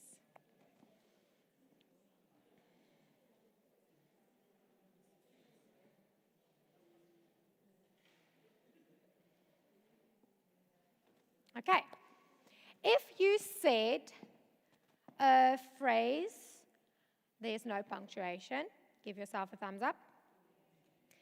If you said a phrase is decodable, give yourself a thumbs up. And a phrase doesn't have a verb, yay, everybody knows those, that one. Your last one, there's no irregular words yet, unless you taught it, like the word I. Okay, unless you taught it, then you can use it in a phrase. Right, so that's the 4 things. Right, where do I begin when I look at dictation? So I'm going to say the sound, and I want you to write it down. Okay, write down the sound ch. So we have an action for each sound, and in Jolly Phonics we do the sound action like this for ch, ch, like in the train that goes choo choo. So write down the sound ch. If you wrote down the ch sound, after writing the ch sound, build the word. Now we build it into, say for instance, we build the word ch-ain. We build it out with our flashcards. Then let's blend it on our arm. Ch-ain, chain. After blending our word, we put it together. Blending helps with reading. Okay? We write the word down. So everybody write down the word chain. Chain. Write down. Okay, now let's make a phrase with the word chain. A strong chain. Is it decodable? Is there a verb? No. Is there punctuation in? You shouldn't write it with punctuation yet. Okay, a strong chain, write it down. Let's clap how many words is in the phrase chain. In the phrase, a strong chain, 3 words. Make sure that you have all 3. Right, and now let's change it into a sentence. Dad pulls the chain. Is that a strong chain? We can say it like that. Dad pulls the strong chain. Write it down. Dad pulls the strong chain. Now they get pulls wrong. You underline the word that's wrong, and you deal with it as a tricky word, an irregular word. Where's the tricky part in the word pulls? The ah. It makes a ooh sound. Right, this is the way we write it. Let's write it again, and then you fix the spelling. Now change your sentence into a question sentence. Dad pulls a strong chain. Change it into a question sentence. How or can or is Dad pulling the strong chain? Okay.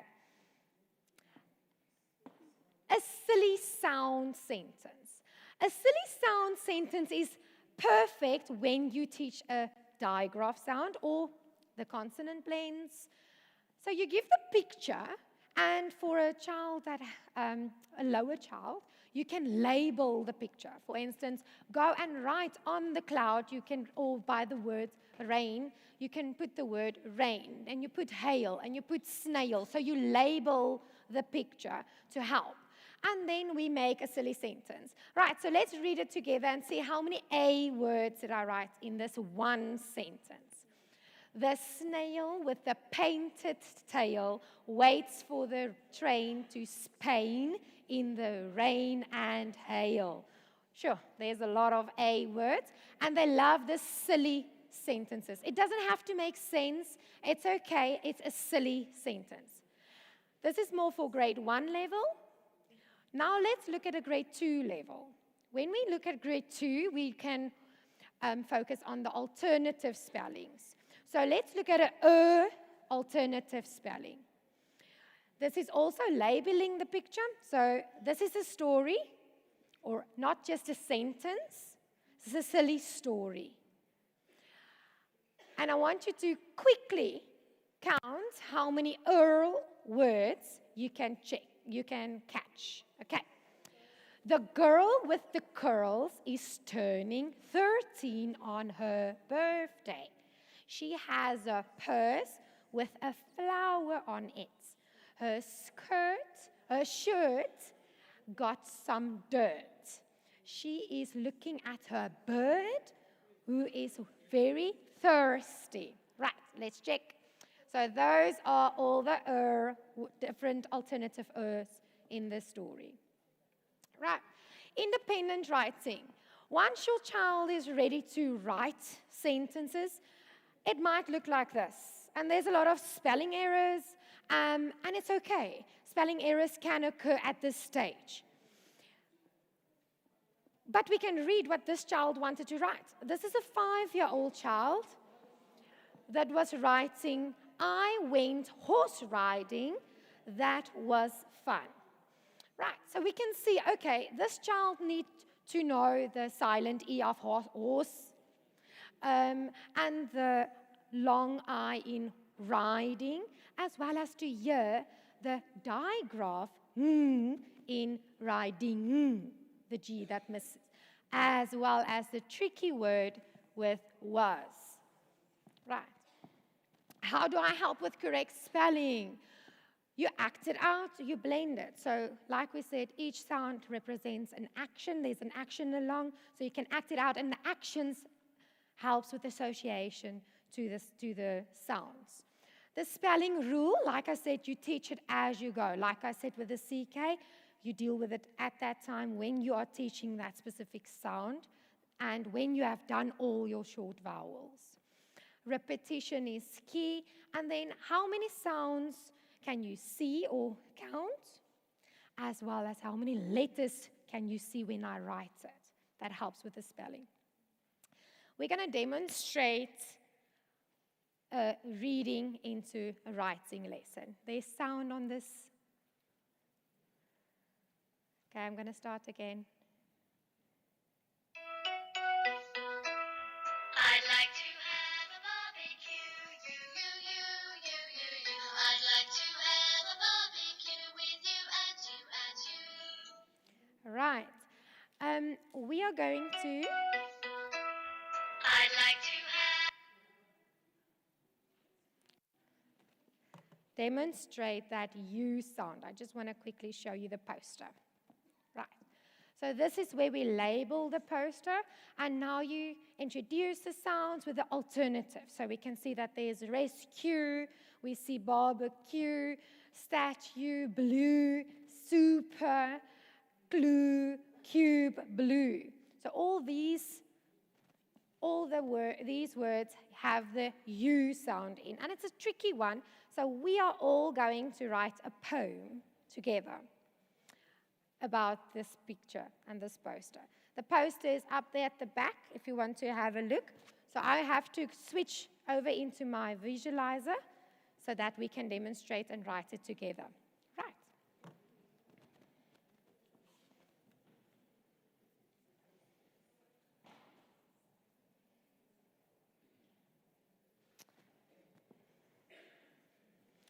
If you can't see, please let me know. Then I can maneuver this a bit.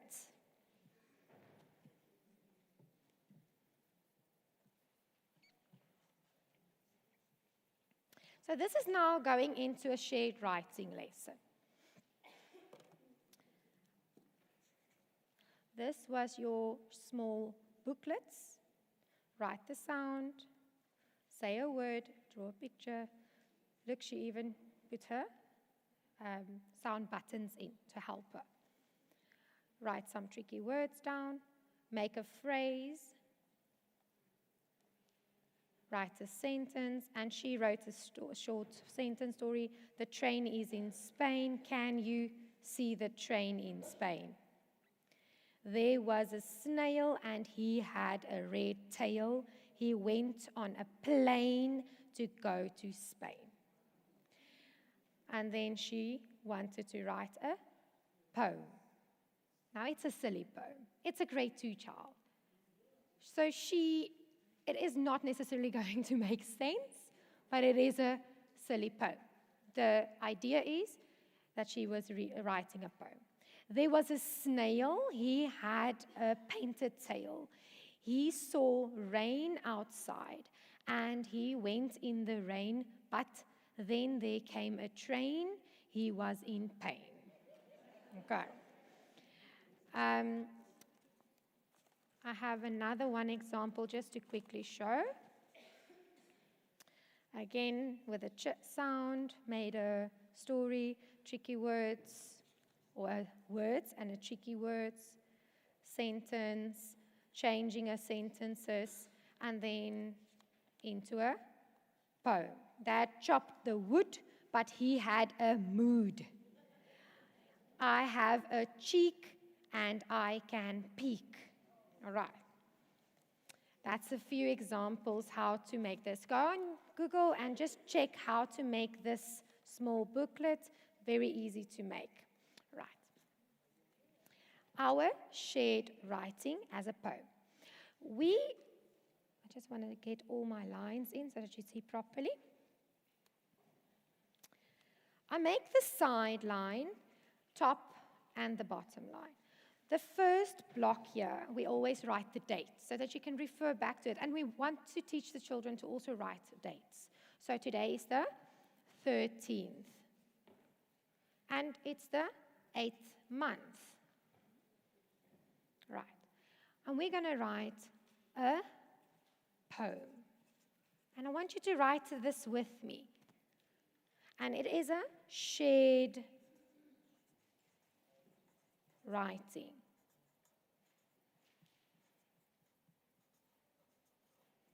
And then in this block here, we can write what week we are in. So now the children is not just, we're not teaching them just the phonics and just the sounds. The golden line of all the subjects is coming through. How many yth, so it's maths. How many month is it? How many week is it? It's the 4th week. Okay.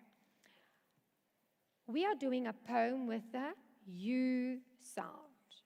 And the alternative U is the magic E. And then we have one tricky one, a E and a W, making U. Right. So those are the sounds that we are going to use. Who can help me? We had the poster, and the song said something. I want to have a barbecue. Is there a U sound or word in I want to have a barbecue? Yes, it's in there. So let's start my poem with, like the song said, I want to have a barbecue. Right, let's write it down. Let's clap it first. How many words is there? I want to have a barbecue. So 6. So let's write it down. I start with a capital letter. I want to have, sorry for that, now how do I write barbecue? Let's sound it out. Let's, we clap it in syllables. Barbecue. Barbecue. Full stop. Right. Let's see what is the word that's at the end. The word at the end is barbecue. So we need some, if we want to write a poem, it has to rhyme at the end. So what rhymes with barbecue? How about you? Statue. Let's see. I want to have a barbecue. Let's ask a question. And we end with you. I want to have a barbecue. Now we change it into a question. Can I have it with you? This is how you do it in the class. Okay? Well done, guys. Let's write it down. What was my sentence? I want to have a barbecue. Right, let's write the next one. Can I, capital letter, have it with you? Tricky word, you. And what do I need at the end now? What punctuation? Can. I'm asking a question, so a question mark. Okay, let's see the next one. On the picture there, who do you think could ask it? We had someone standing very still. Okay, I want to have a barbecue. Can I have it with you? Wondered.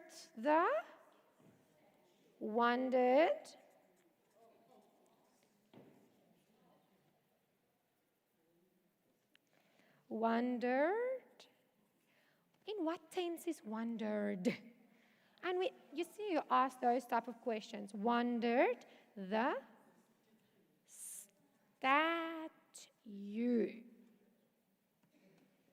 Let's read it from the beginning. I want to have a barbecue. Can I have it with you? Wondered the statue. Circle the U. So now my next one needs to rhyme with you. Let's see if I can change it into who's coming to help. There was a superhero. Let's change the story into having the superhero who's coming to help us. So just then, a superhero flew to the, okay, just then,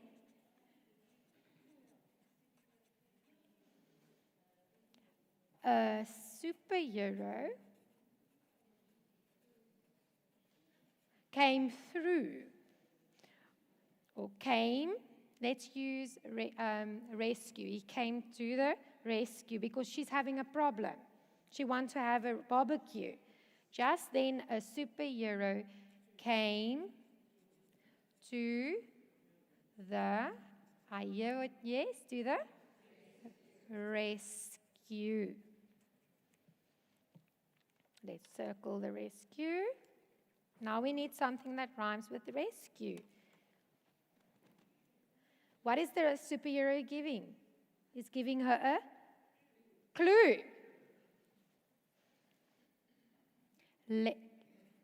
Let me give you a clue. Okay, what clue can he give? It is something blue that you can chew.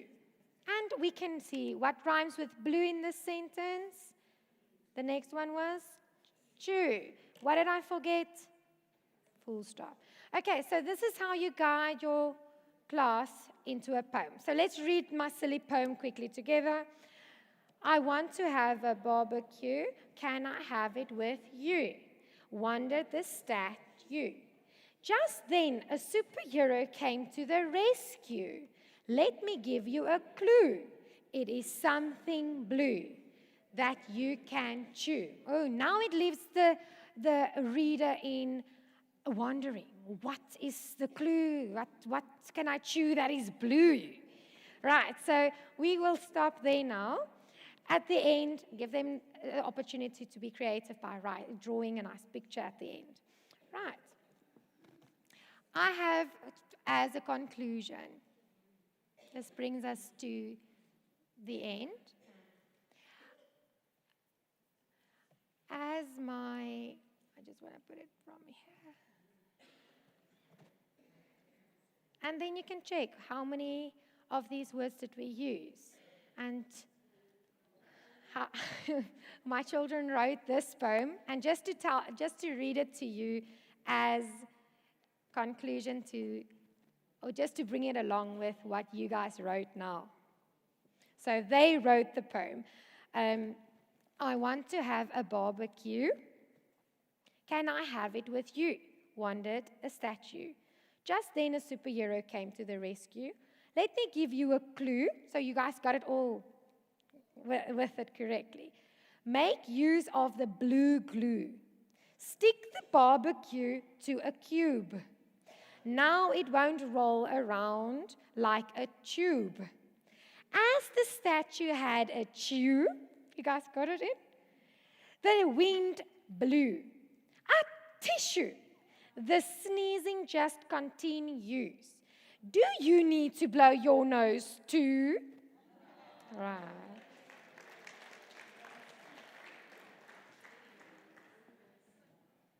Some strategies and games as conclusion. Where's this thing? Oh, there. Just some strategies and games that you can use in your class to get confidence in reading and writing. So this is a method where I use the 6 bricks, and some of you might be familiar with the 6 bricks. So I've put it up there, and I'm going to need one volunteer who's going to come and volunteer to help. Okay, come. So this method, the child is now laying on the floor. So unfortunately, I can't let you lay on the floor. So I stuck it up here. So if you can just get up here. Right. And you can stand against the wall. And before you go, just check quickly first what is in front of you. So above, we see the yellow is the tricky word sum. Okay, can you read the dark blue and there's a light blue? Dark blue is the block orange, the orange block. What's the word? Father. And if the child don't know it yet, we teach them to crack the code of the irregular word. Right, now we go to the light blue one. What's the light blue? She, green, any, and red, down. Right, you can stand against it. Now, this is a memory game. And we're going to use the middle line crossing, perceptual development skills. Lift up your right arm. What color did you use without looking, and can you remember the tricky word?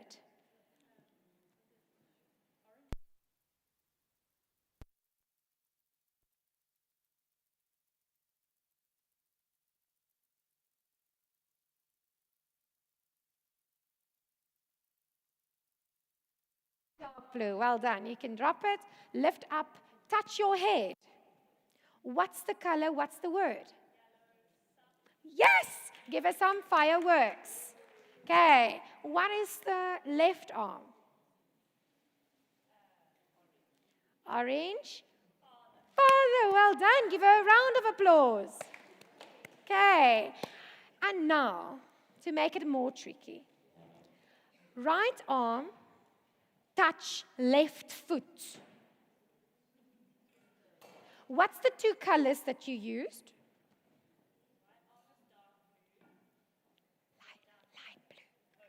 Light blue, well done. And now you can change it again by asking, what's the two words? Give me a sentence with the and she. And she tries. The and she. Well done. Right. And then you change it up again. Left arm touches right knee. Or right foot. Right foot. What is that one going to be? Yes. Means the red. Red and orange. Okay. Down. If you touch both foot, what is the word and the color? Okay, so touch both feet, toes. There we go. And what do you get? Green. Amy. Well done. Let's all give her a round of applause. And here is something for my helper.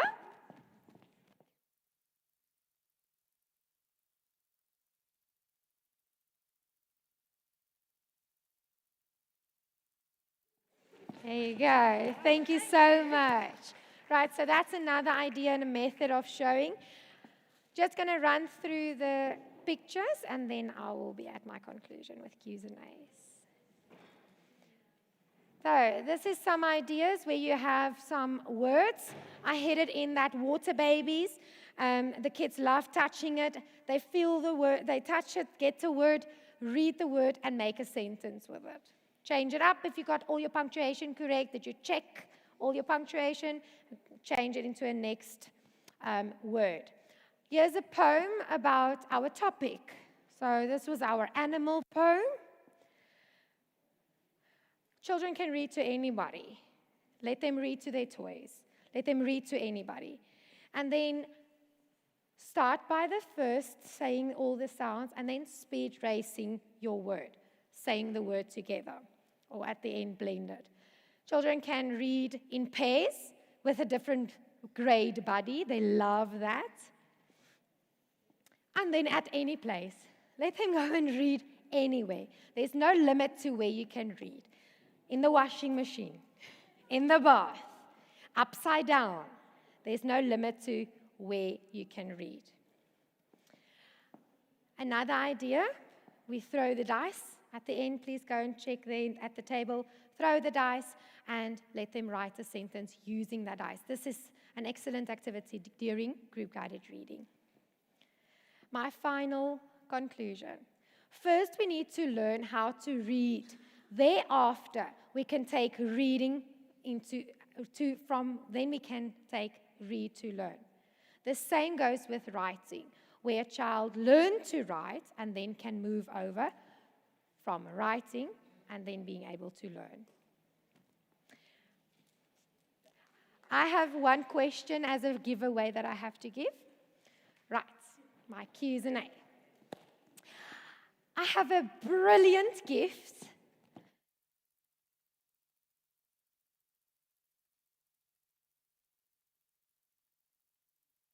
The value of 8,767.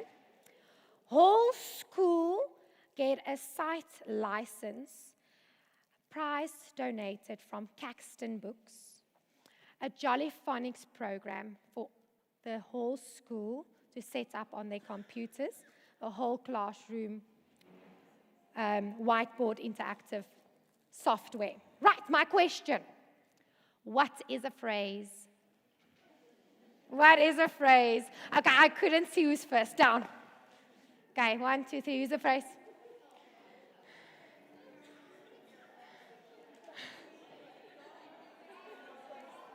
Okay, what is a phrase? No verb. No punctuation. Next. Okay, go. No verb. No punctuation. No irregular words.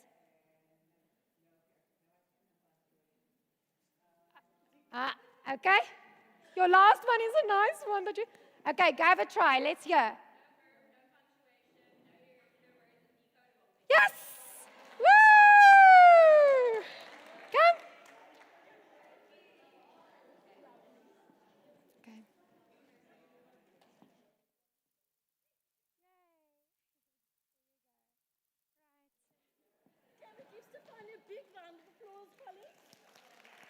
Okay.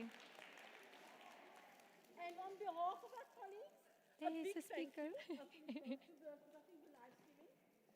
A big thank you to you, Stefani, for a very interactive session. I'm sure we're all leaving here with something today. So thank you for participating and making it even extra special. We do appreciate you, Stefani. Thank you so much. Thank you. Dankie. Kan ek gou my goed oppak? Colleagues, the next about to start, so you can move to your last session. Thank you so much.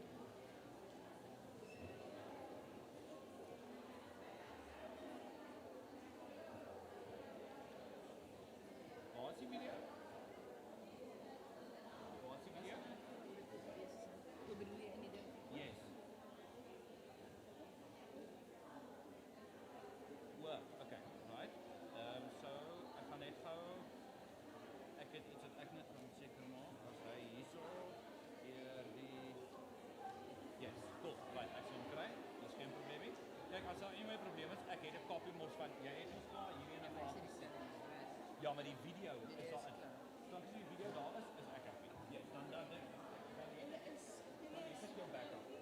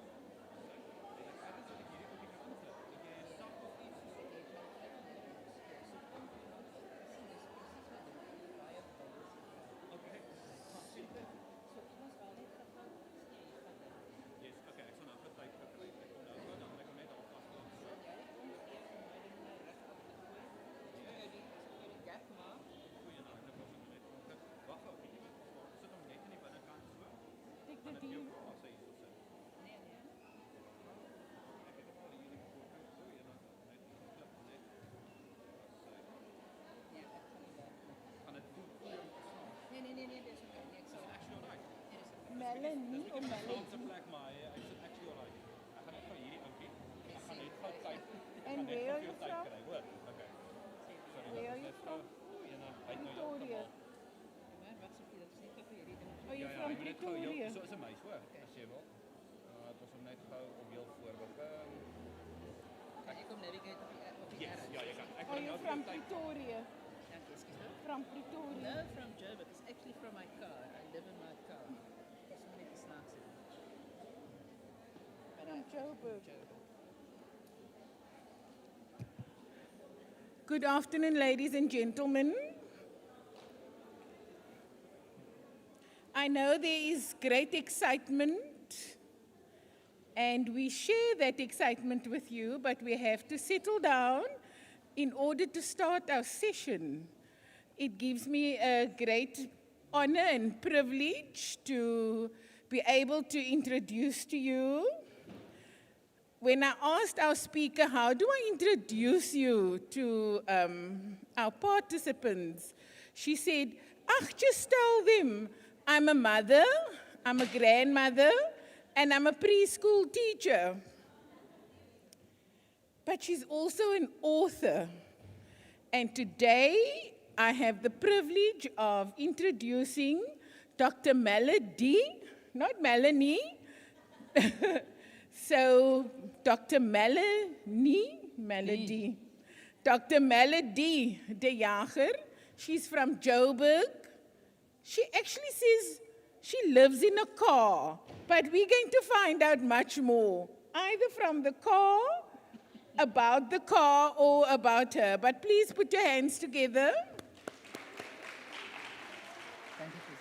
Thank you, Suzette. Nee, yes, don't. Good afternoon, ladies and gentlemen. You are gentlemen. I think it's ladies. So, you are so brave to attend the graveyard session. And they actually invited me as comic relief.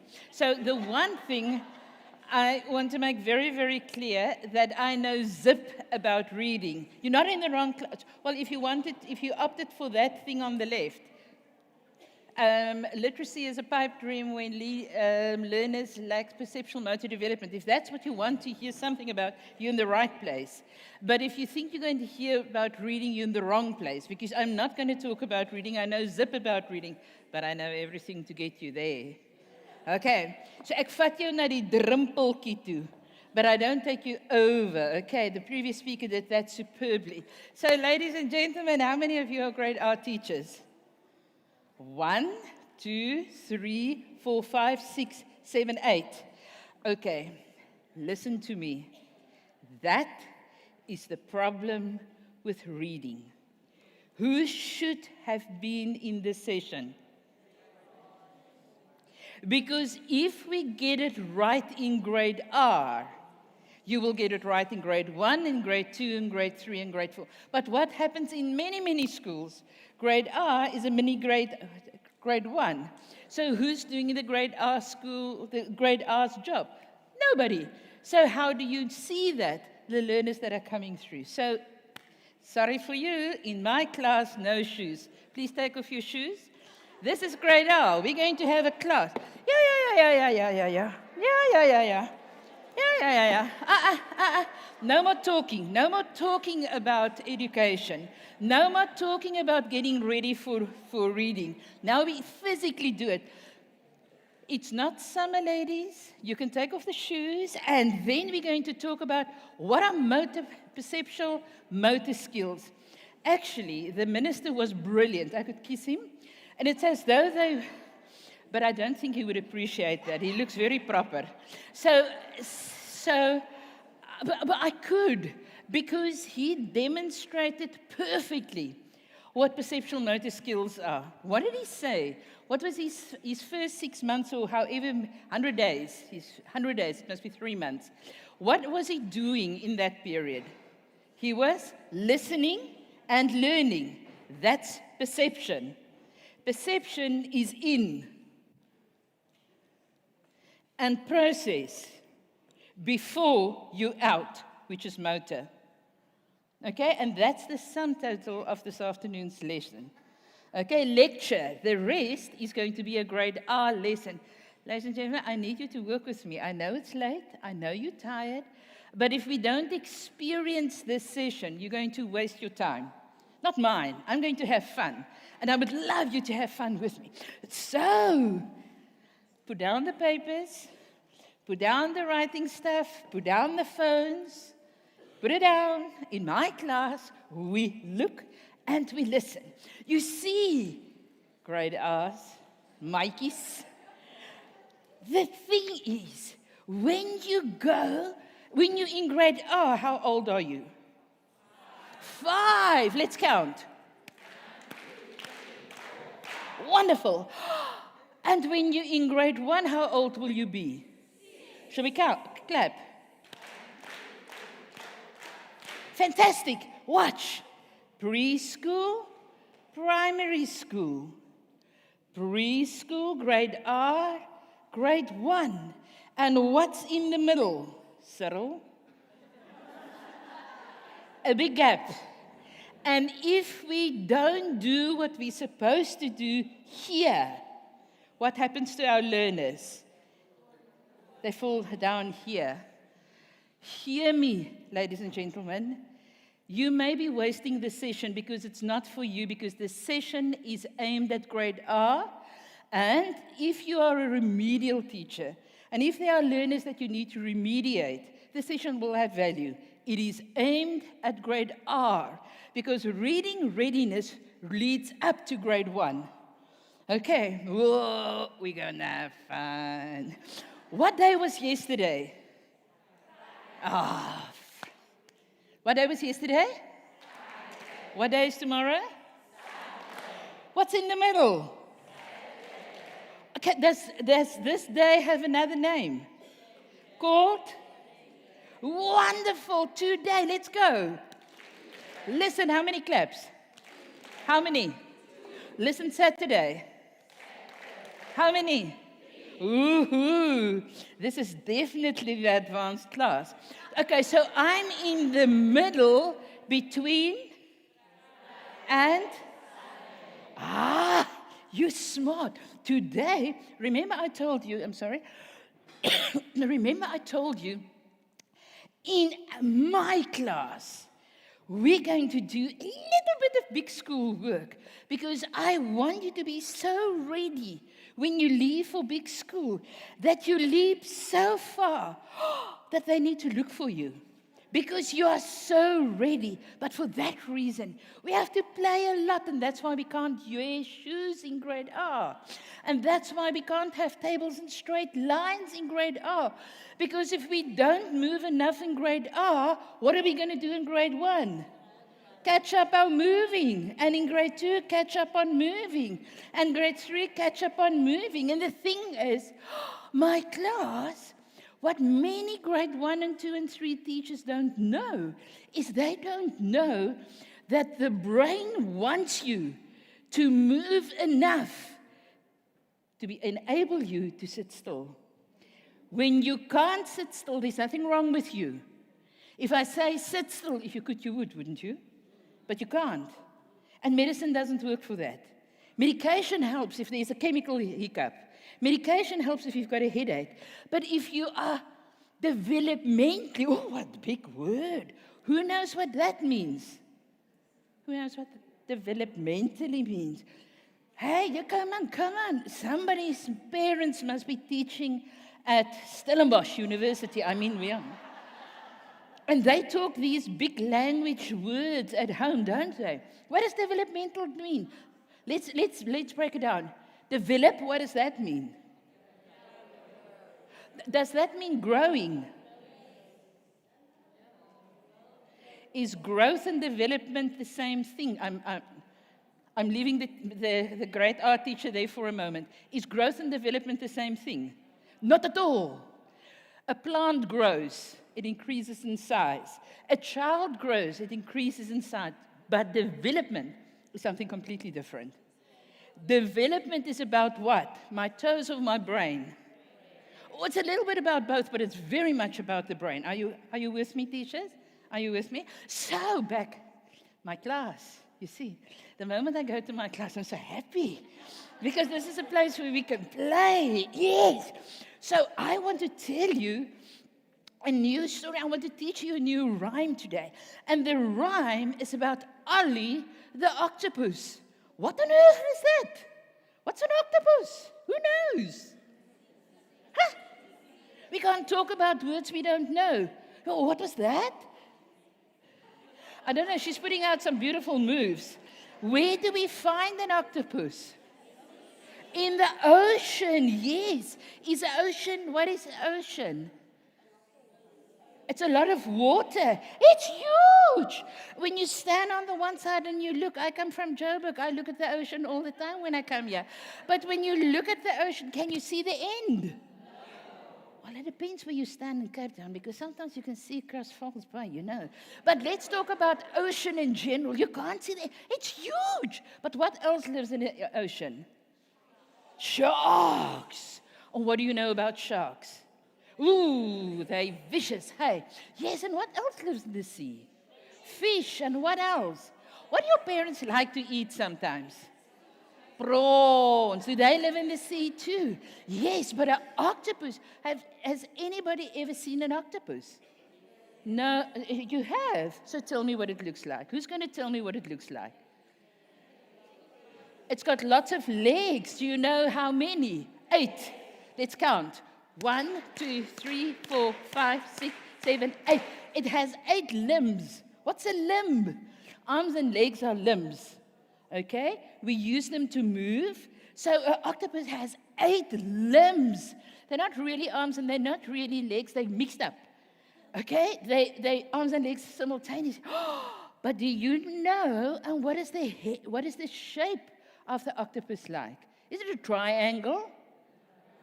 No, it's called a globe shape. Okay, what is a globe? No, not like this. It's like a ball, hey? Yes, its head is like a globe shape. So the rhyme goes like this. Just listen. It says, Ollie the octopus lives under a log. From spot to spot, it leaps like a frog. Okay, now if you were really in grade art, you would be leaping like frogs on the floor now, okay? That's why we need space in grade art classes. We can't have tables and chairs because they need to move, because if they don't move enough in grade art, how do they sit still in grade 1, 2, and 3? Okay, so Ollie the octopus lives under a log. From spot to spot, it leaps like a frog. What comes next? I wonder. What do you think what comes next? With 8 long limbs to grip and grasp. Is it grasp or grasp? Grasp, to grasp. Okay, do you know what it does? It catches fish. A fish in the pot. Hey, at last. Are you with me? So this is a little story about an octopus called Ollie. And you know, what is his name? What do you hear in the name Ollie that is also in octopus? It's not an O. It's an O in Ollie. My class, in grade R, it's not an O. It is the O in Ollie. And it's the O in octopus. Are you with me? It's the in and the. And where do we find that in Ollie? In the beginning, in the middle, or at the end? And octopus? And pot? Your perceptual skills is phenomenal. Well done. But why don't I show you pictures? I don't want to show you pictures. You know, the miracle thing about reading is actually to create your own pictures. It's not to be shown. You see, leave the teacher for a moment. Colleagues, One of the biggest problems, other than the absence of grade R teachers this afternoon, the other problem is we think reading is predominantly visual. It is not. Come on, argue with me, man. I like a fight. Think about it. I say reading is not visual. It has a small facet, but reading is predominantly auditory. Okay, clap with me. Oh yeah. Check the enthusiasm, ma'am. Okay, clap with me. I can hear your hesitation and I appreciate your honesty. I would also be hesitant at this stage, but I want you to think about it. Is Worcester a town close by? Is the school for the blind in Worcester? Are there people in that school that can read? But you said it's visual.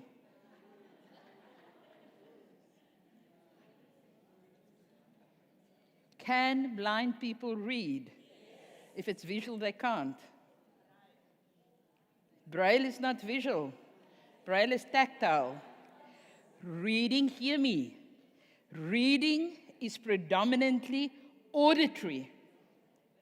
Reading is predominantly auditory because we need to take oral language, convert it into funny symbols, and then what do we need to do? Be able to read it back. We need to decode it. Isn't that so? Yeah, of course it is like that. But, Western Cape, I tell you, the problem with the code is you have to encode before you. Yes, that's not rocket science. Think about it. You have to encode before you. Decoding is phenomenally important. But if you don't know the code, how do you do it? I'm quickly going to rush. I'll get to this just now. I want to show you that video quickly. So I'm a very fortunate person. And passion has taken me all over the world. Seriously, all over the world. Just because I love children. I was born with a love of children. I had 54 dolls as a child. Don't think fancy dolls. But I had a classroom full of children. I wrote for all of them. It nearly killed me. So I'm very used to big classrooms. Okay? The thing is, ladies and gentlemen, I cannot stand it when children suffer. And I cannot stand it if they can't learn, if they can't read. Because if you can't read, how do you learn? There are many other forms of learning. But how do you progress in life? We can't fail. We can't keep on failing our children because we are not. The children aren't failing. We are failing our children. So I was in Istanbul recently with a Russian production team to do a series of documentaries on the importance of gross motor development and to develop outside equipment to really develop the brain. Because when God created us, He gave us all the need to move. Ne? Is that true or false? Do babies all move instinctively? Unless there's a problem with a baby. Do all babies move instinctively? Do you know why? Because that's how the brain is wired. Nature doesn't ask, are your parents rich? Nature doesn't ask, are your parents literate? Nature says we can't rely on all of those things. Let's give all children the ability to listen, to speak, and to move. Is that natural? No. Don't agree if you don't agree. Okay, let's have an honest conversation. I'm not talking about babies with problems. I'm talking generally speaking. Is it natural to be able to listen, to speak, and to move? Yes, it is. Is it natural to read and to write? It's a learned skill. And somewhere, the code, somewhere between what is natural and what is learned, our children are falling through the cracks. Because, hear me, if a child cannot listen and understand the language of instruction in a classroom, it is child abuse. I categorically state it. It's child abuse to expect that child to learn to write and read. If they cannot understand the code verbally, where are we coming from to expect such a child to jump into a complicated, unnatural process like writing and reading? Listen to the sequence, writing and reading. But I'll get there now. So I was in Istanbul. Not in Turkey. I was in Istanbul, in Turkey, but I didn't say anything other than Istanbul. And this was our guide. And I am an obsessive reader. When I walk in here, I've read everything in this hall a couple of times today. Why? Because I'm an obsessive reader. I'm curious. And when we got there, this was the Topkapi Palace in Istanbul. And I was standing there, and this was our Turkish guide. And I said to him, "What does it say?" "Yeah, I've got this finger." "What does it say?" And he said, "I don't know." And I thought, oops, how did I miss it? I didn't know he's illiterate. And now I was really curious, and I wanted to ask, but it's not polite, but I still asked. So I said to him, "So what language is that?" And he said, "It's Turkish." And I said, "And what nationality are you?" He said, "Turkish." And I said to him, "So how come you can't read Turkish?" And he said, in the 1920s, 1923, there was a revolution in Turkey. And up until that time, they wrote using the Arabic code. And then from 23 onwards, they started using the Roman alphabet like ours. So he was standing there, a literate, intelligent, catch this, it's the only thing you need to catch from the session. A literate, intelligent Turk looking at Turkish script, but unable to read it. Why? He couldn't read the code. So I hope you can hear it. I recorded him and he was very embarrassed, you'll see. Yes. Okay. What you see here is the language is Turkish, but the letters are Arabic. So, after 1923, the revolution in Turkey, the alphabet also changed, so we moved to Roman alphabet. So now I can't read these because I don't read Arabic. But if someone knows Arabic can read these, he won't understand, but when he reads these, I will be able to understand what it is written there. So you heard that? What did he say? We need the alphabet to be able to read that, hey? Okay, the alphabet is a code. So if a child draws a picture, any picture, and you ask them, "Tell me about your picture," can they read their own picture? Yes! Whose code was that? So if I give that same child a piece of writing, will they be able to read that? They're in grade R because that's my frame. No, they won't. Why? Whose code is that? It's somebody else's. It's not theirs. So they need to acquire, you need to learn the code. You need to learn to encode before you can decode. Are you with me? Do you agree? Hesitantly so? Okay, it doesn't matter. Let's go. I'm teacher again. Okay, so what I want you to do is imagine you are Ollie the octopus, and we're going to draw Ollie the octopus. But I want you to understand something, that every letter in the whole wide world starts on you. You're most important. You're incredibly important. Do you know that some children who battle with to read and write, if you ask them questions, they'll tell you the letters don't stand still, the letters move. They turn. They move up and down sometimes they move like this, sometimes seriously. Our research has shown that all over the world.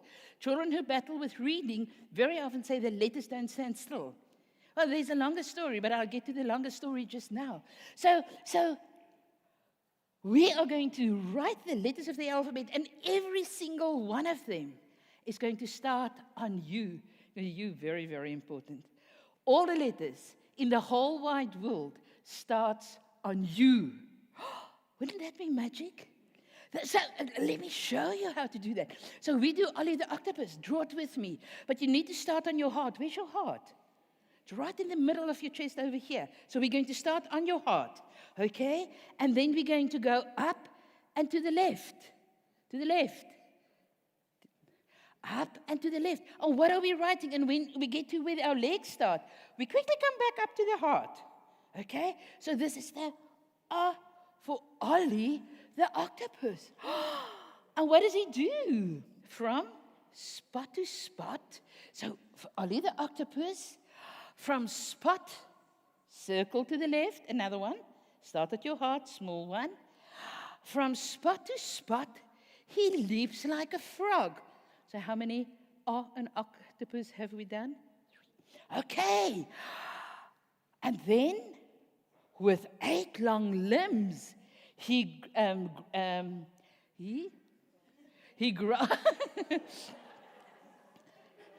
grasps, he sucks. What's that word? With 8 long limbs, he sucks and grasps. Yeah? 8 long limbs. Let's quickly draw 8.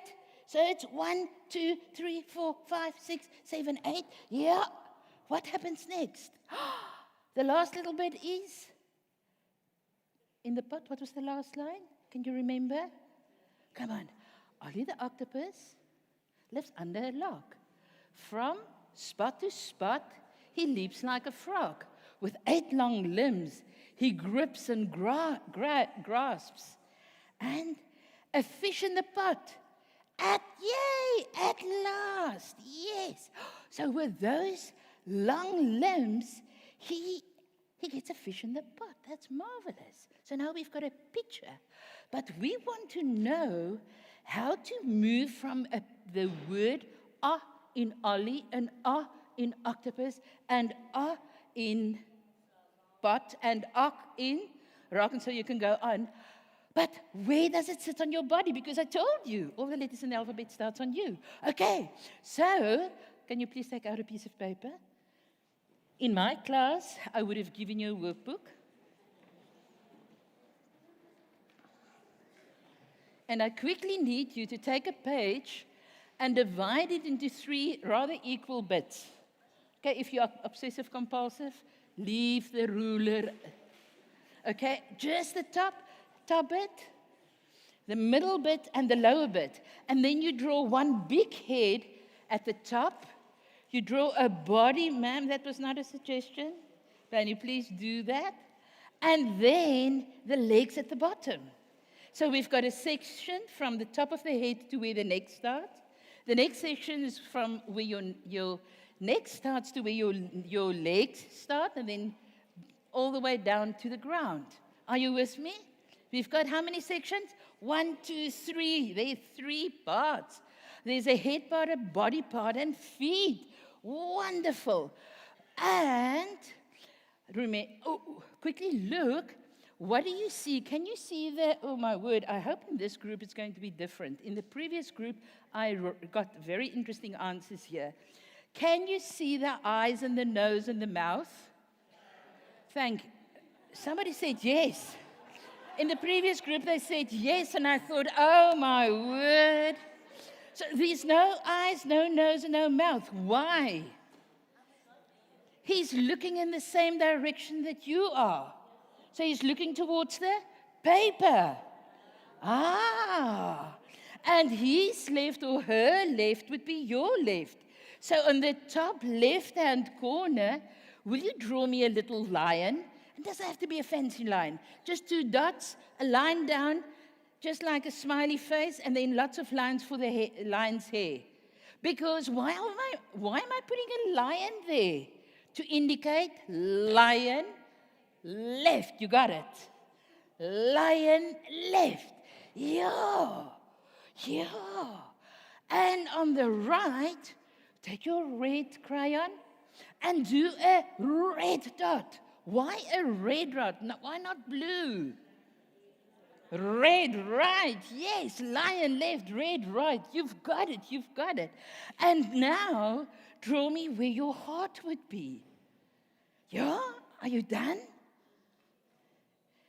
And now, when we want to write the in Ollie octopus, teachers, Forget capitals. I'm in grade R. Okay, forget the capitals. We're not even going to do all the letters of the alphabet, because in grade R, they just need to get it, that the pictures of sounds are consistent.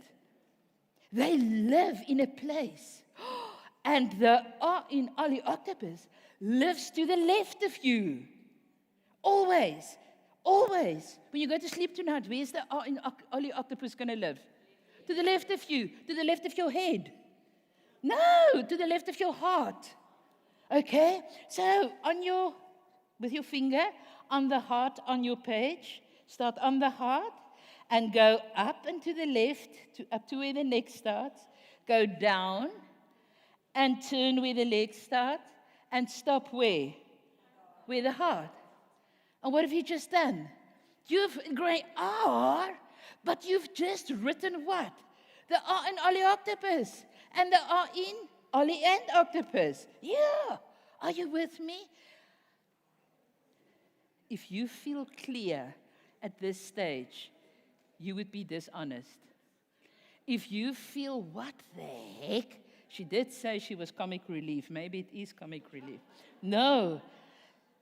Ladies and gentlemen, I've spent a tremendous 38 years research into enabling children to bridge the gap. And the gap has to be reached in grade R if we want to succeed in grade 1, 2, and 3 and meet our developmental goals for 2030.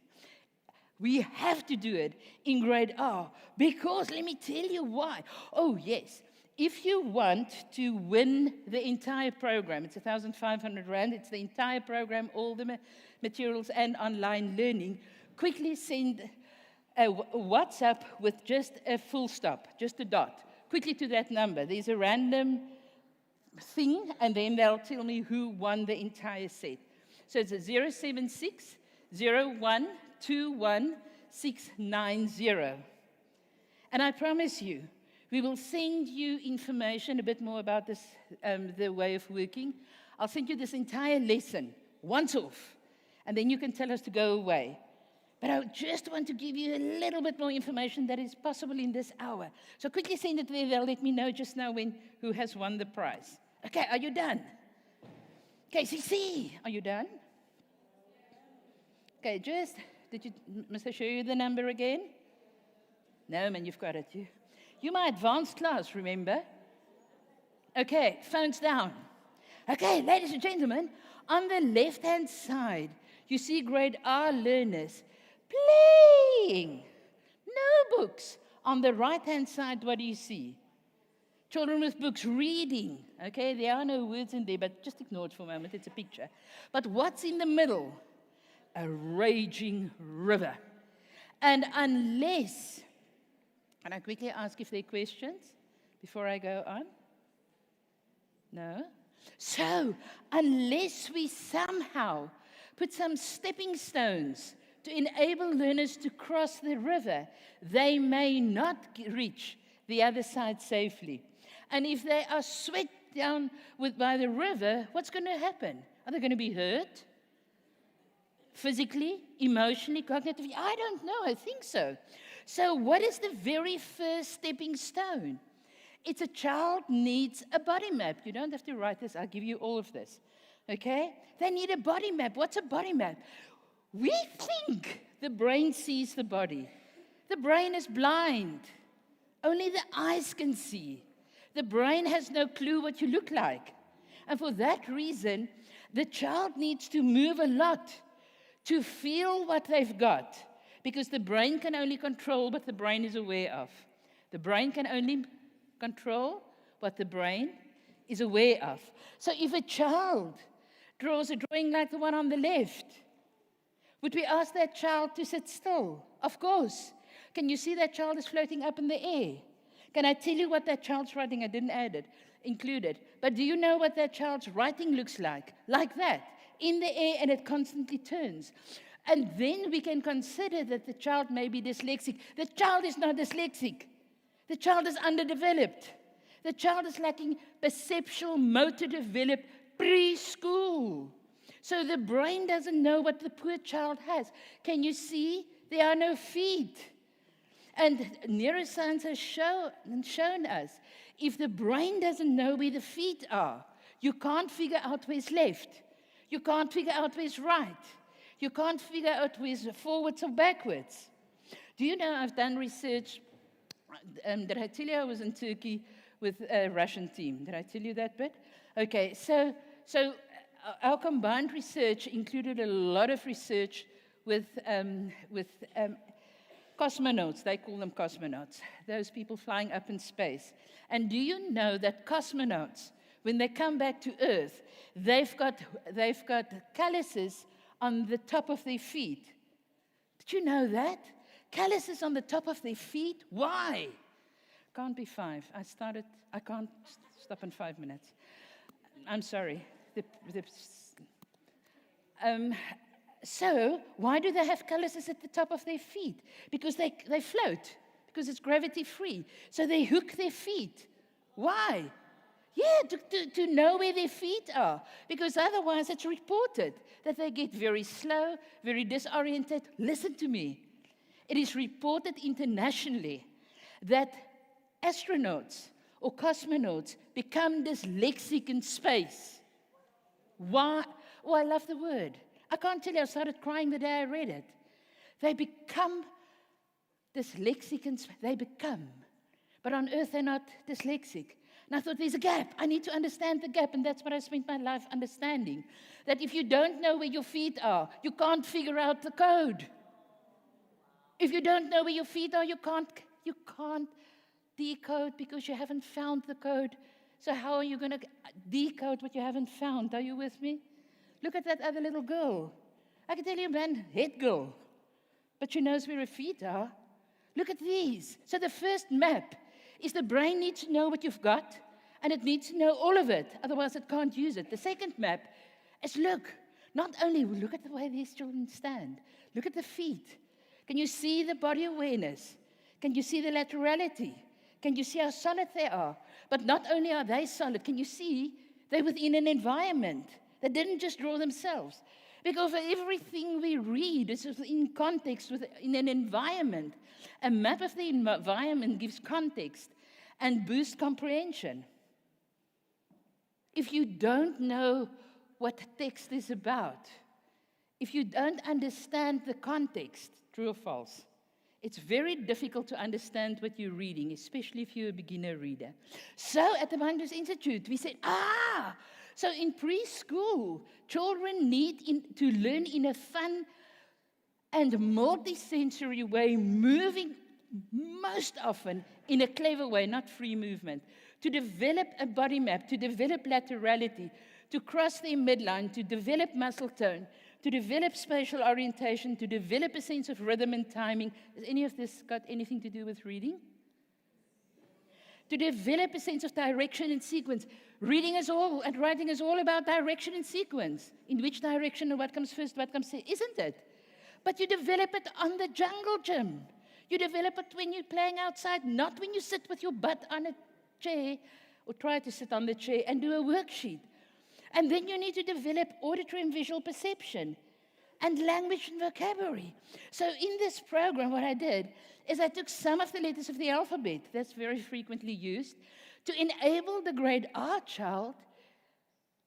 I create little dramas, and the little dramas set them up to hear certain sounds, but it's an experience, like the letter G for ground. I'm sorry, I'm Afrikaans, obviously you can hear I'm doing this wrong. Where would the G and grond, where would it start? On my heart. Why? Because every letter in the alphabet starts on me. And then where would we go? And to the left, and we're going to up, and then to the ground, and towards gravity. And we talk about ground and gravity. Well, the great R. Oh, we underestimate them. We underestimate them. Part of their lesson is they take their shoes and they must throw it up as high as they can because it must stay in the air. You will see them throw. So, and they throw, and they duck, and they throw. It's eye-hand coordination. But they're learning something profound. They're learning about the pull of gravity. And they're learning that everything goes down ultimately. Because if they don't understand down and that my feet are down there, they're not going to understand anything else and they will not learn to read. The third map is the map for every letter of the alphabet because it starts on me. So here we go, ladies and gentlemen. Here we go. So we teach the child, it's a comprehensive program. But I'm teaching you something because most of you can use this in a remedial environment. Ma'am, I'm rushing. I'm going to finish as quickly as I possibly can, okay? So we divide a paper into 3 equal bits, okay? The one represents the head, and I know there are many other ways. There's a cat. There's all kinds of ways that you can do this. Our way, based on neuroscience, is we have to include the feet. We have to plant the feet. Why? Because if we plant the feet, we're floating in the air. And when we float in the air, letters can turn in any direction. And then we present like dyslexic, but we're not. Okay, so we've got 3 sections, horizontal sections. But we also, so there's a line below the chin.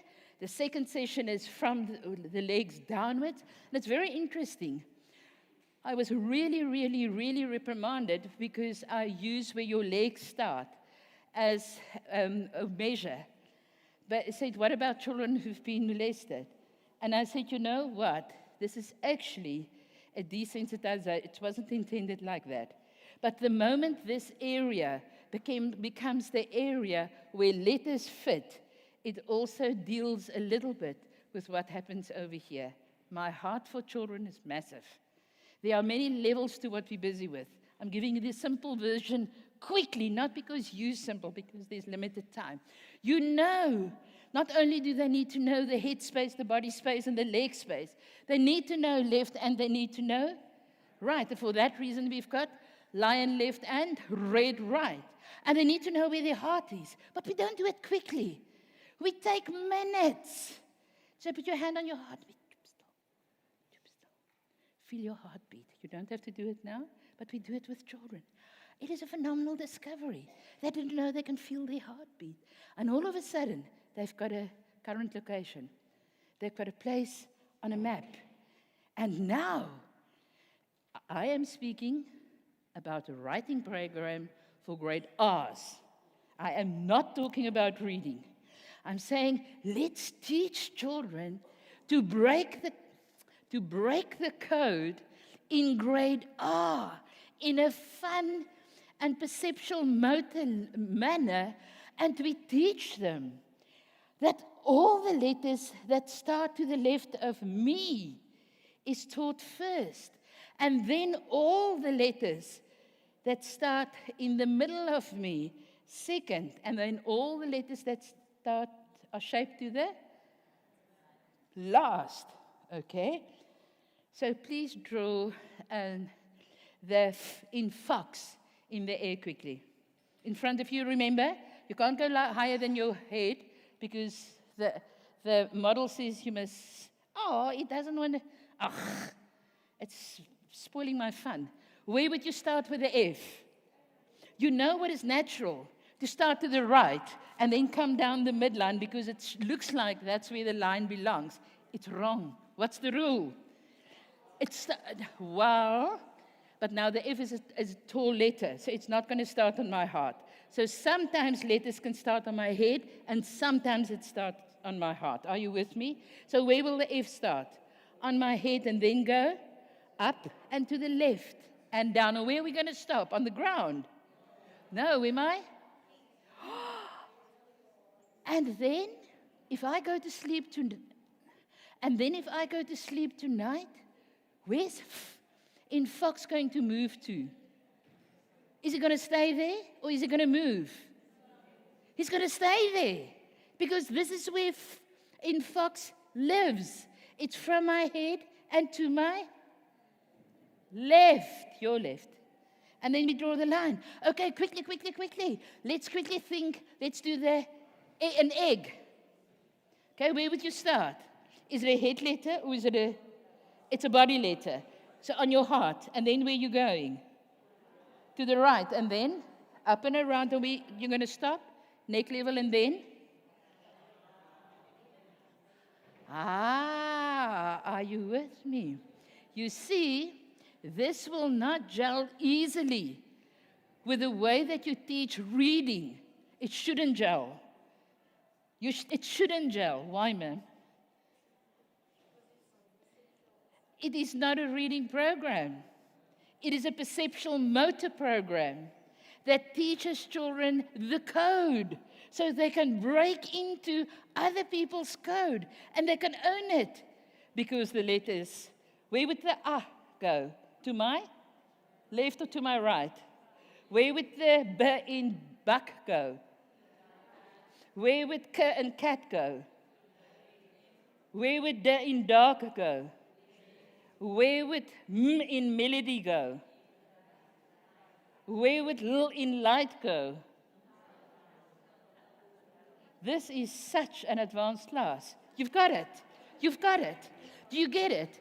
Children, if you watch children play, 2 more minutes, ma'am. If you watch children play, what do they do if you give them time and you say, go play? And they're with other people. They take forever to create the rules. And then there's a small period of time that they play. What do children love? Rules. And the moment they understand, but there's a rules to the code of writing, do you know what happens? When they go home in the afternoon, we say, you know that in Ollie Octopus? Go find a book this afternoon, and then you show your mom. You can actually spot it in a book. And you know what is my dream, ladies and gentlemen, from the most phenomenal province. I'm from Gauteng, and it's a marvelous place to be. But Western Cape, I admire you for your guts, for your leadership, for the direction that you're taking.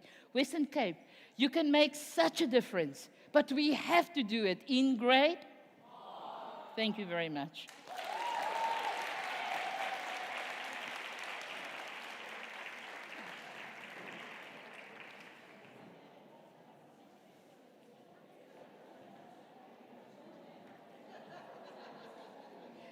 Okay, I'm not wearing my glasses, so I'm going to spell. The person that won the program and the training, ma'am, can you please help me read quickly? What's that name?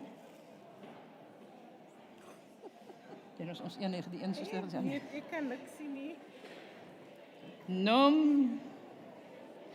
Yes, I need young eyes.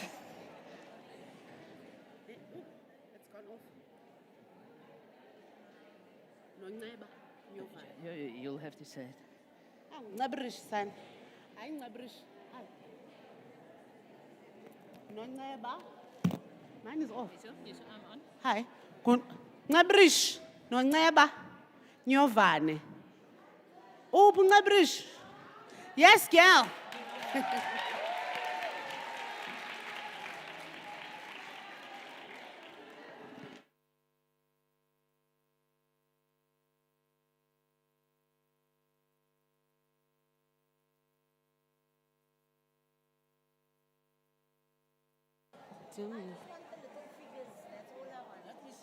I know it was me. I didn't.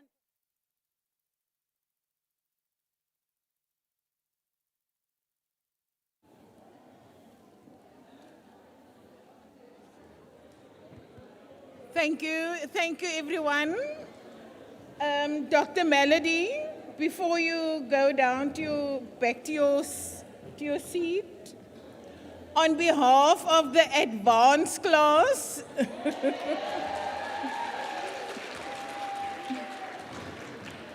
I want to thank you for showing us the importance of grade R firstly and once again, and for just reiterating the importance of me. So thank you so much. Sorry that your session was a bit rushed. But I'm sure that many of us would like to listen to more of what you have to offer. So may you be blessed on your return flight. But thank you so much. Oh, are you driving? But thank you so much for being here today.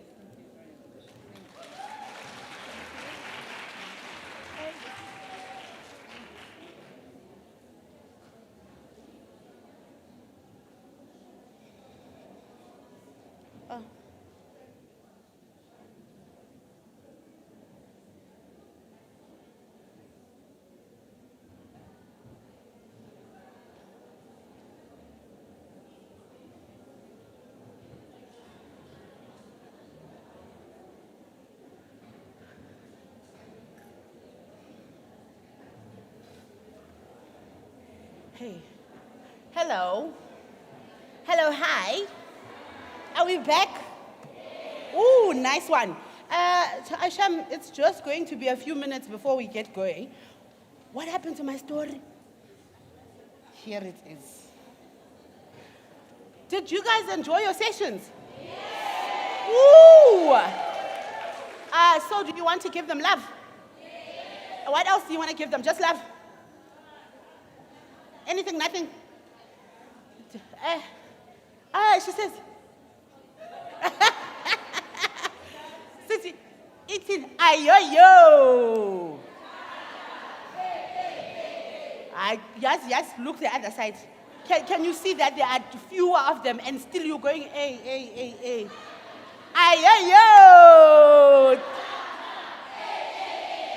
Okay, so we'll just swap it around. You go, Tata this time. And we'll hear what they do. Ayo. Yo, you are still strong. You are still. Okay, welcome back, everyone. I have lots and lots and lots of gifts to give still. So what I would like you to do is, I'm going to read a story, and I will ask questions. If you are able to answer them in a satisfactory manner, you might just win. Ne?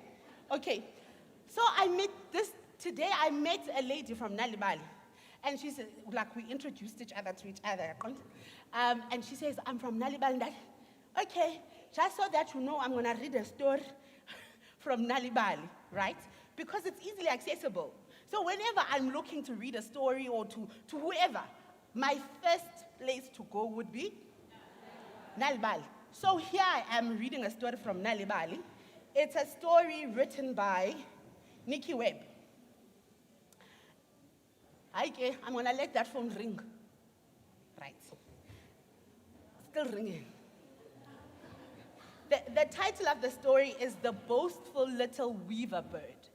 You know any weaver bird? Guess cause. Nayas? Okay, Bandi tell you Bob. Yeah, that's your Bob. Okay, so a weaver bird in its cause I don't Bob. Okay, so the boastful little weaver bird. Boastful, you don't boastful. Yako. Dim, it's me. I am the one. Okay, so let's read. Once, there was a little weaver bird that was very proud of his beautiful yellow feathers and shiny black beak. He sat on the reeds by the side of the river, shouting to anyone who would listen, "Look at me. Am I not beautiful? Look at my bright yellow feathers. See how my beak shines in the sun." Hey, and you must also remember, what does that look like? The pictures you guys put on Twitter, Facebook, etc. Okay. The other birds and animals didn't like the weaver bird. It wasn't just because he was boastful. He was also mean. "Hey, crocodile," shouted Weaver. "You have really ugly teeth. They are big and jagged and yellow, and you have bits of meat stuck in them. Cease. I bet you wish you had a beautiful beak like mine." Crocodile slid under the water and thought about how nice it would be if Weaver was stuck in his teeth. When it was time for Weaver to build a nest, he went about in his usual boastful way. Instead of choosing bits of grass and reed and feathers like the other birds, he picked up pieces of shiny paper and sparkly sweet wrappers, which he wove into the nest. When he was done, his nest sparkled and twinkled in the sun. "Hey, everybody," he shouted. "Look at my nest. Isn't it magnificent? See how it shines in the sun?" A tortoise ambled past the reeds and stopped to look at Weaver's strange nest. "Don't you wish you had a home like mine, tortoise?" Weaver said. "Yours is very dull and boring. See how mine sparkles?" Tortoise shook his head. "I'm happy with my shell. It keeps me safe, and that is all that's important to me." Next, a little field mouse poked her head out of a pile of dry leaves. A piece of foil in Weaver's nest caught its eye. "Wow, Weaver, "Your nest is very bright," she squeaked. Weaver puffed up his feathers. "Isn't it?" he said proudly. "Are you not tired, Mouse, of living in brown leaves and twigs? How very sad and drab your house is." "No, Weaver," said Mouse. "When you are my size, you are on the menu of lots of other animals. When I burrow deep into my pile of leaves, no one can see me, and that stops me from being eaten. I'd rather be safe than sorry." "I'm sure you're just jealous," sniffed Weaver with his beak in the air. Now there was a big snake nearby. Now there was a big snake near the river that had been sleeping through the winter. When he woke, he felt very hungry, and so he went in search of something tasty to fill his stomach. He came across the little tortoise basking in the sun. Tortoise took one look at Snake's flickering tongue and beady eyes and pulled his head straight back into his shell. Snake nudged the tortoise a few times, but it seemed like this was just a hard shell. So he moved on to look for something that he could sink his teeth into. Soon, Snake spotted Mouse, who was gathering seeds and other tasty treats for her lunch. He slithered towards her, trying to make as little noise as possible. But his grumbling stomach gave him away. Mouse shot off as fast as her little legs could carry her and swam quickly down to the bottom of a pile and dried leaves. She lay there, quietly not moving a whisker. Snake prodded the leaves for a bit, but his tummy was now growling loudly. He was too hungry to dig through all those leaves for a meal as small as Mouse, so he moved on. So what do you think is going to happen? So Tortoise went back into his shell. What happened to Mouse?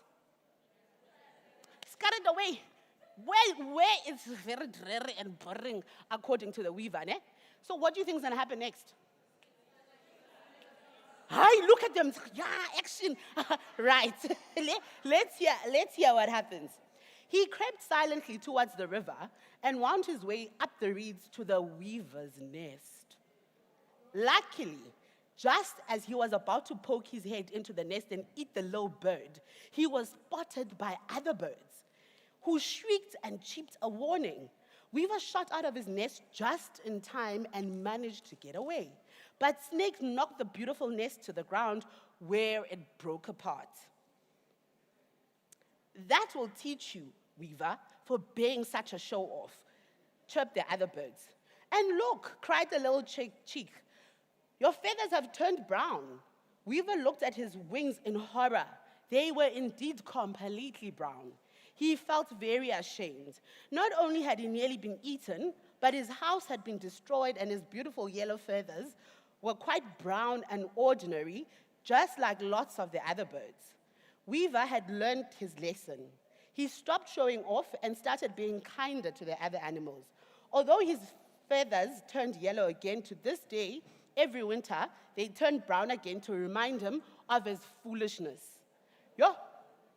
This story reminds me of what? What does it remind you of before I tell you about my thing? Who can tell me? And it's prizes now. What does it remind you of in real life?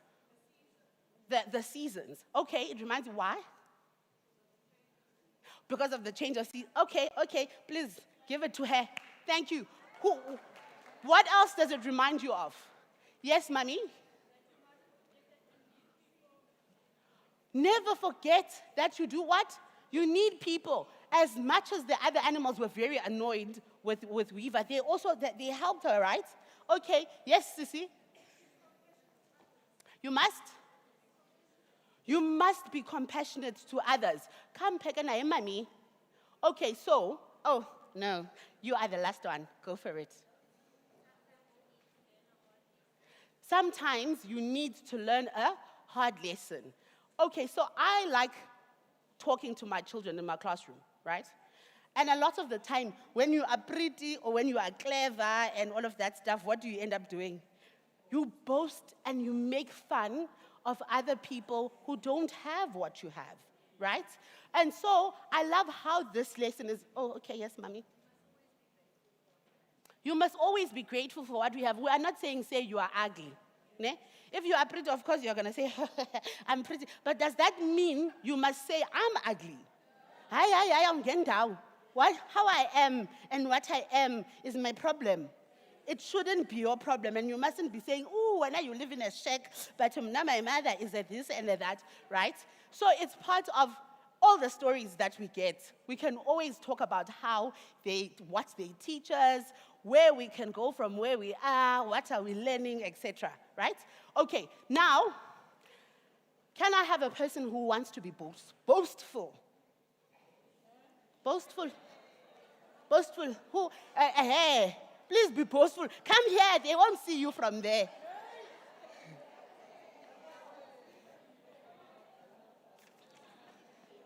Come boast here, sissy.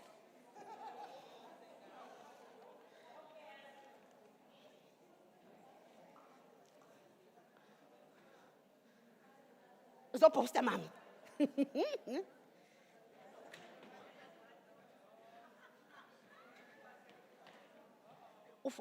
Do you want to cut? I don't think they can see you from there. Nango sasopo. Woo! Hey!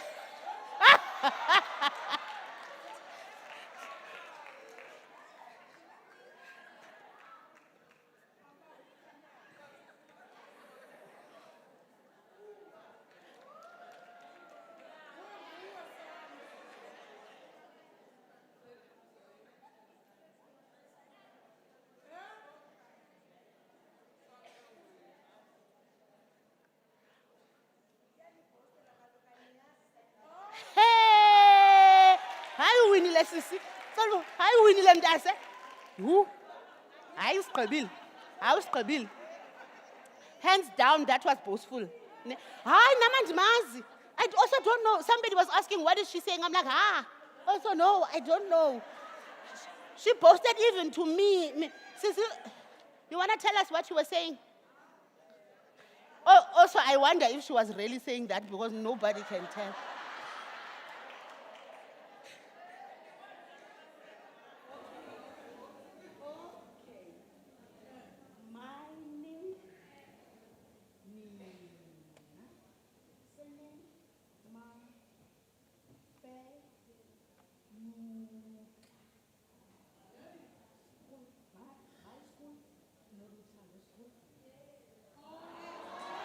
Yes, girl. Yo. Oh, okay. You know what? Now we are so well versed in this thing. There's no need to point to sides. Let's do it, all of it, including my part. Right? Let's go. 1, 2, 3. Ta. Hey. Okay. So, how many more gifts do I have? Just 2. Okay. For one gift, if somebody, who was our keynote speaker? Not point to her, Give me the name. Give me the name.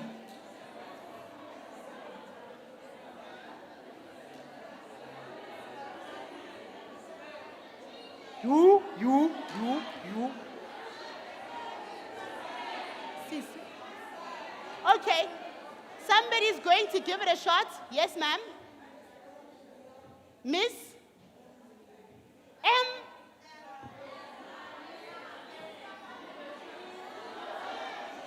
Sissy. And Elsie Bang. Which one? Okay, I'll be kind. She says L. Sibayeng. Go for it. You've got it. Okay, last one. If you can sing the chorus of the song. Who wants to give it a go? The chorus, you must sing it. The chorus. Yabona ke. Sorry. Now they are being complicated. They are saying the chorus and the move. I'm sorry. Just the chorus. Who can sing the chorus? Mama, do you want to give it a shot?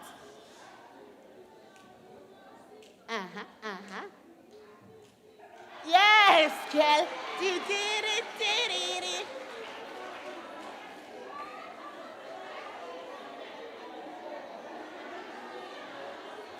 Okay, Jongan. Sorry. Hi. Okay, I do agree it's sizakufunda incwadi ne.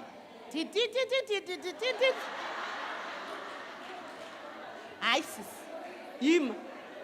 Okay, so if nobody can sing it, I'll give one last person a chance. But if they also ring, then it's gonna be yours. Yes, ma'am.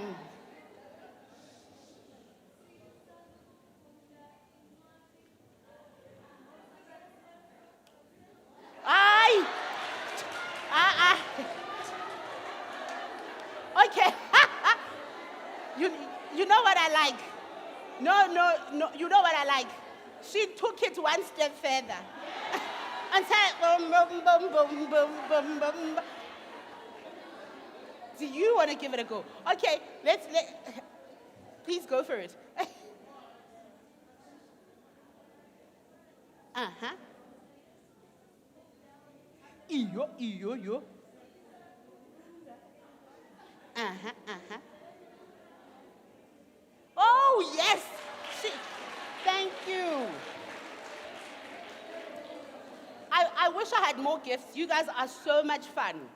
But that brings, before it brings me there, you guys got a pack, Kanditi? You got the gift bag. In that gift bag, I'm supposed to inform you that there is I Bring Gym. There's a voucher for some I Bring Gym thing, which is worth 1,300 rands. Ne? In your bag. You're not going to win it tomorrow. It's already there by you. You have won the lottery. Ne? What you also get is a Macmillan voucher. 2 vouchers, right? 1. Okay, you get a voucher from Macmillan, and it's for a special virtual teacher development session on the 6th of September. And you can also, there's also a QR code there to help you sign up for the Support Your Student campaign. And there you have the possibility of winning 15,000 rand. Ne? So your Saturday, hey girls, hey, it was worth it, ne? All right. Also, nobody stole it. It's there. Yeah, trust me. When I say it's there, trust me, it's there. Ne? On this note, I feel that I must. Who runs the world? Who runs the world? Who runs the world? Okay, now I wanted to get your attention. Okay, I feel like at this point, I can't say it's hunger because you had a nice snack, ne? I must say it must be the excitement of the 1,300 rands, of all that other lovely stuff. But this is where me and you, say goodbye to you. But because you're my family now, why? We are bonded by the love of the children of South Africa. You are no longer colleagues, acquaintances. You're my family. And Almaret will come up to say thank you to you guys. But from my side, I love you all.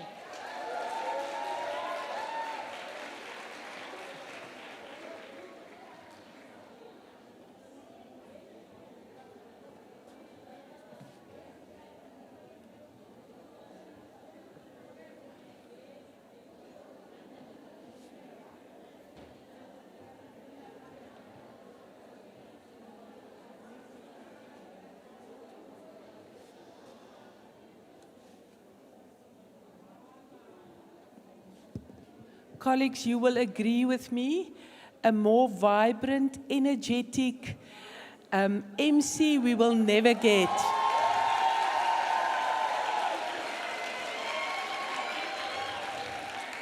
Permi, I think the audience said it all, but we just really want to thank you for the brilliant way you managed this whole conference.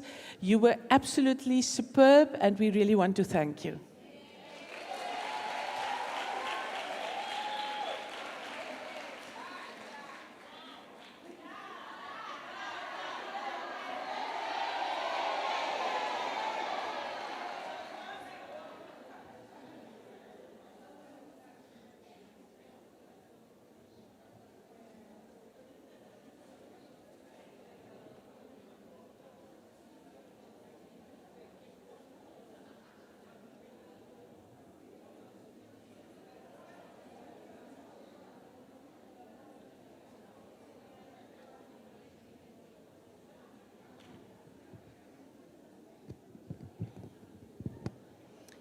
Ladies and gentlemen, we have come to the last bit of this conference. And I think it's just good to just wrap up everything, just look at what is the way forward, what does this conference mean for us when going back to our schools. And of course, we also need to do a few words of thanks, because coming with such a conference, there's also people involved that we need to thank. This morning, our director, Ms. Karen Dudley, shared with you the roadmap that we took since 14 March 2020 with our reading strategy, of which this reading conference is an outflow of that. We have one goal.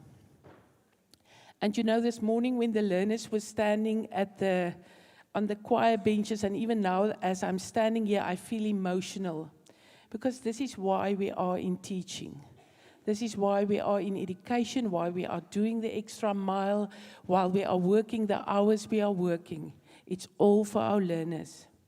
And in terms of reading, we have one goal, and that is that every learner can read for meaning by the age of 10. That's our goal, that's our mission, that's what we want to achieve. And hopefully, by the time I retire, I can sit on my stoop and I can say we have achieved that. I know the DBE mandate is 2030. I do believe with the synthetic phonics program that we are rolling out to schools from next year, we can do it in a quicker way than that. So what happens beyond this reading conference? We need to implement what we have learned here. We need to go back to our schools, to our classes. We need to go and share what we have learned. We need to go and practice what we have learned.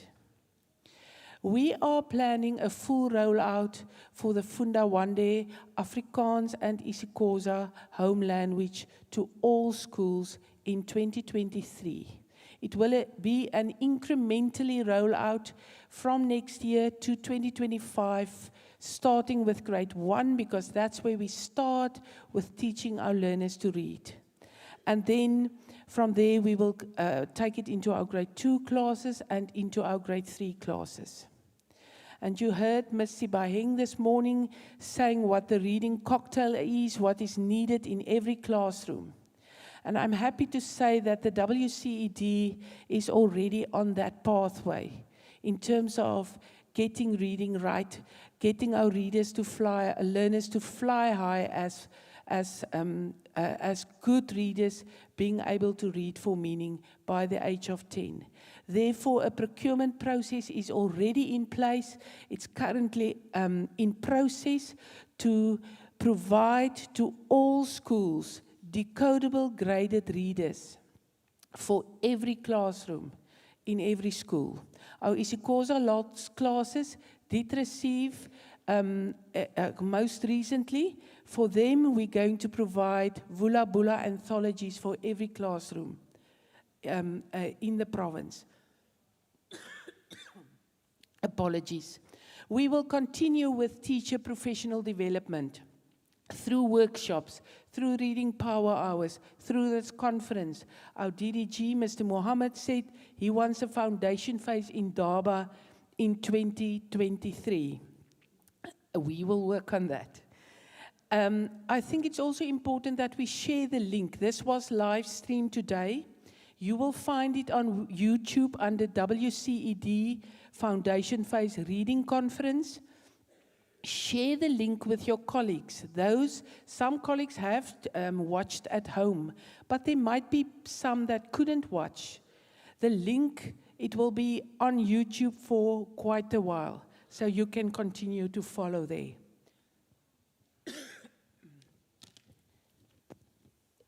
Apologies. Colleagues, and then allow me just to say a few words of thanks. Some of the people is not here anymore, but to do a conference like this takes months and months of preparation, planning, extra time and hard work. So therefore, I just want to thank a few people. To our Minister, Minister Meinier, he already had to leave due to other responsibilities, but for his presence this morning, for taking time out to honor Foundation Phase with his presence, we really want to thank him. To our head of department, Mr. Walters, who also had to leave for another appointment, for not only being here this morning, but for taking the bold step to make Foundation Phase a key priority in this province.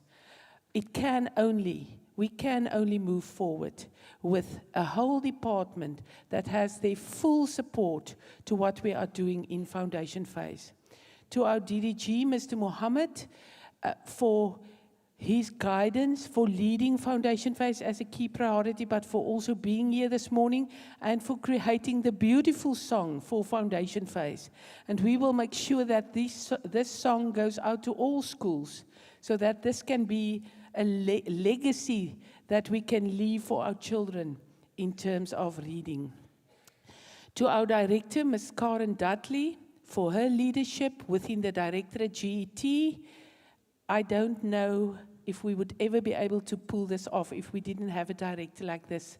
Ms. Karen Dudley, thank you so much for guiding us in the way you do. To our acting chief director, Mr. Hari Pesat, I'm not sure if he's here anymore, but for taking the time to come to the conference. Our master of ceremonies, which we already thanked just now, Ms. Permy Isaacs. I don't have to say anything more. You know how excellent job she did. Then to our choir, Abadari Primary School. You know, we got the music sheets, I think, about a week before the school holidays. And they said they're up for a challenge. They will practice. They will sing the song. And you all saw what a brilliant job they did. So thank you to the choir. Then to the principal and staff of Brackenfell Primary School.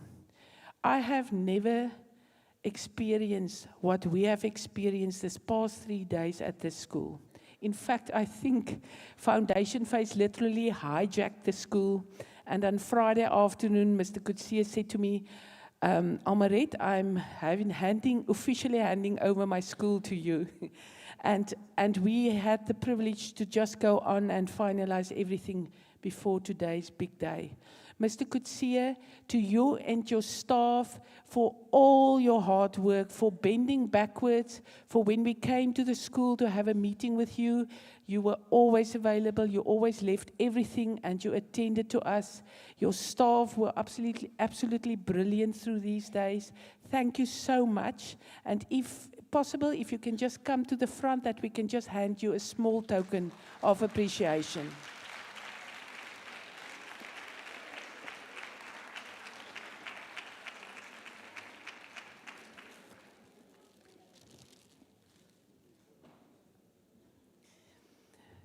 Thank you so much for everything.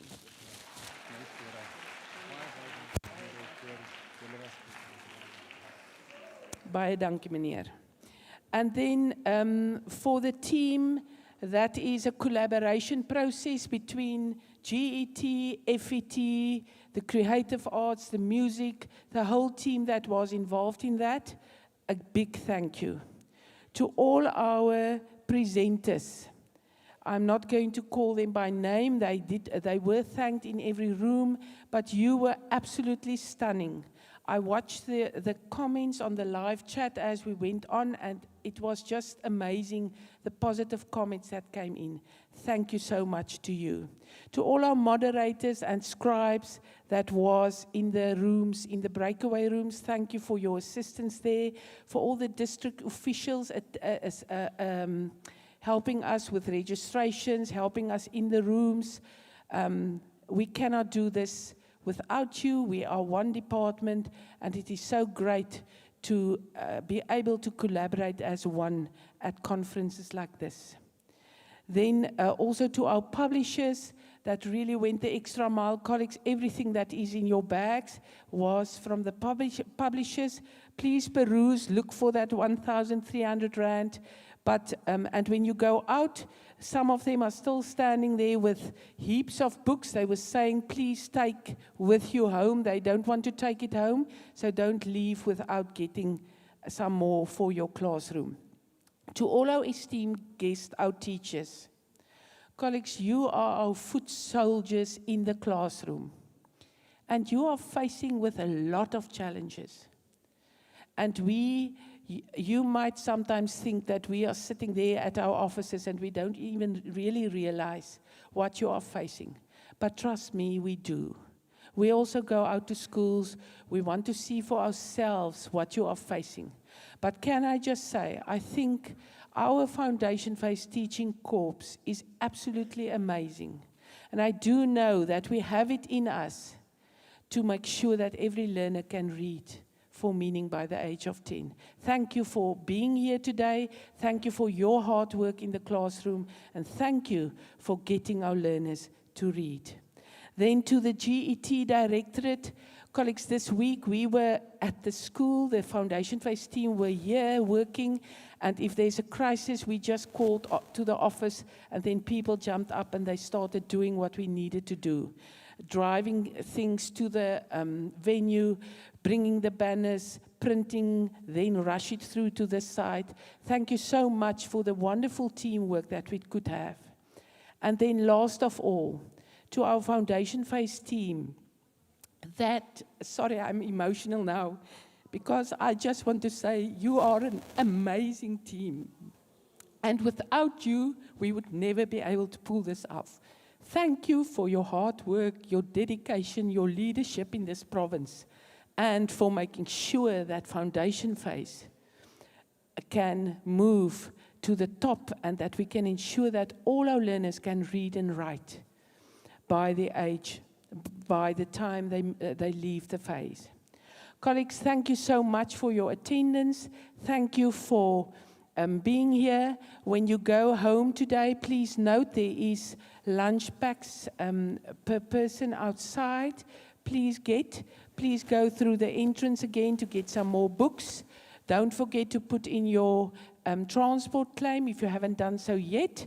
And then for the VIP guests, in the VIP room, there will be some snacks for you to do before you go back. I know the shuttle for the presenters is at 3:30. I now declare this conference closed. Thank you.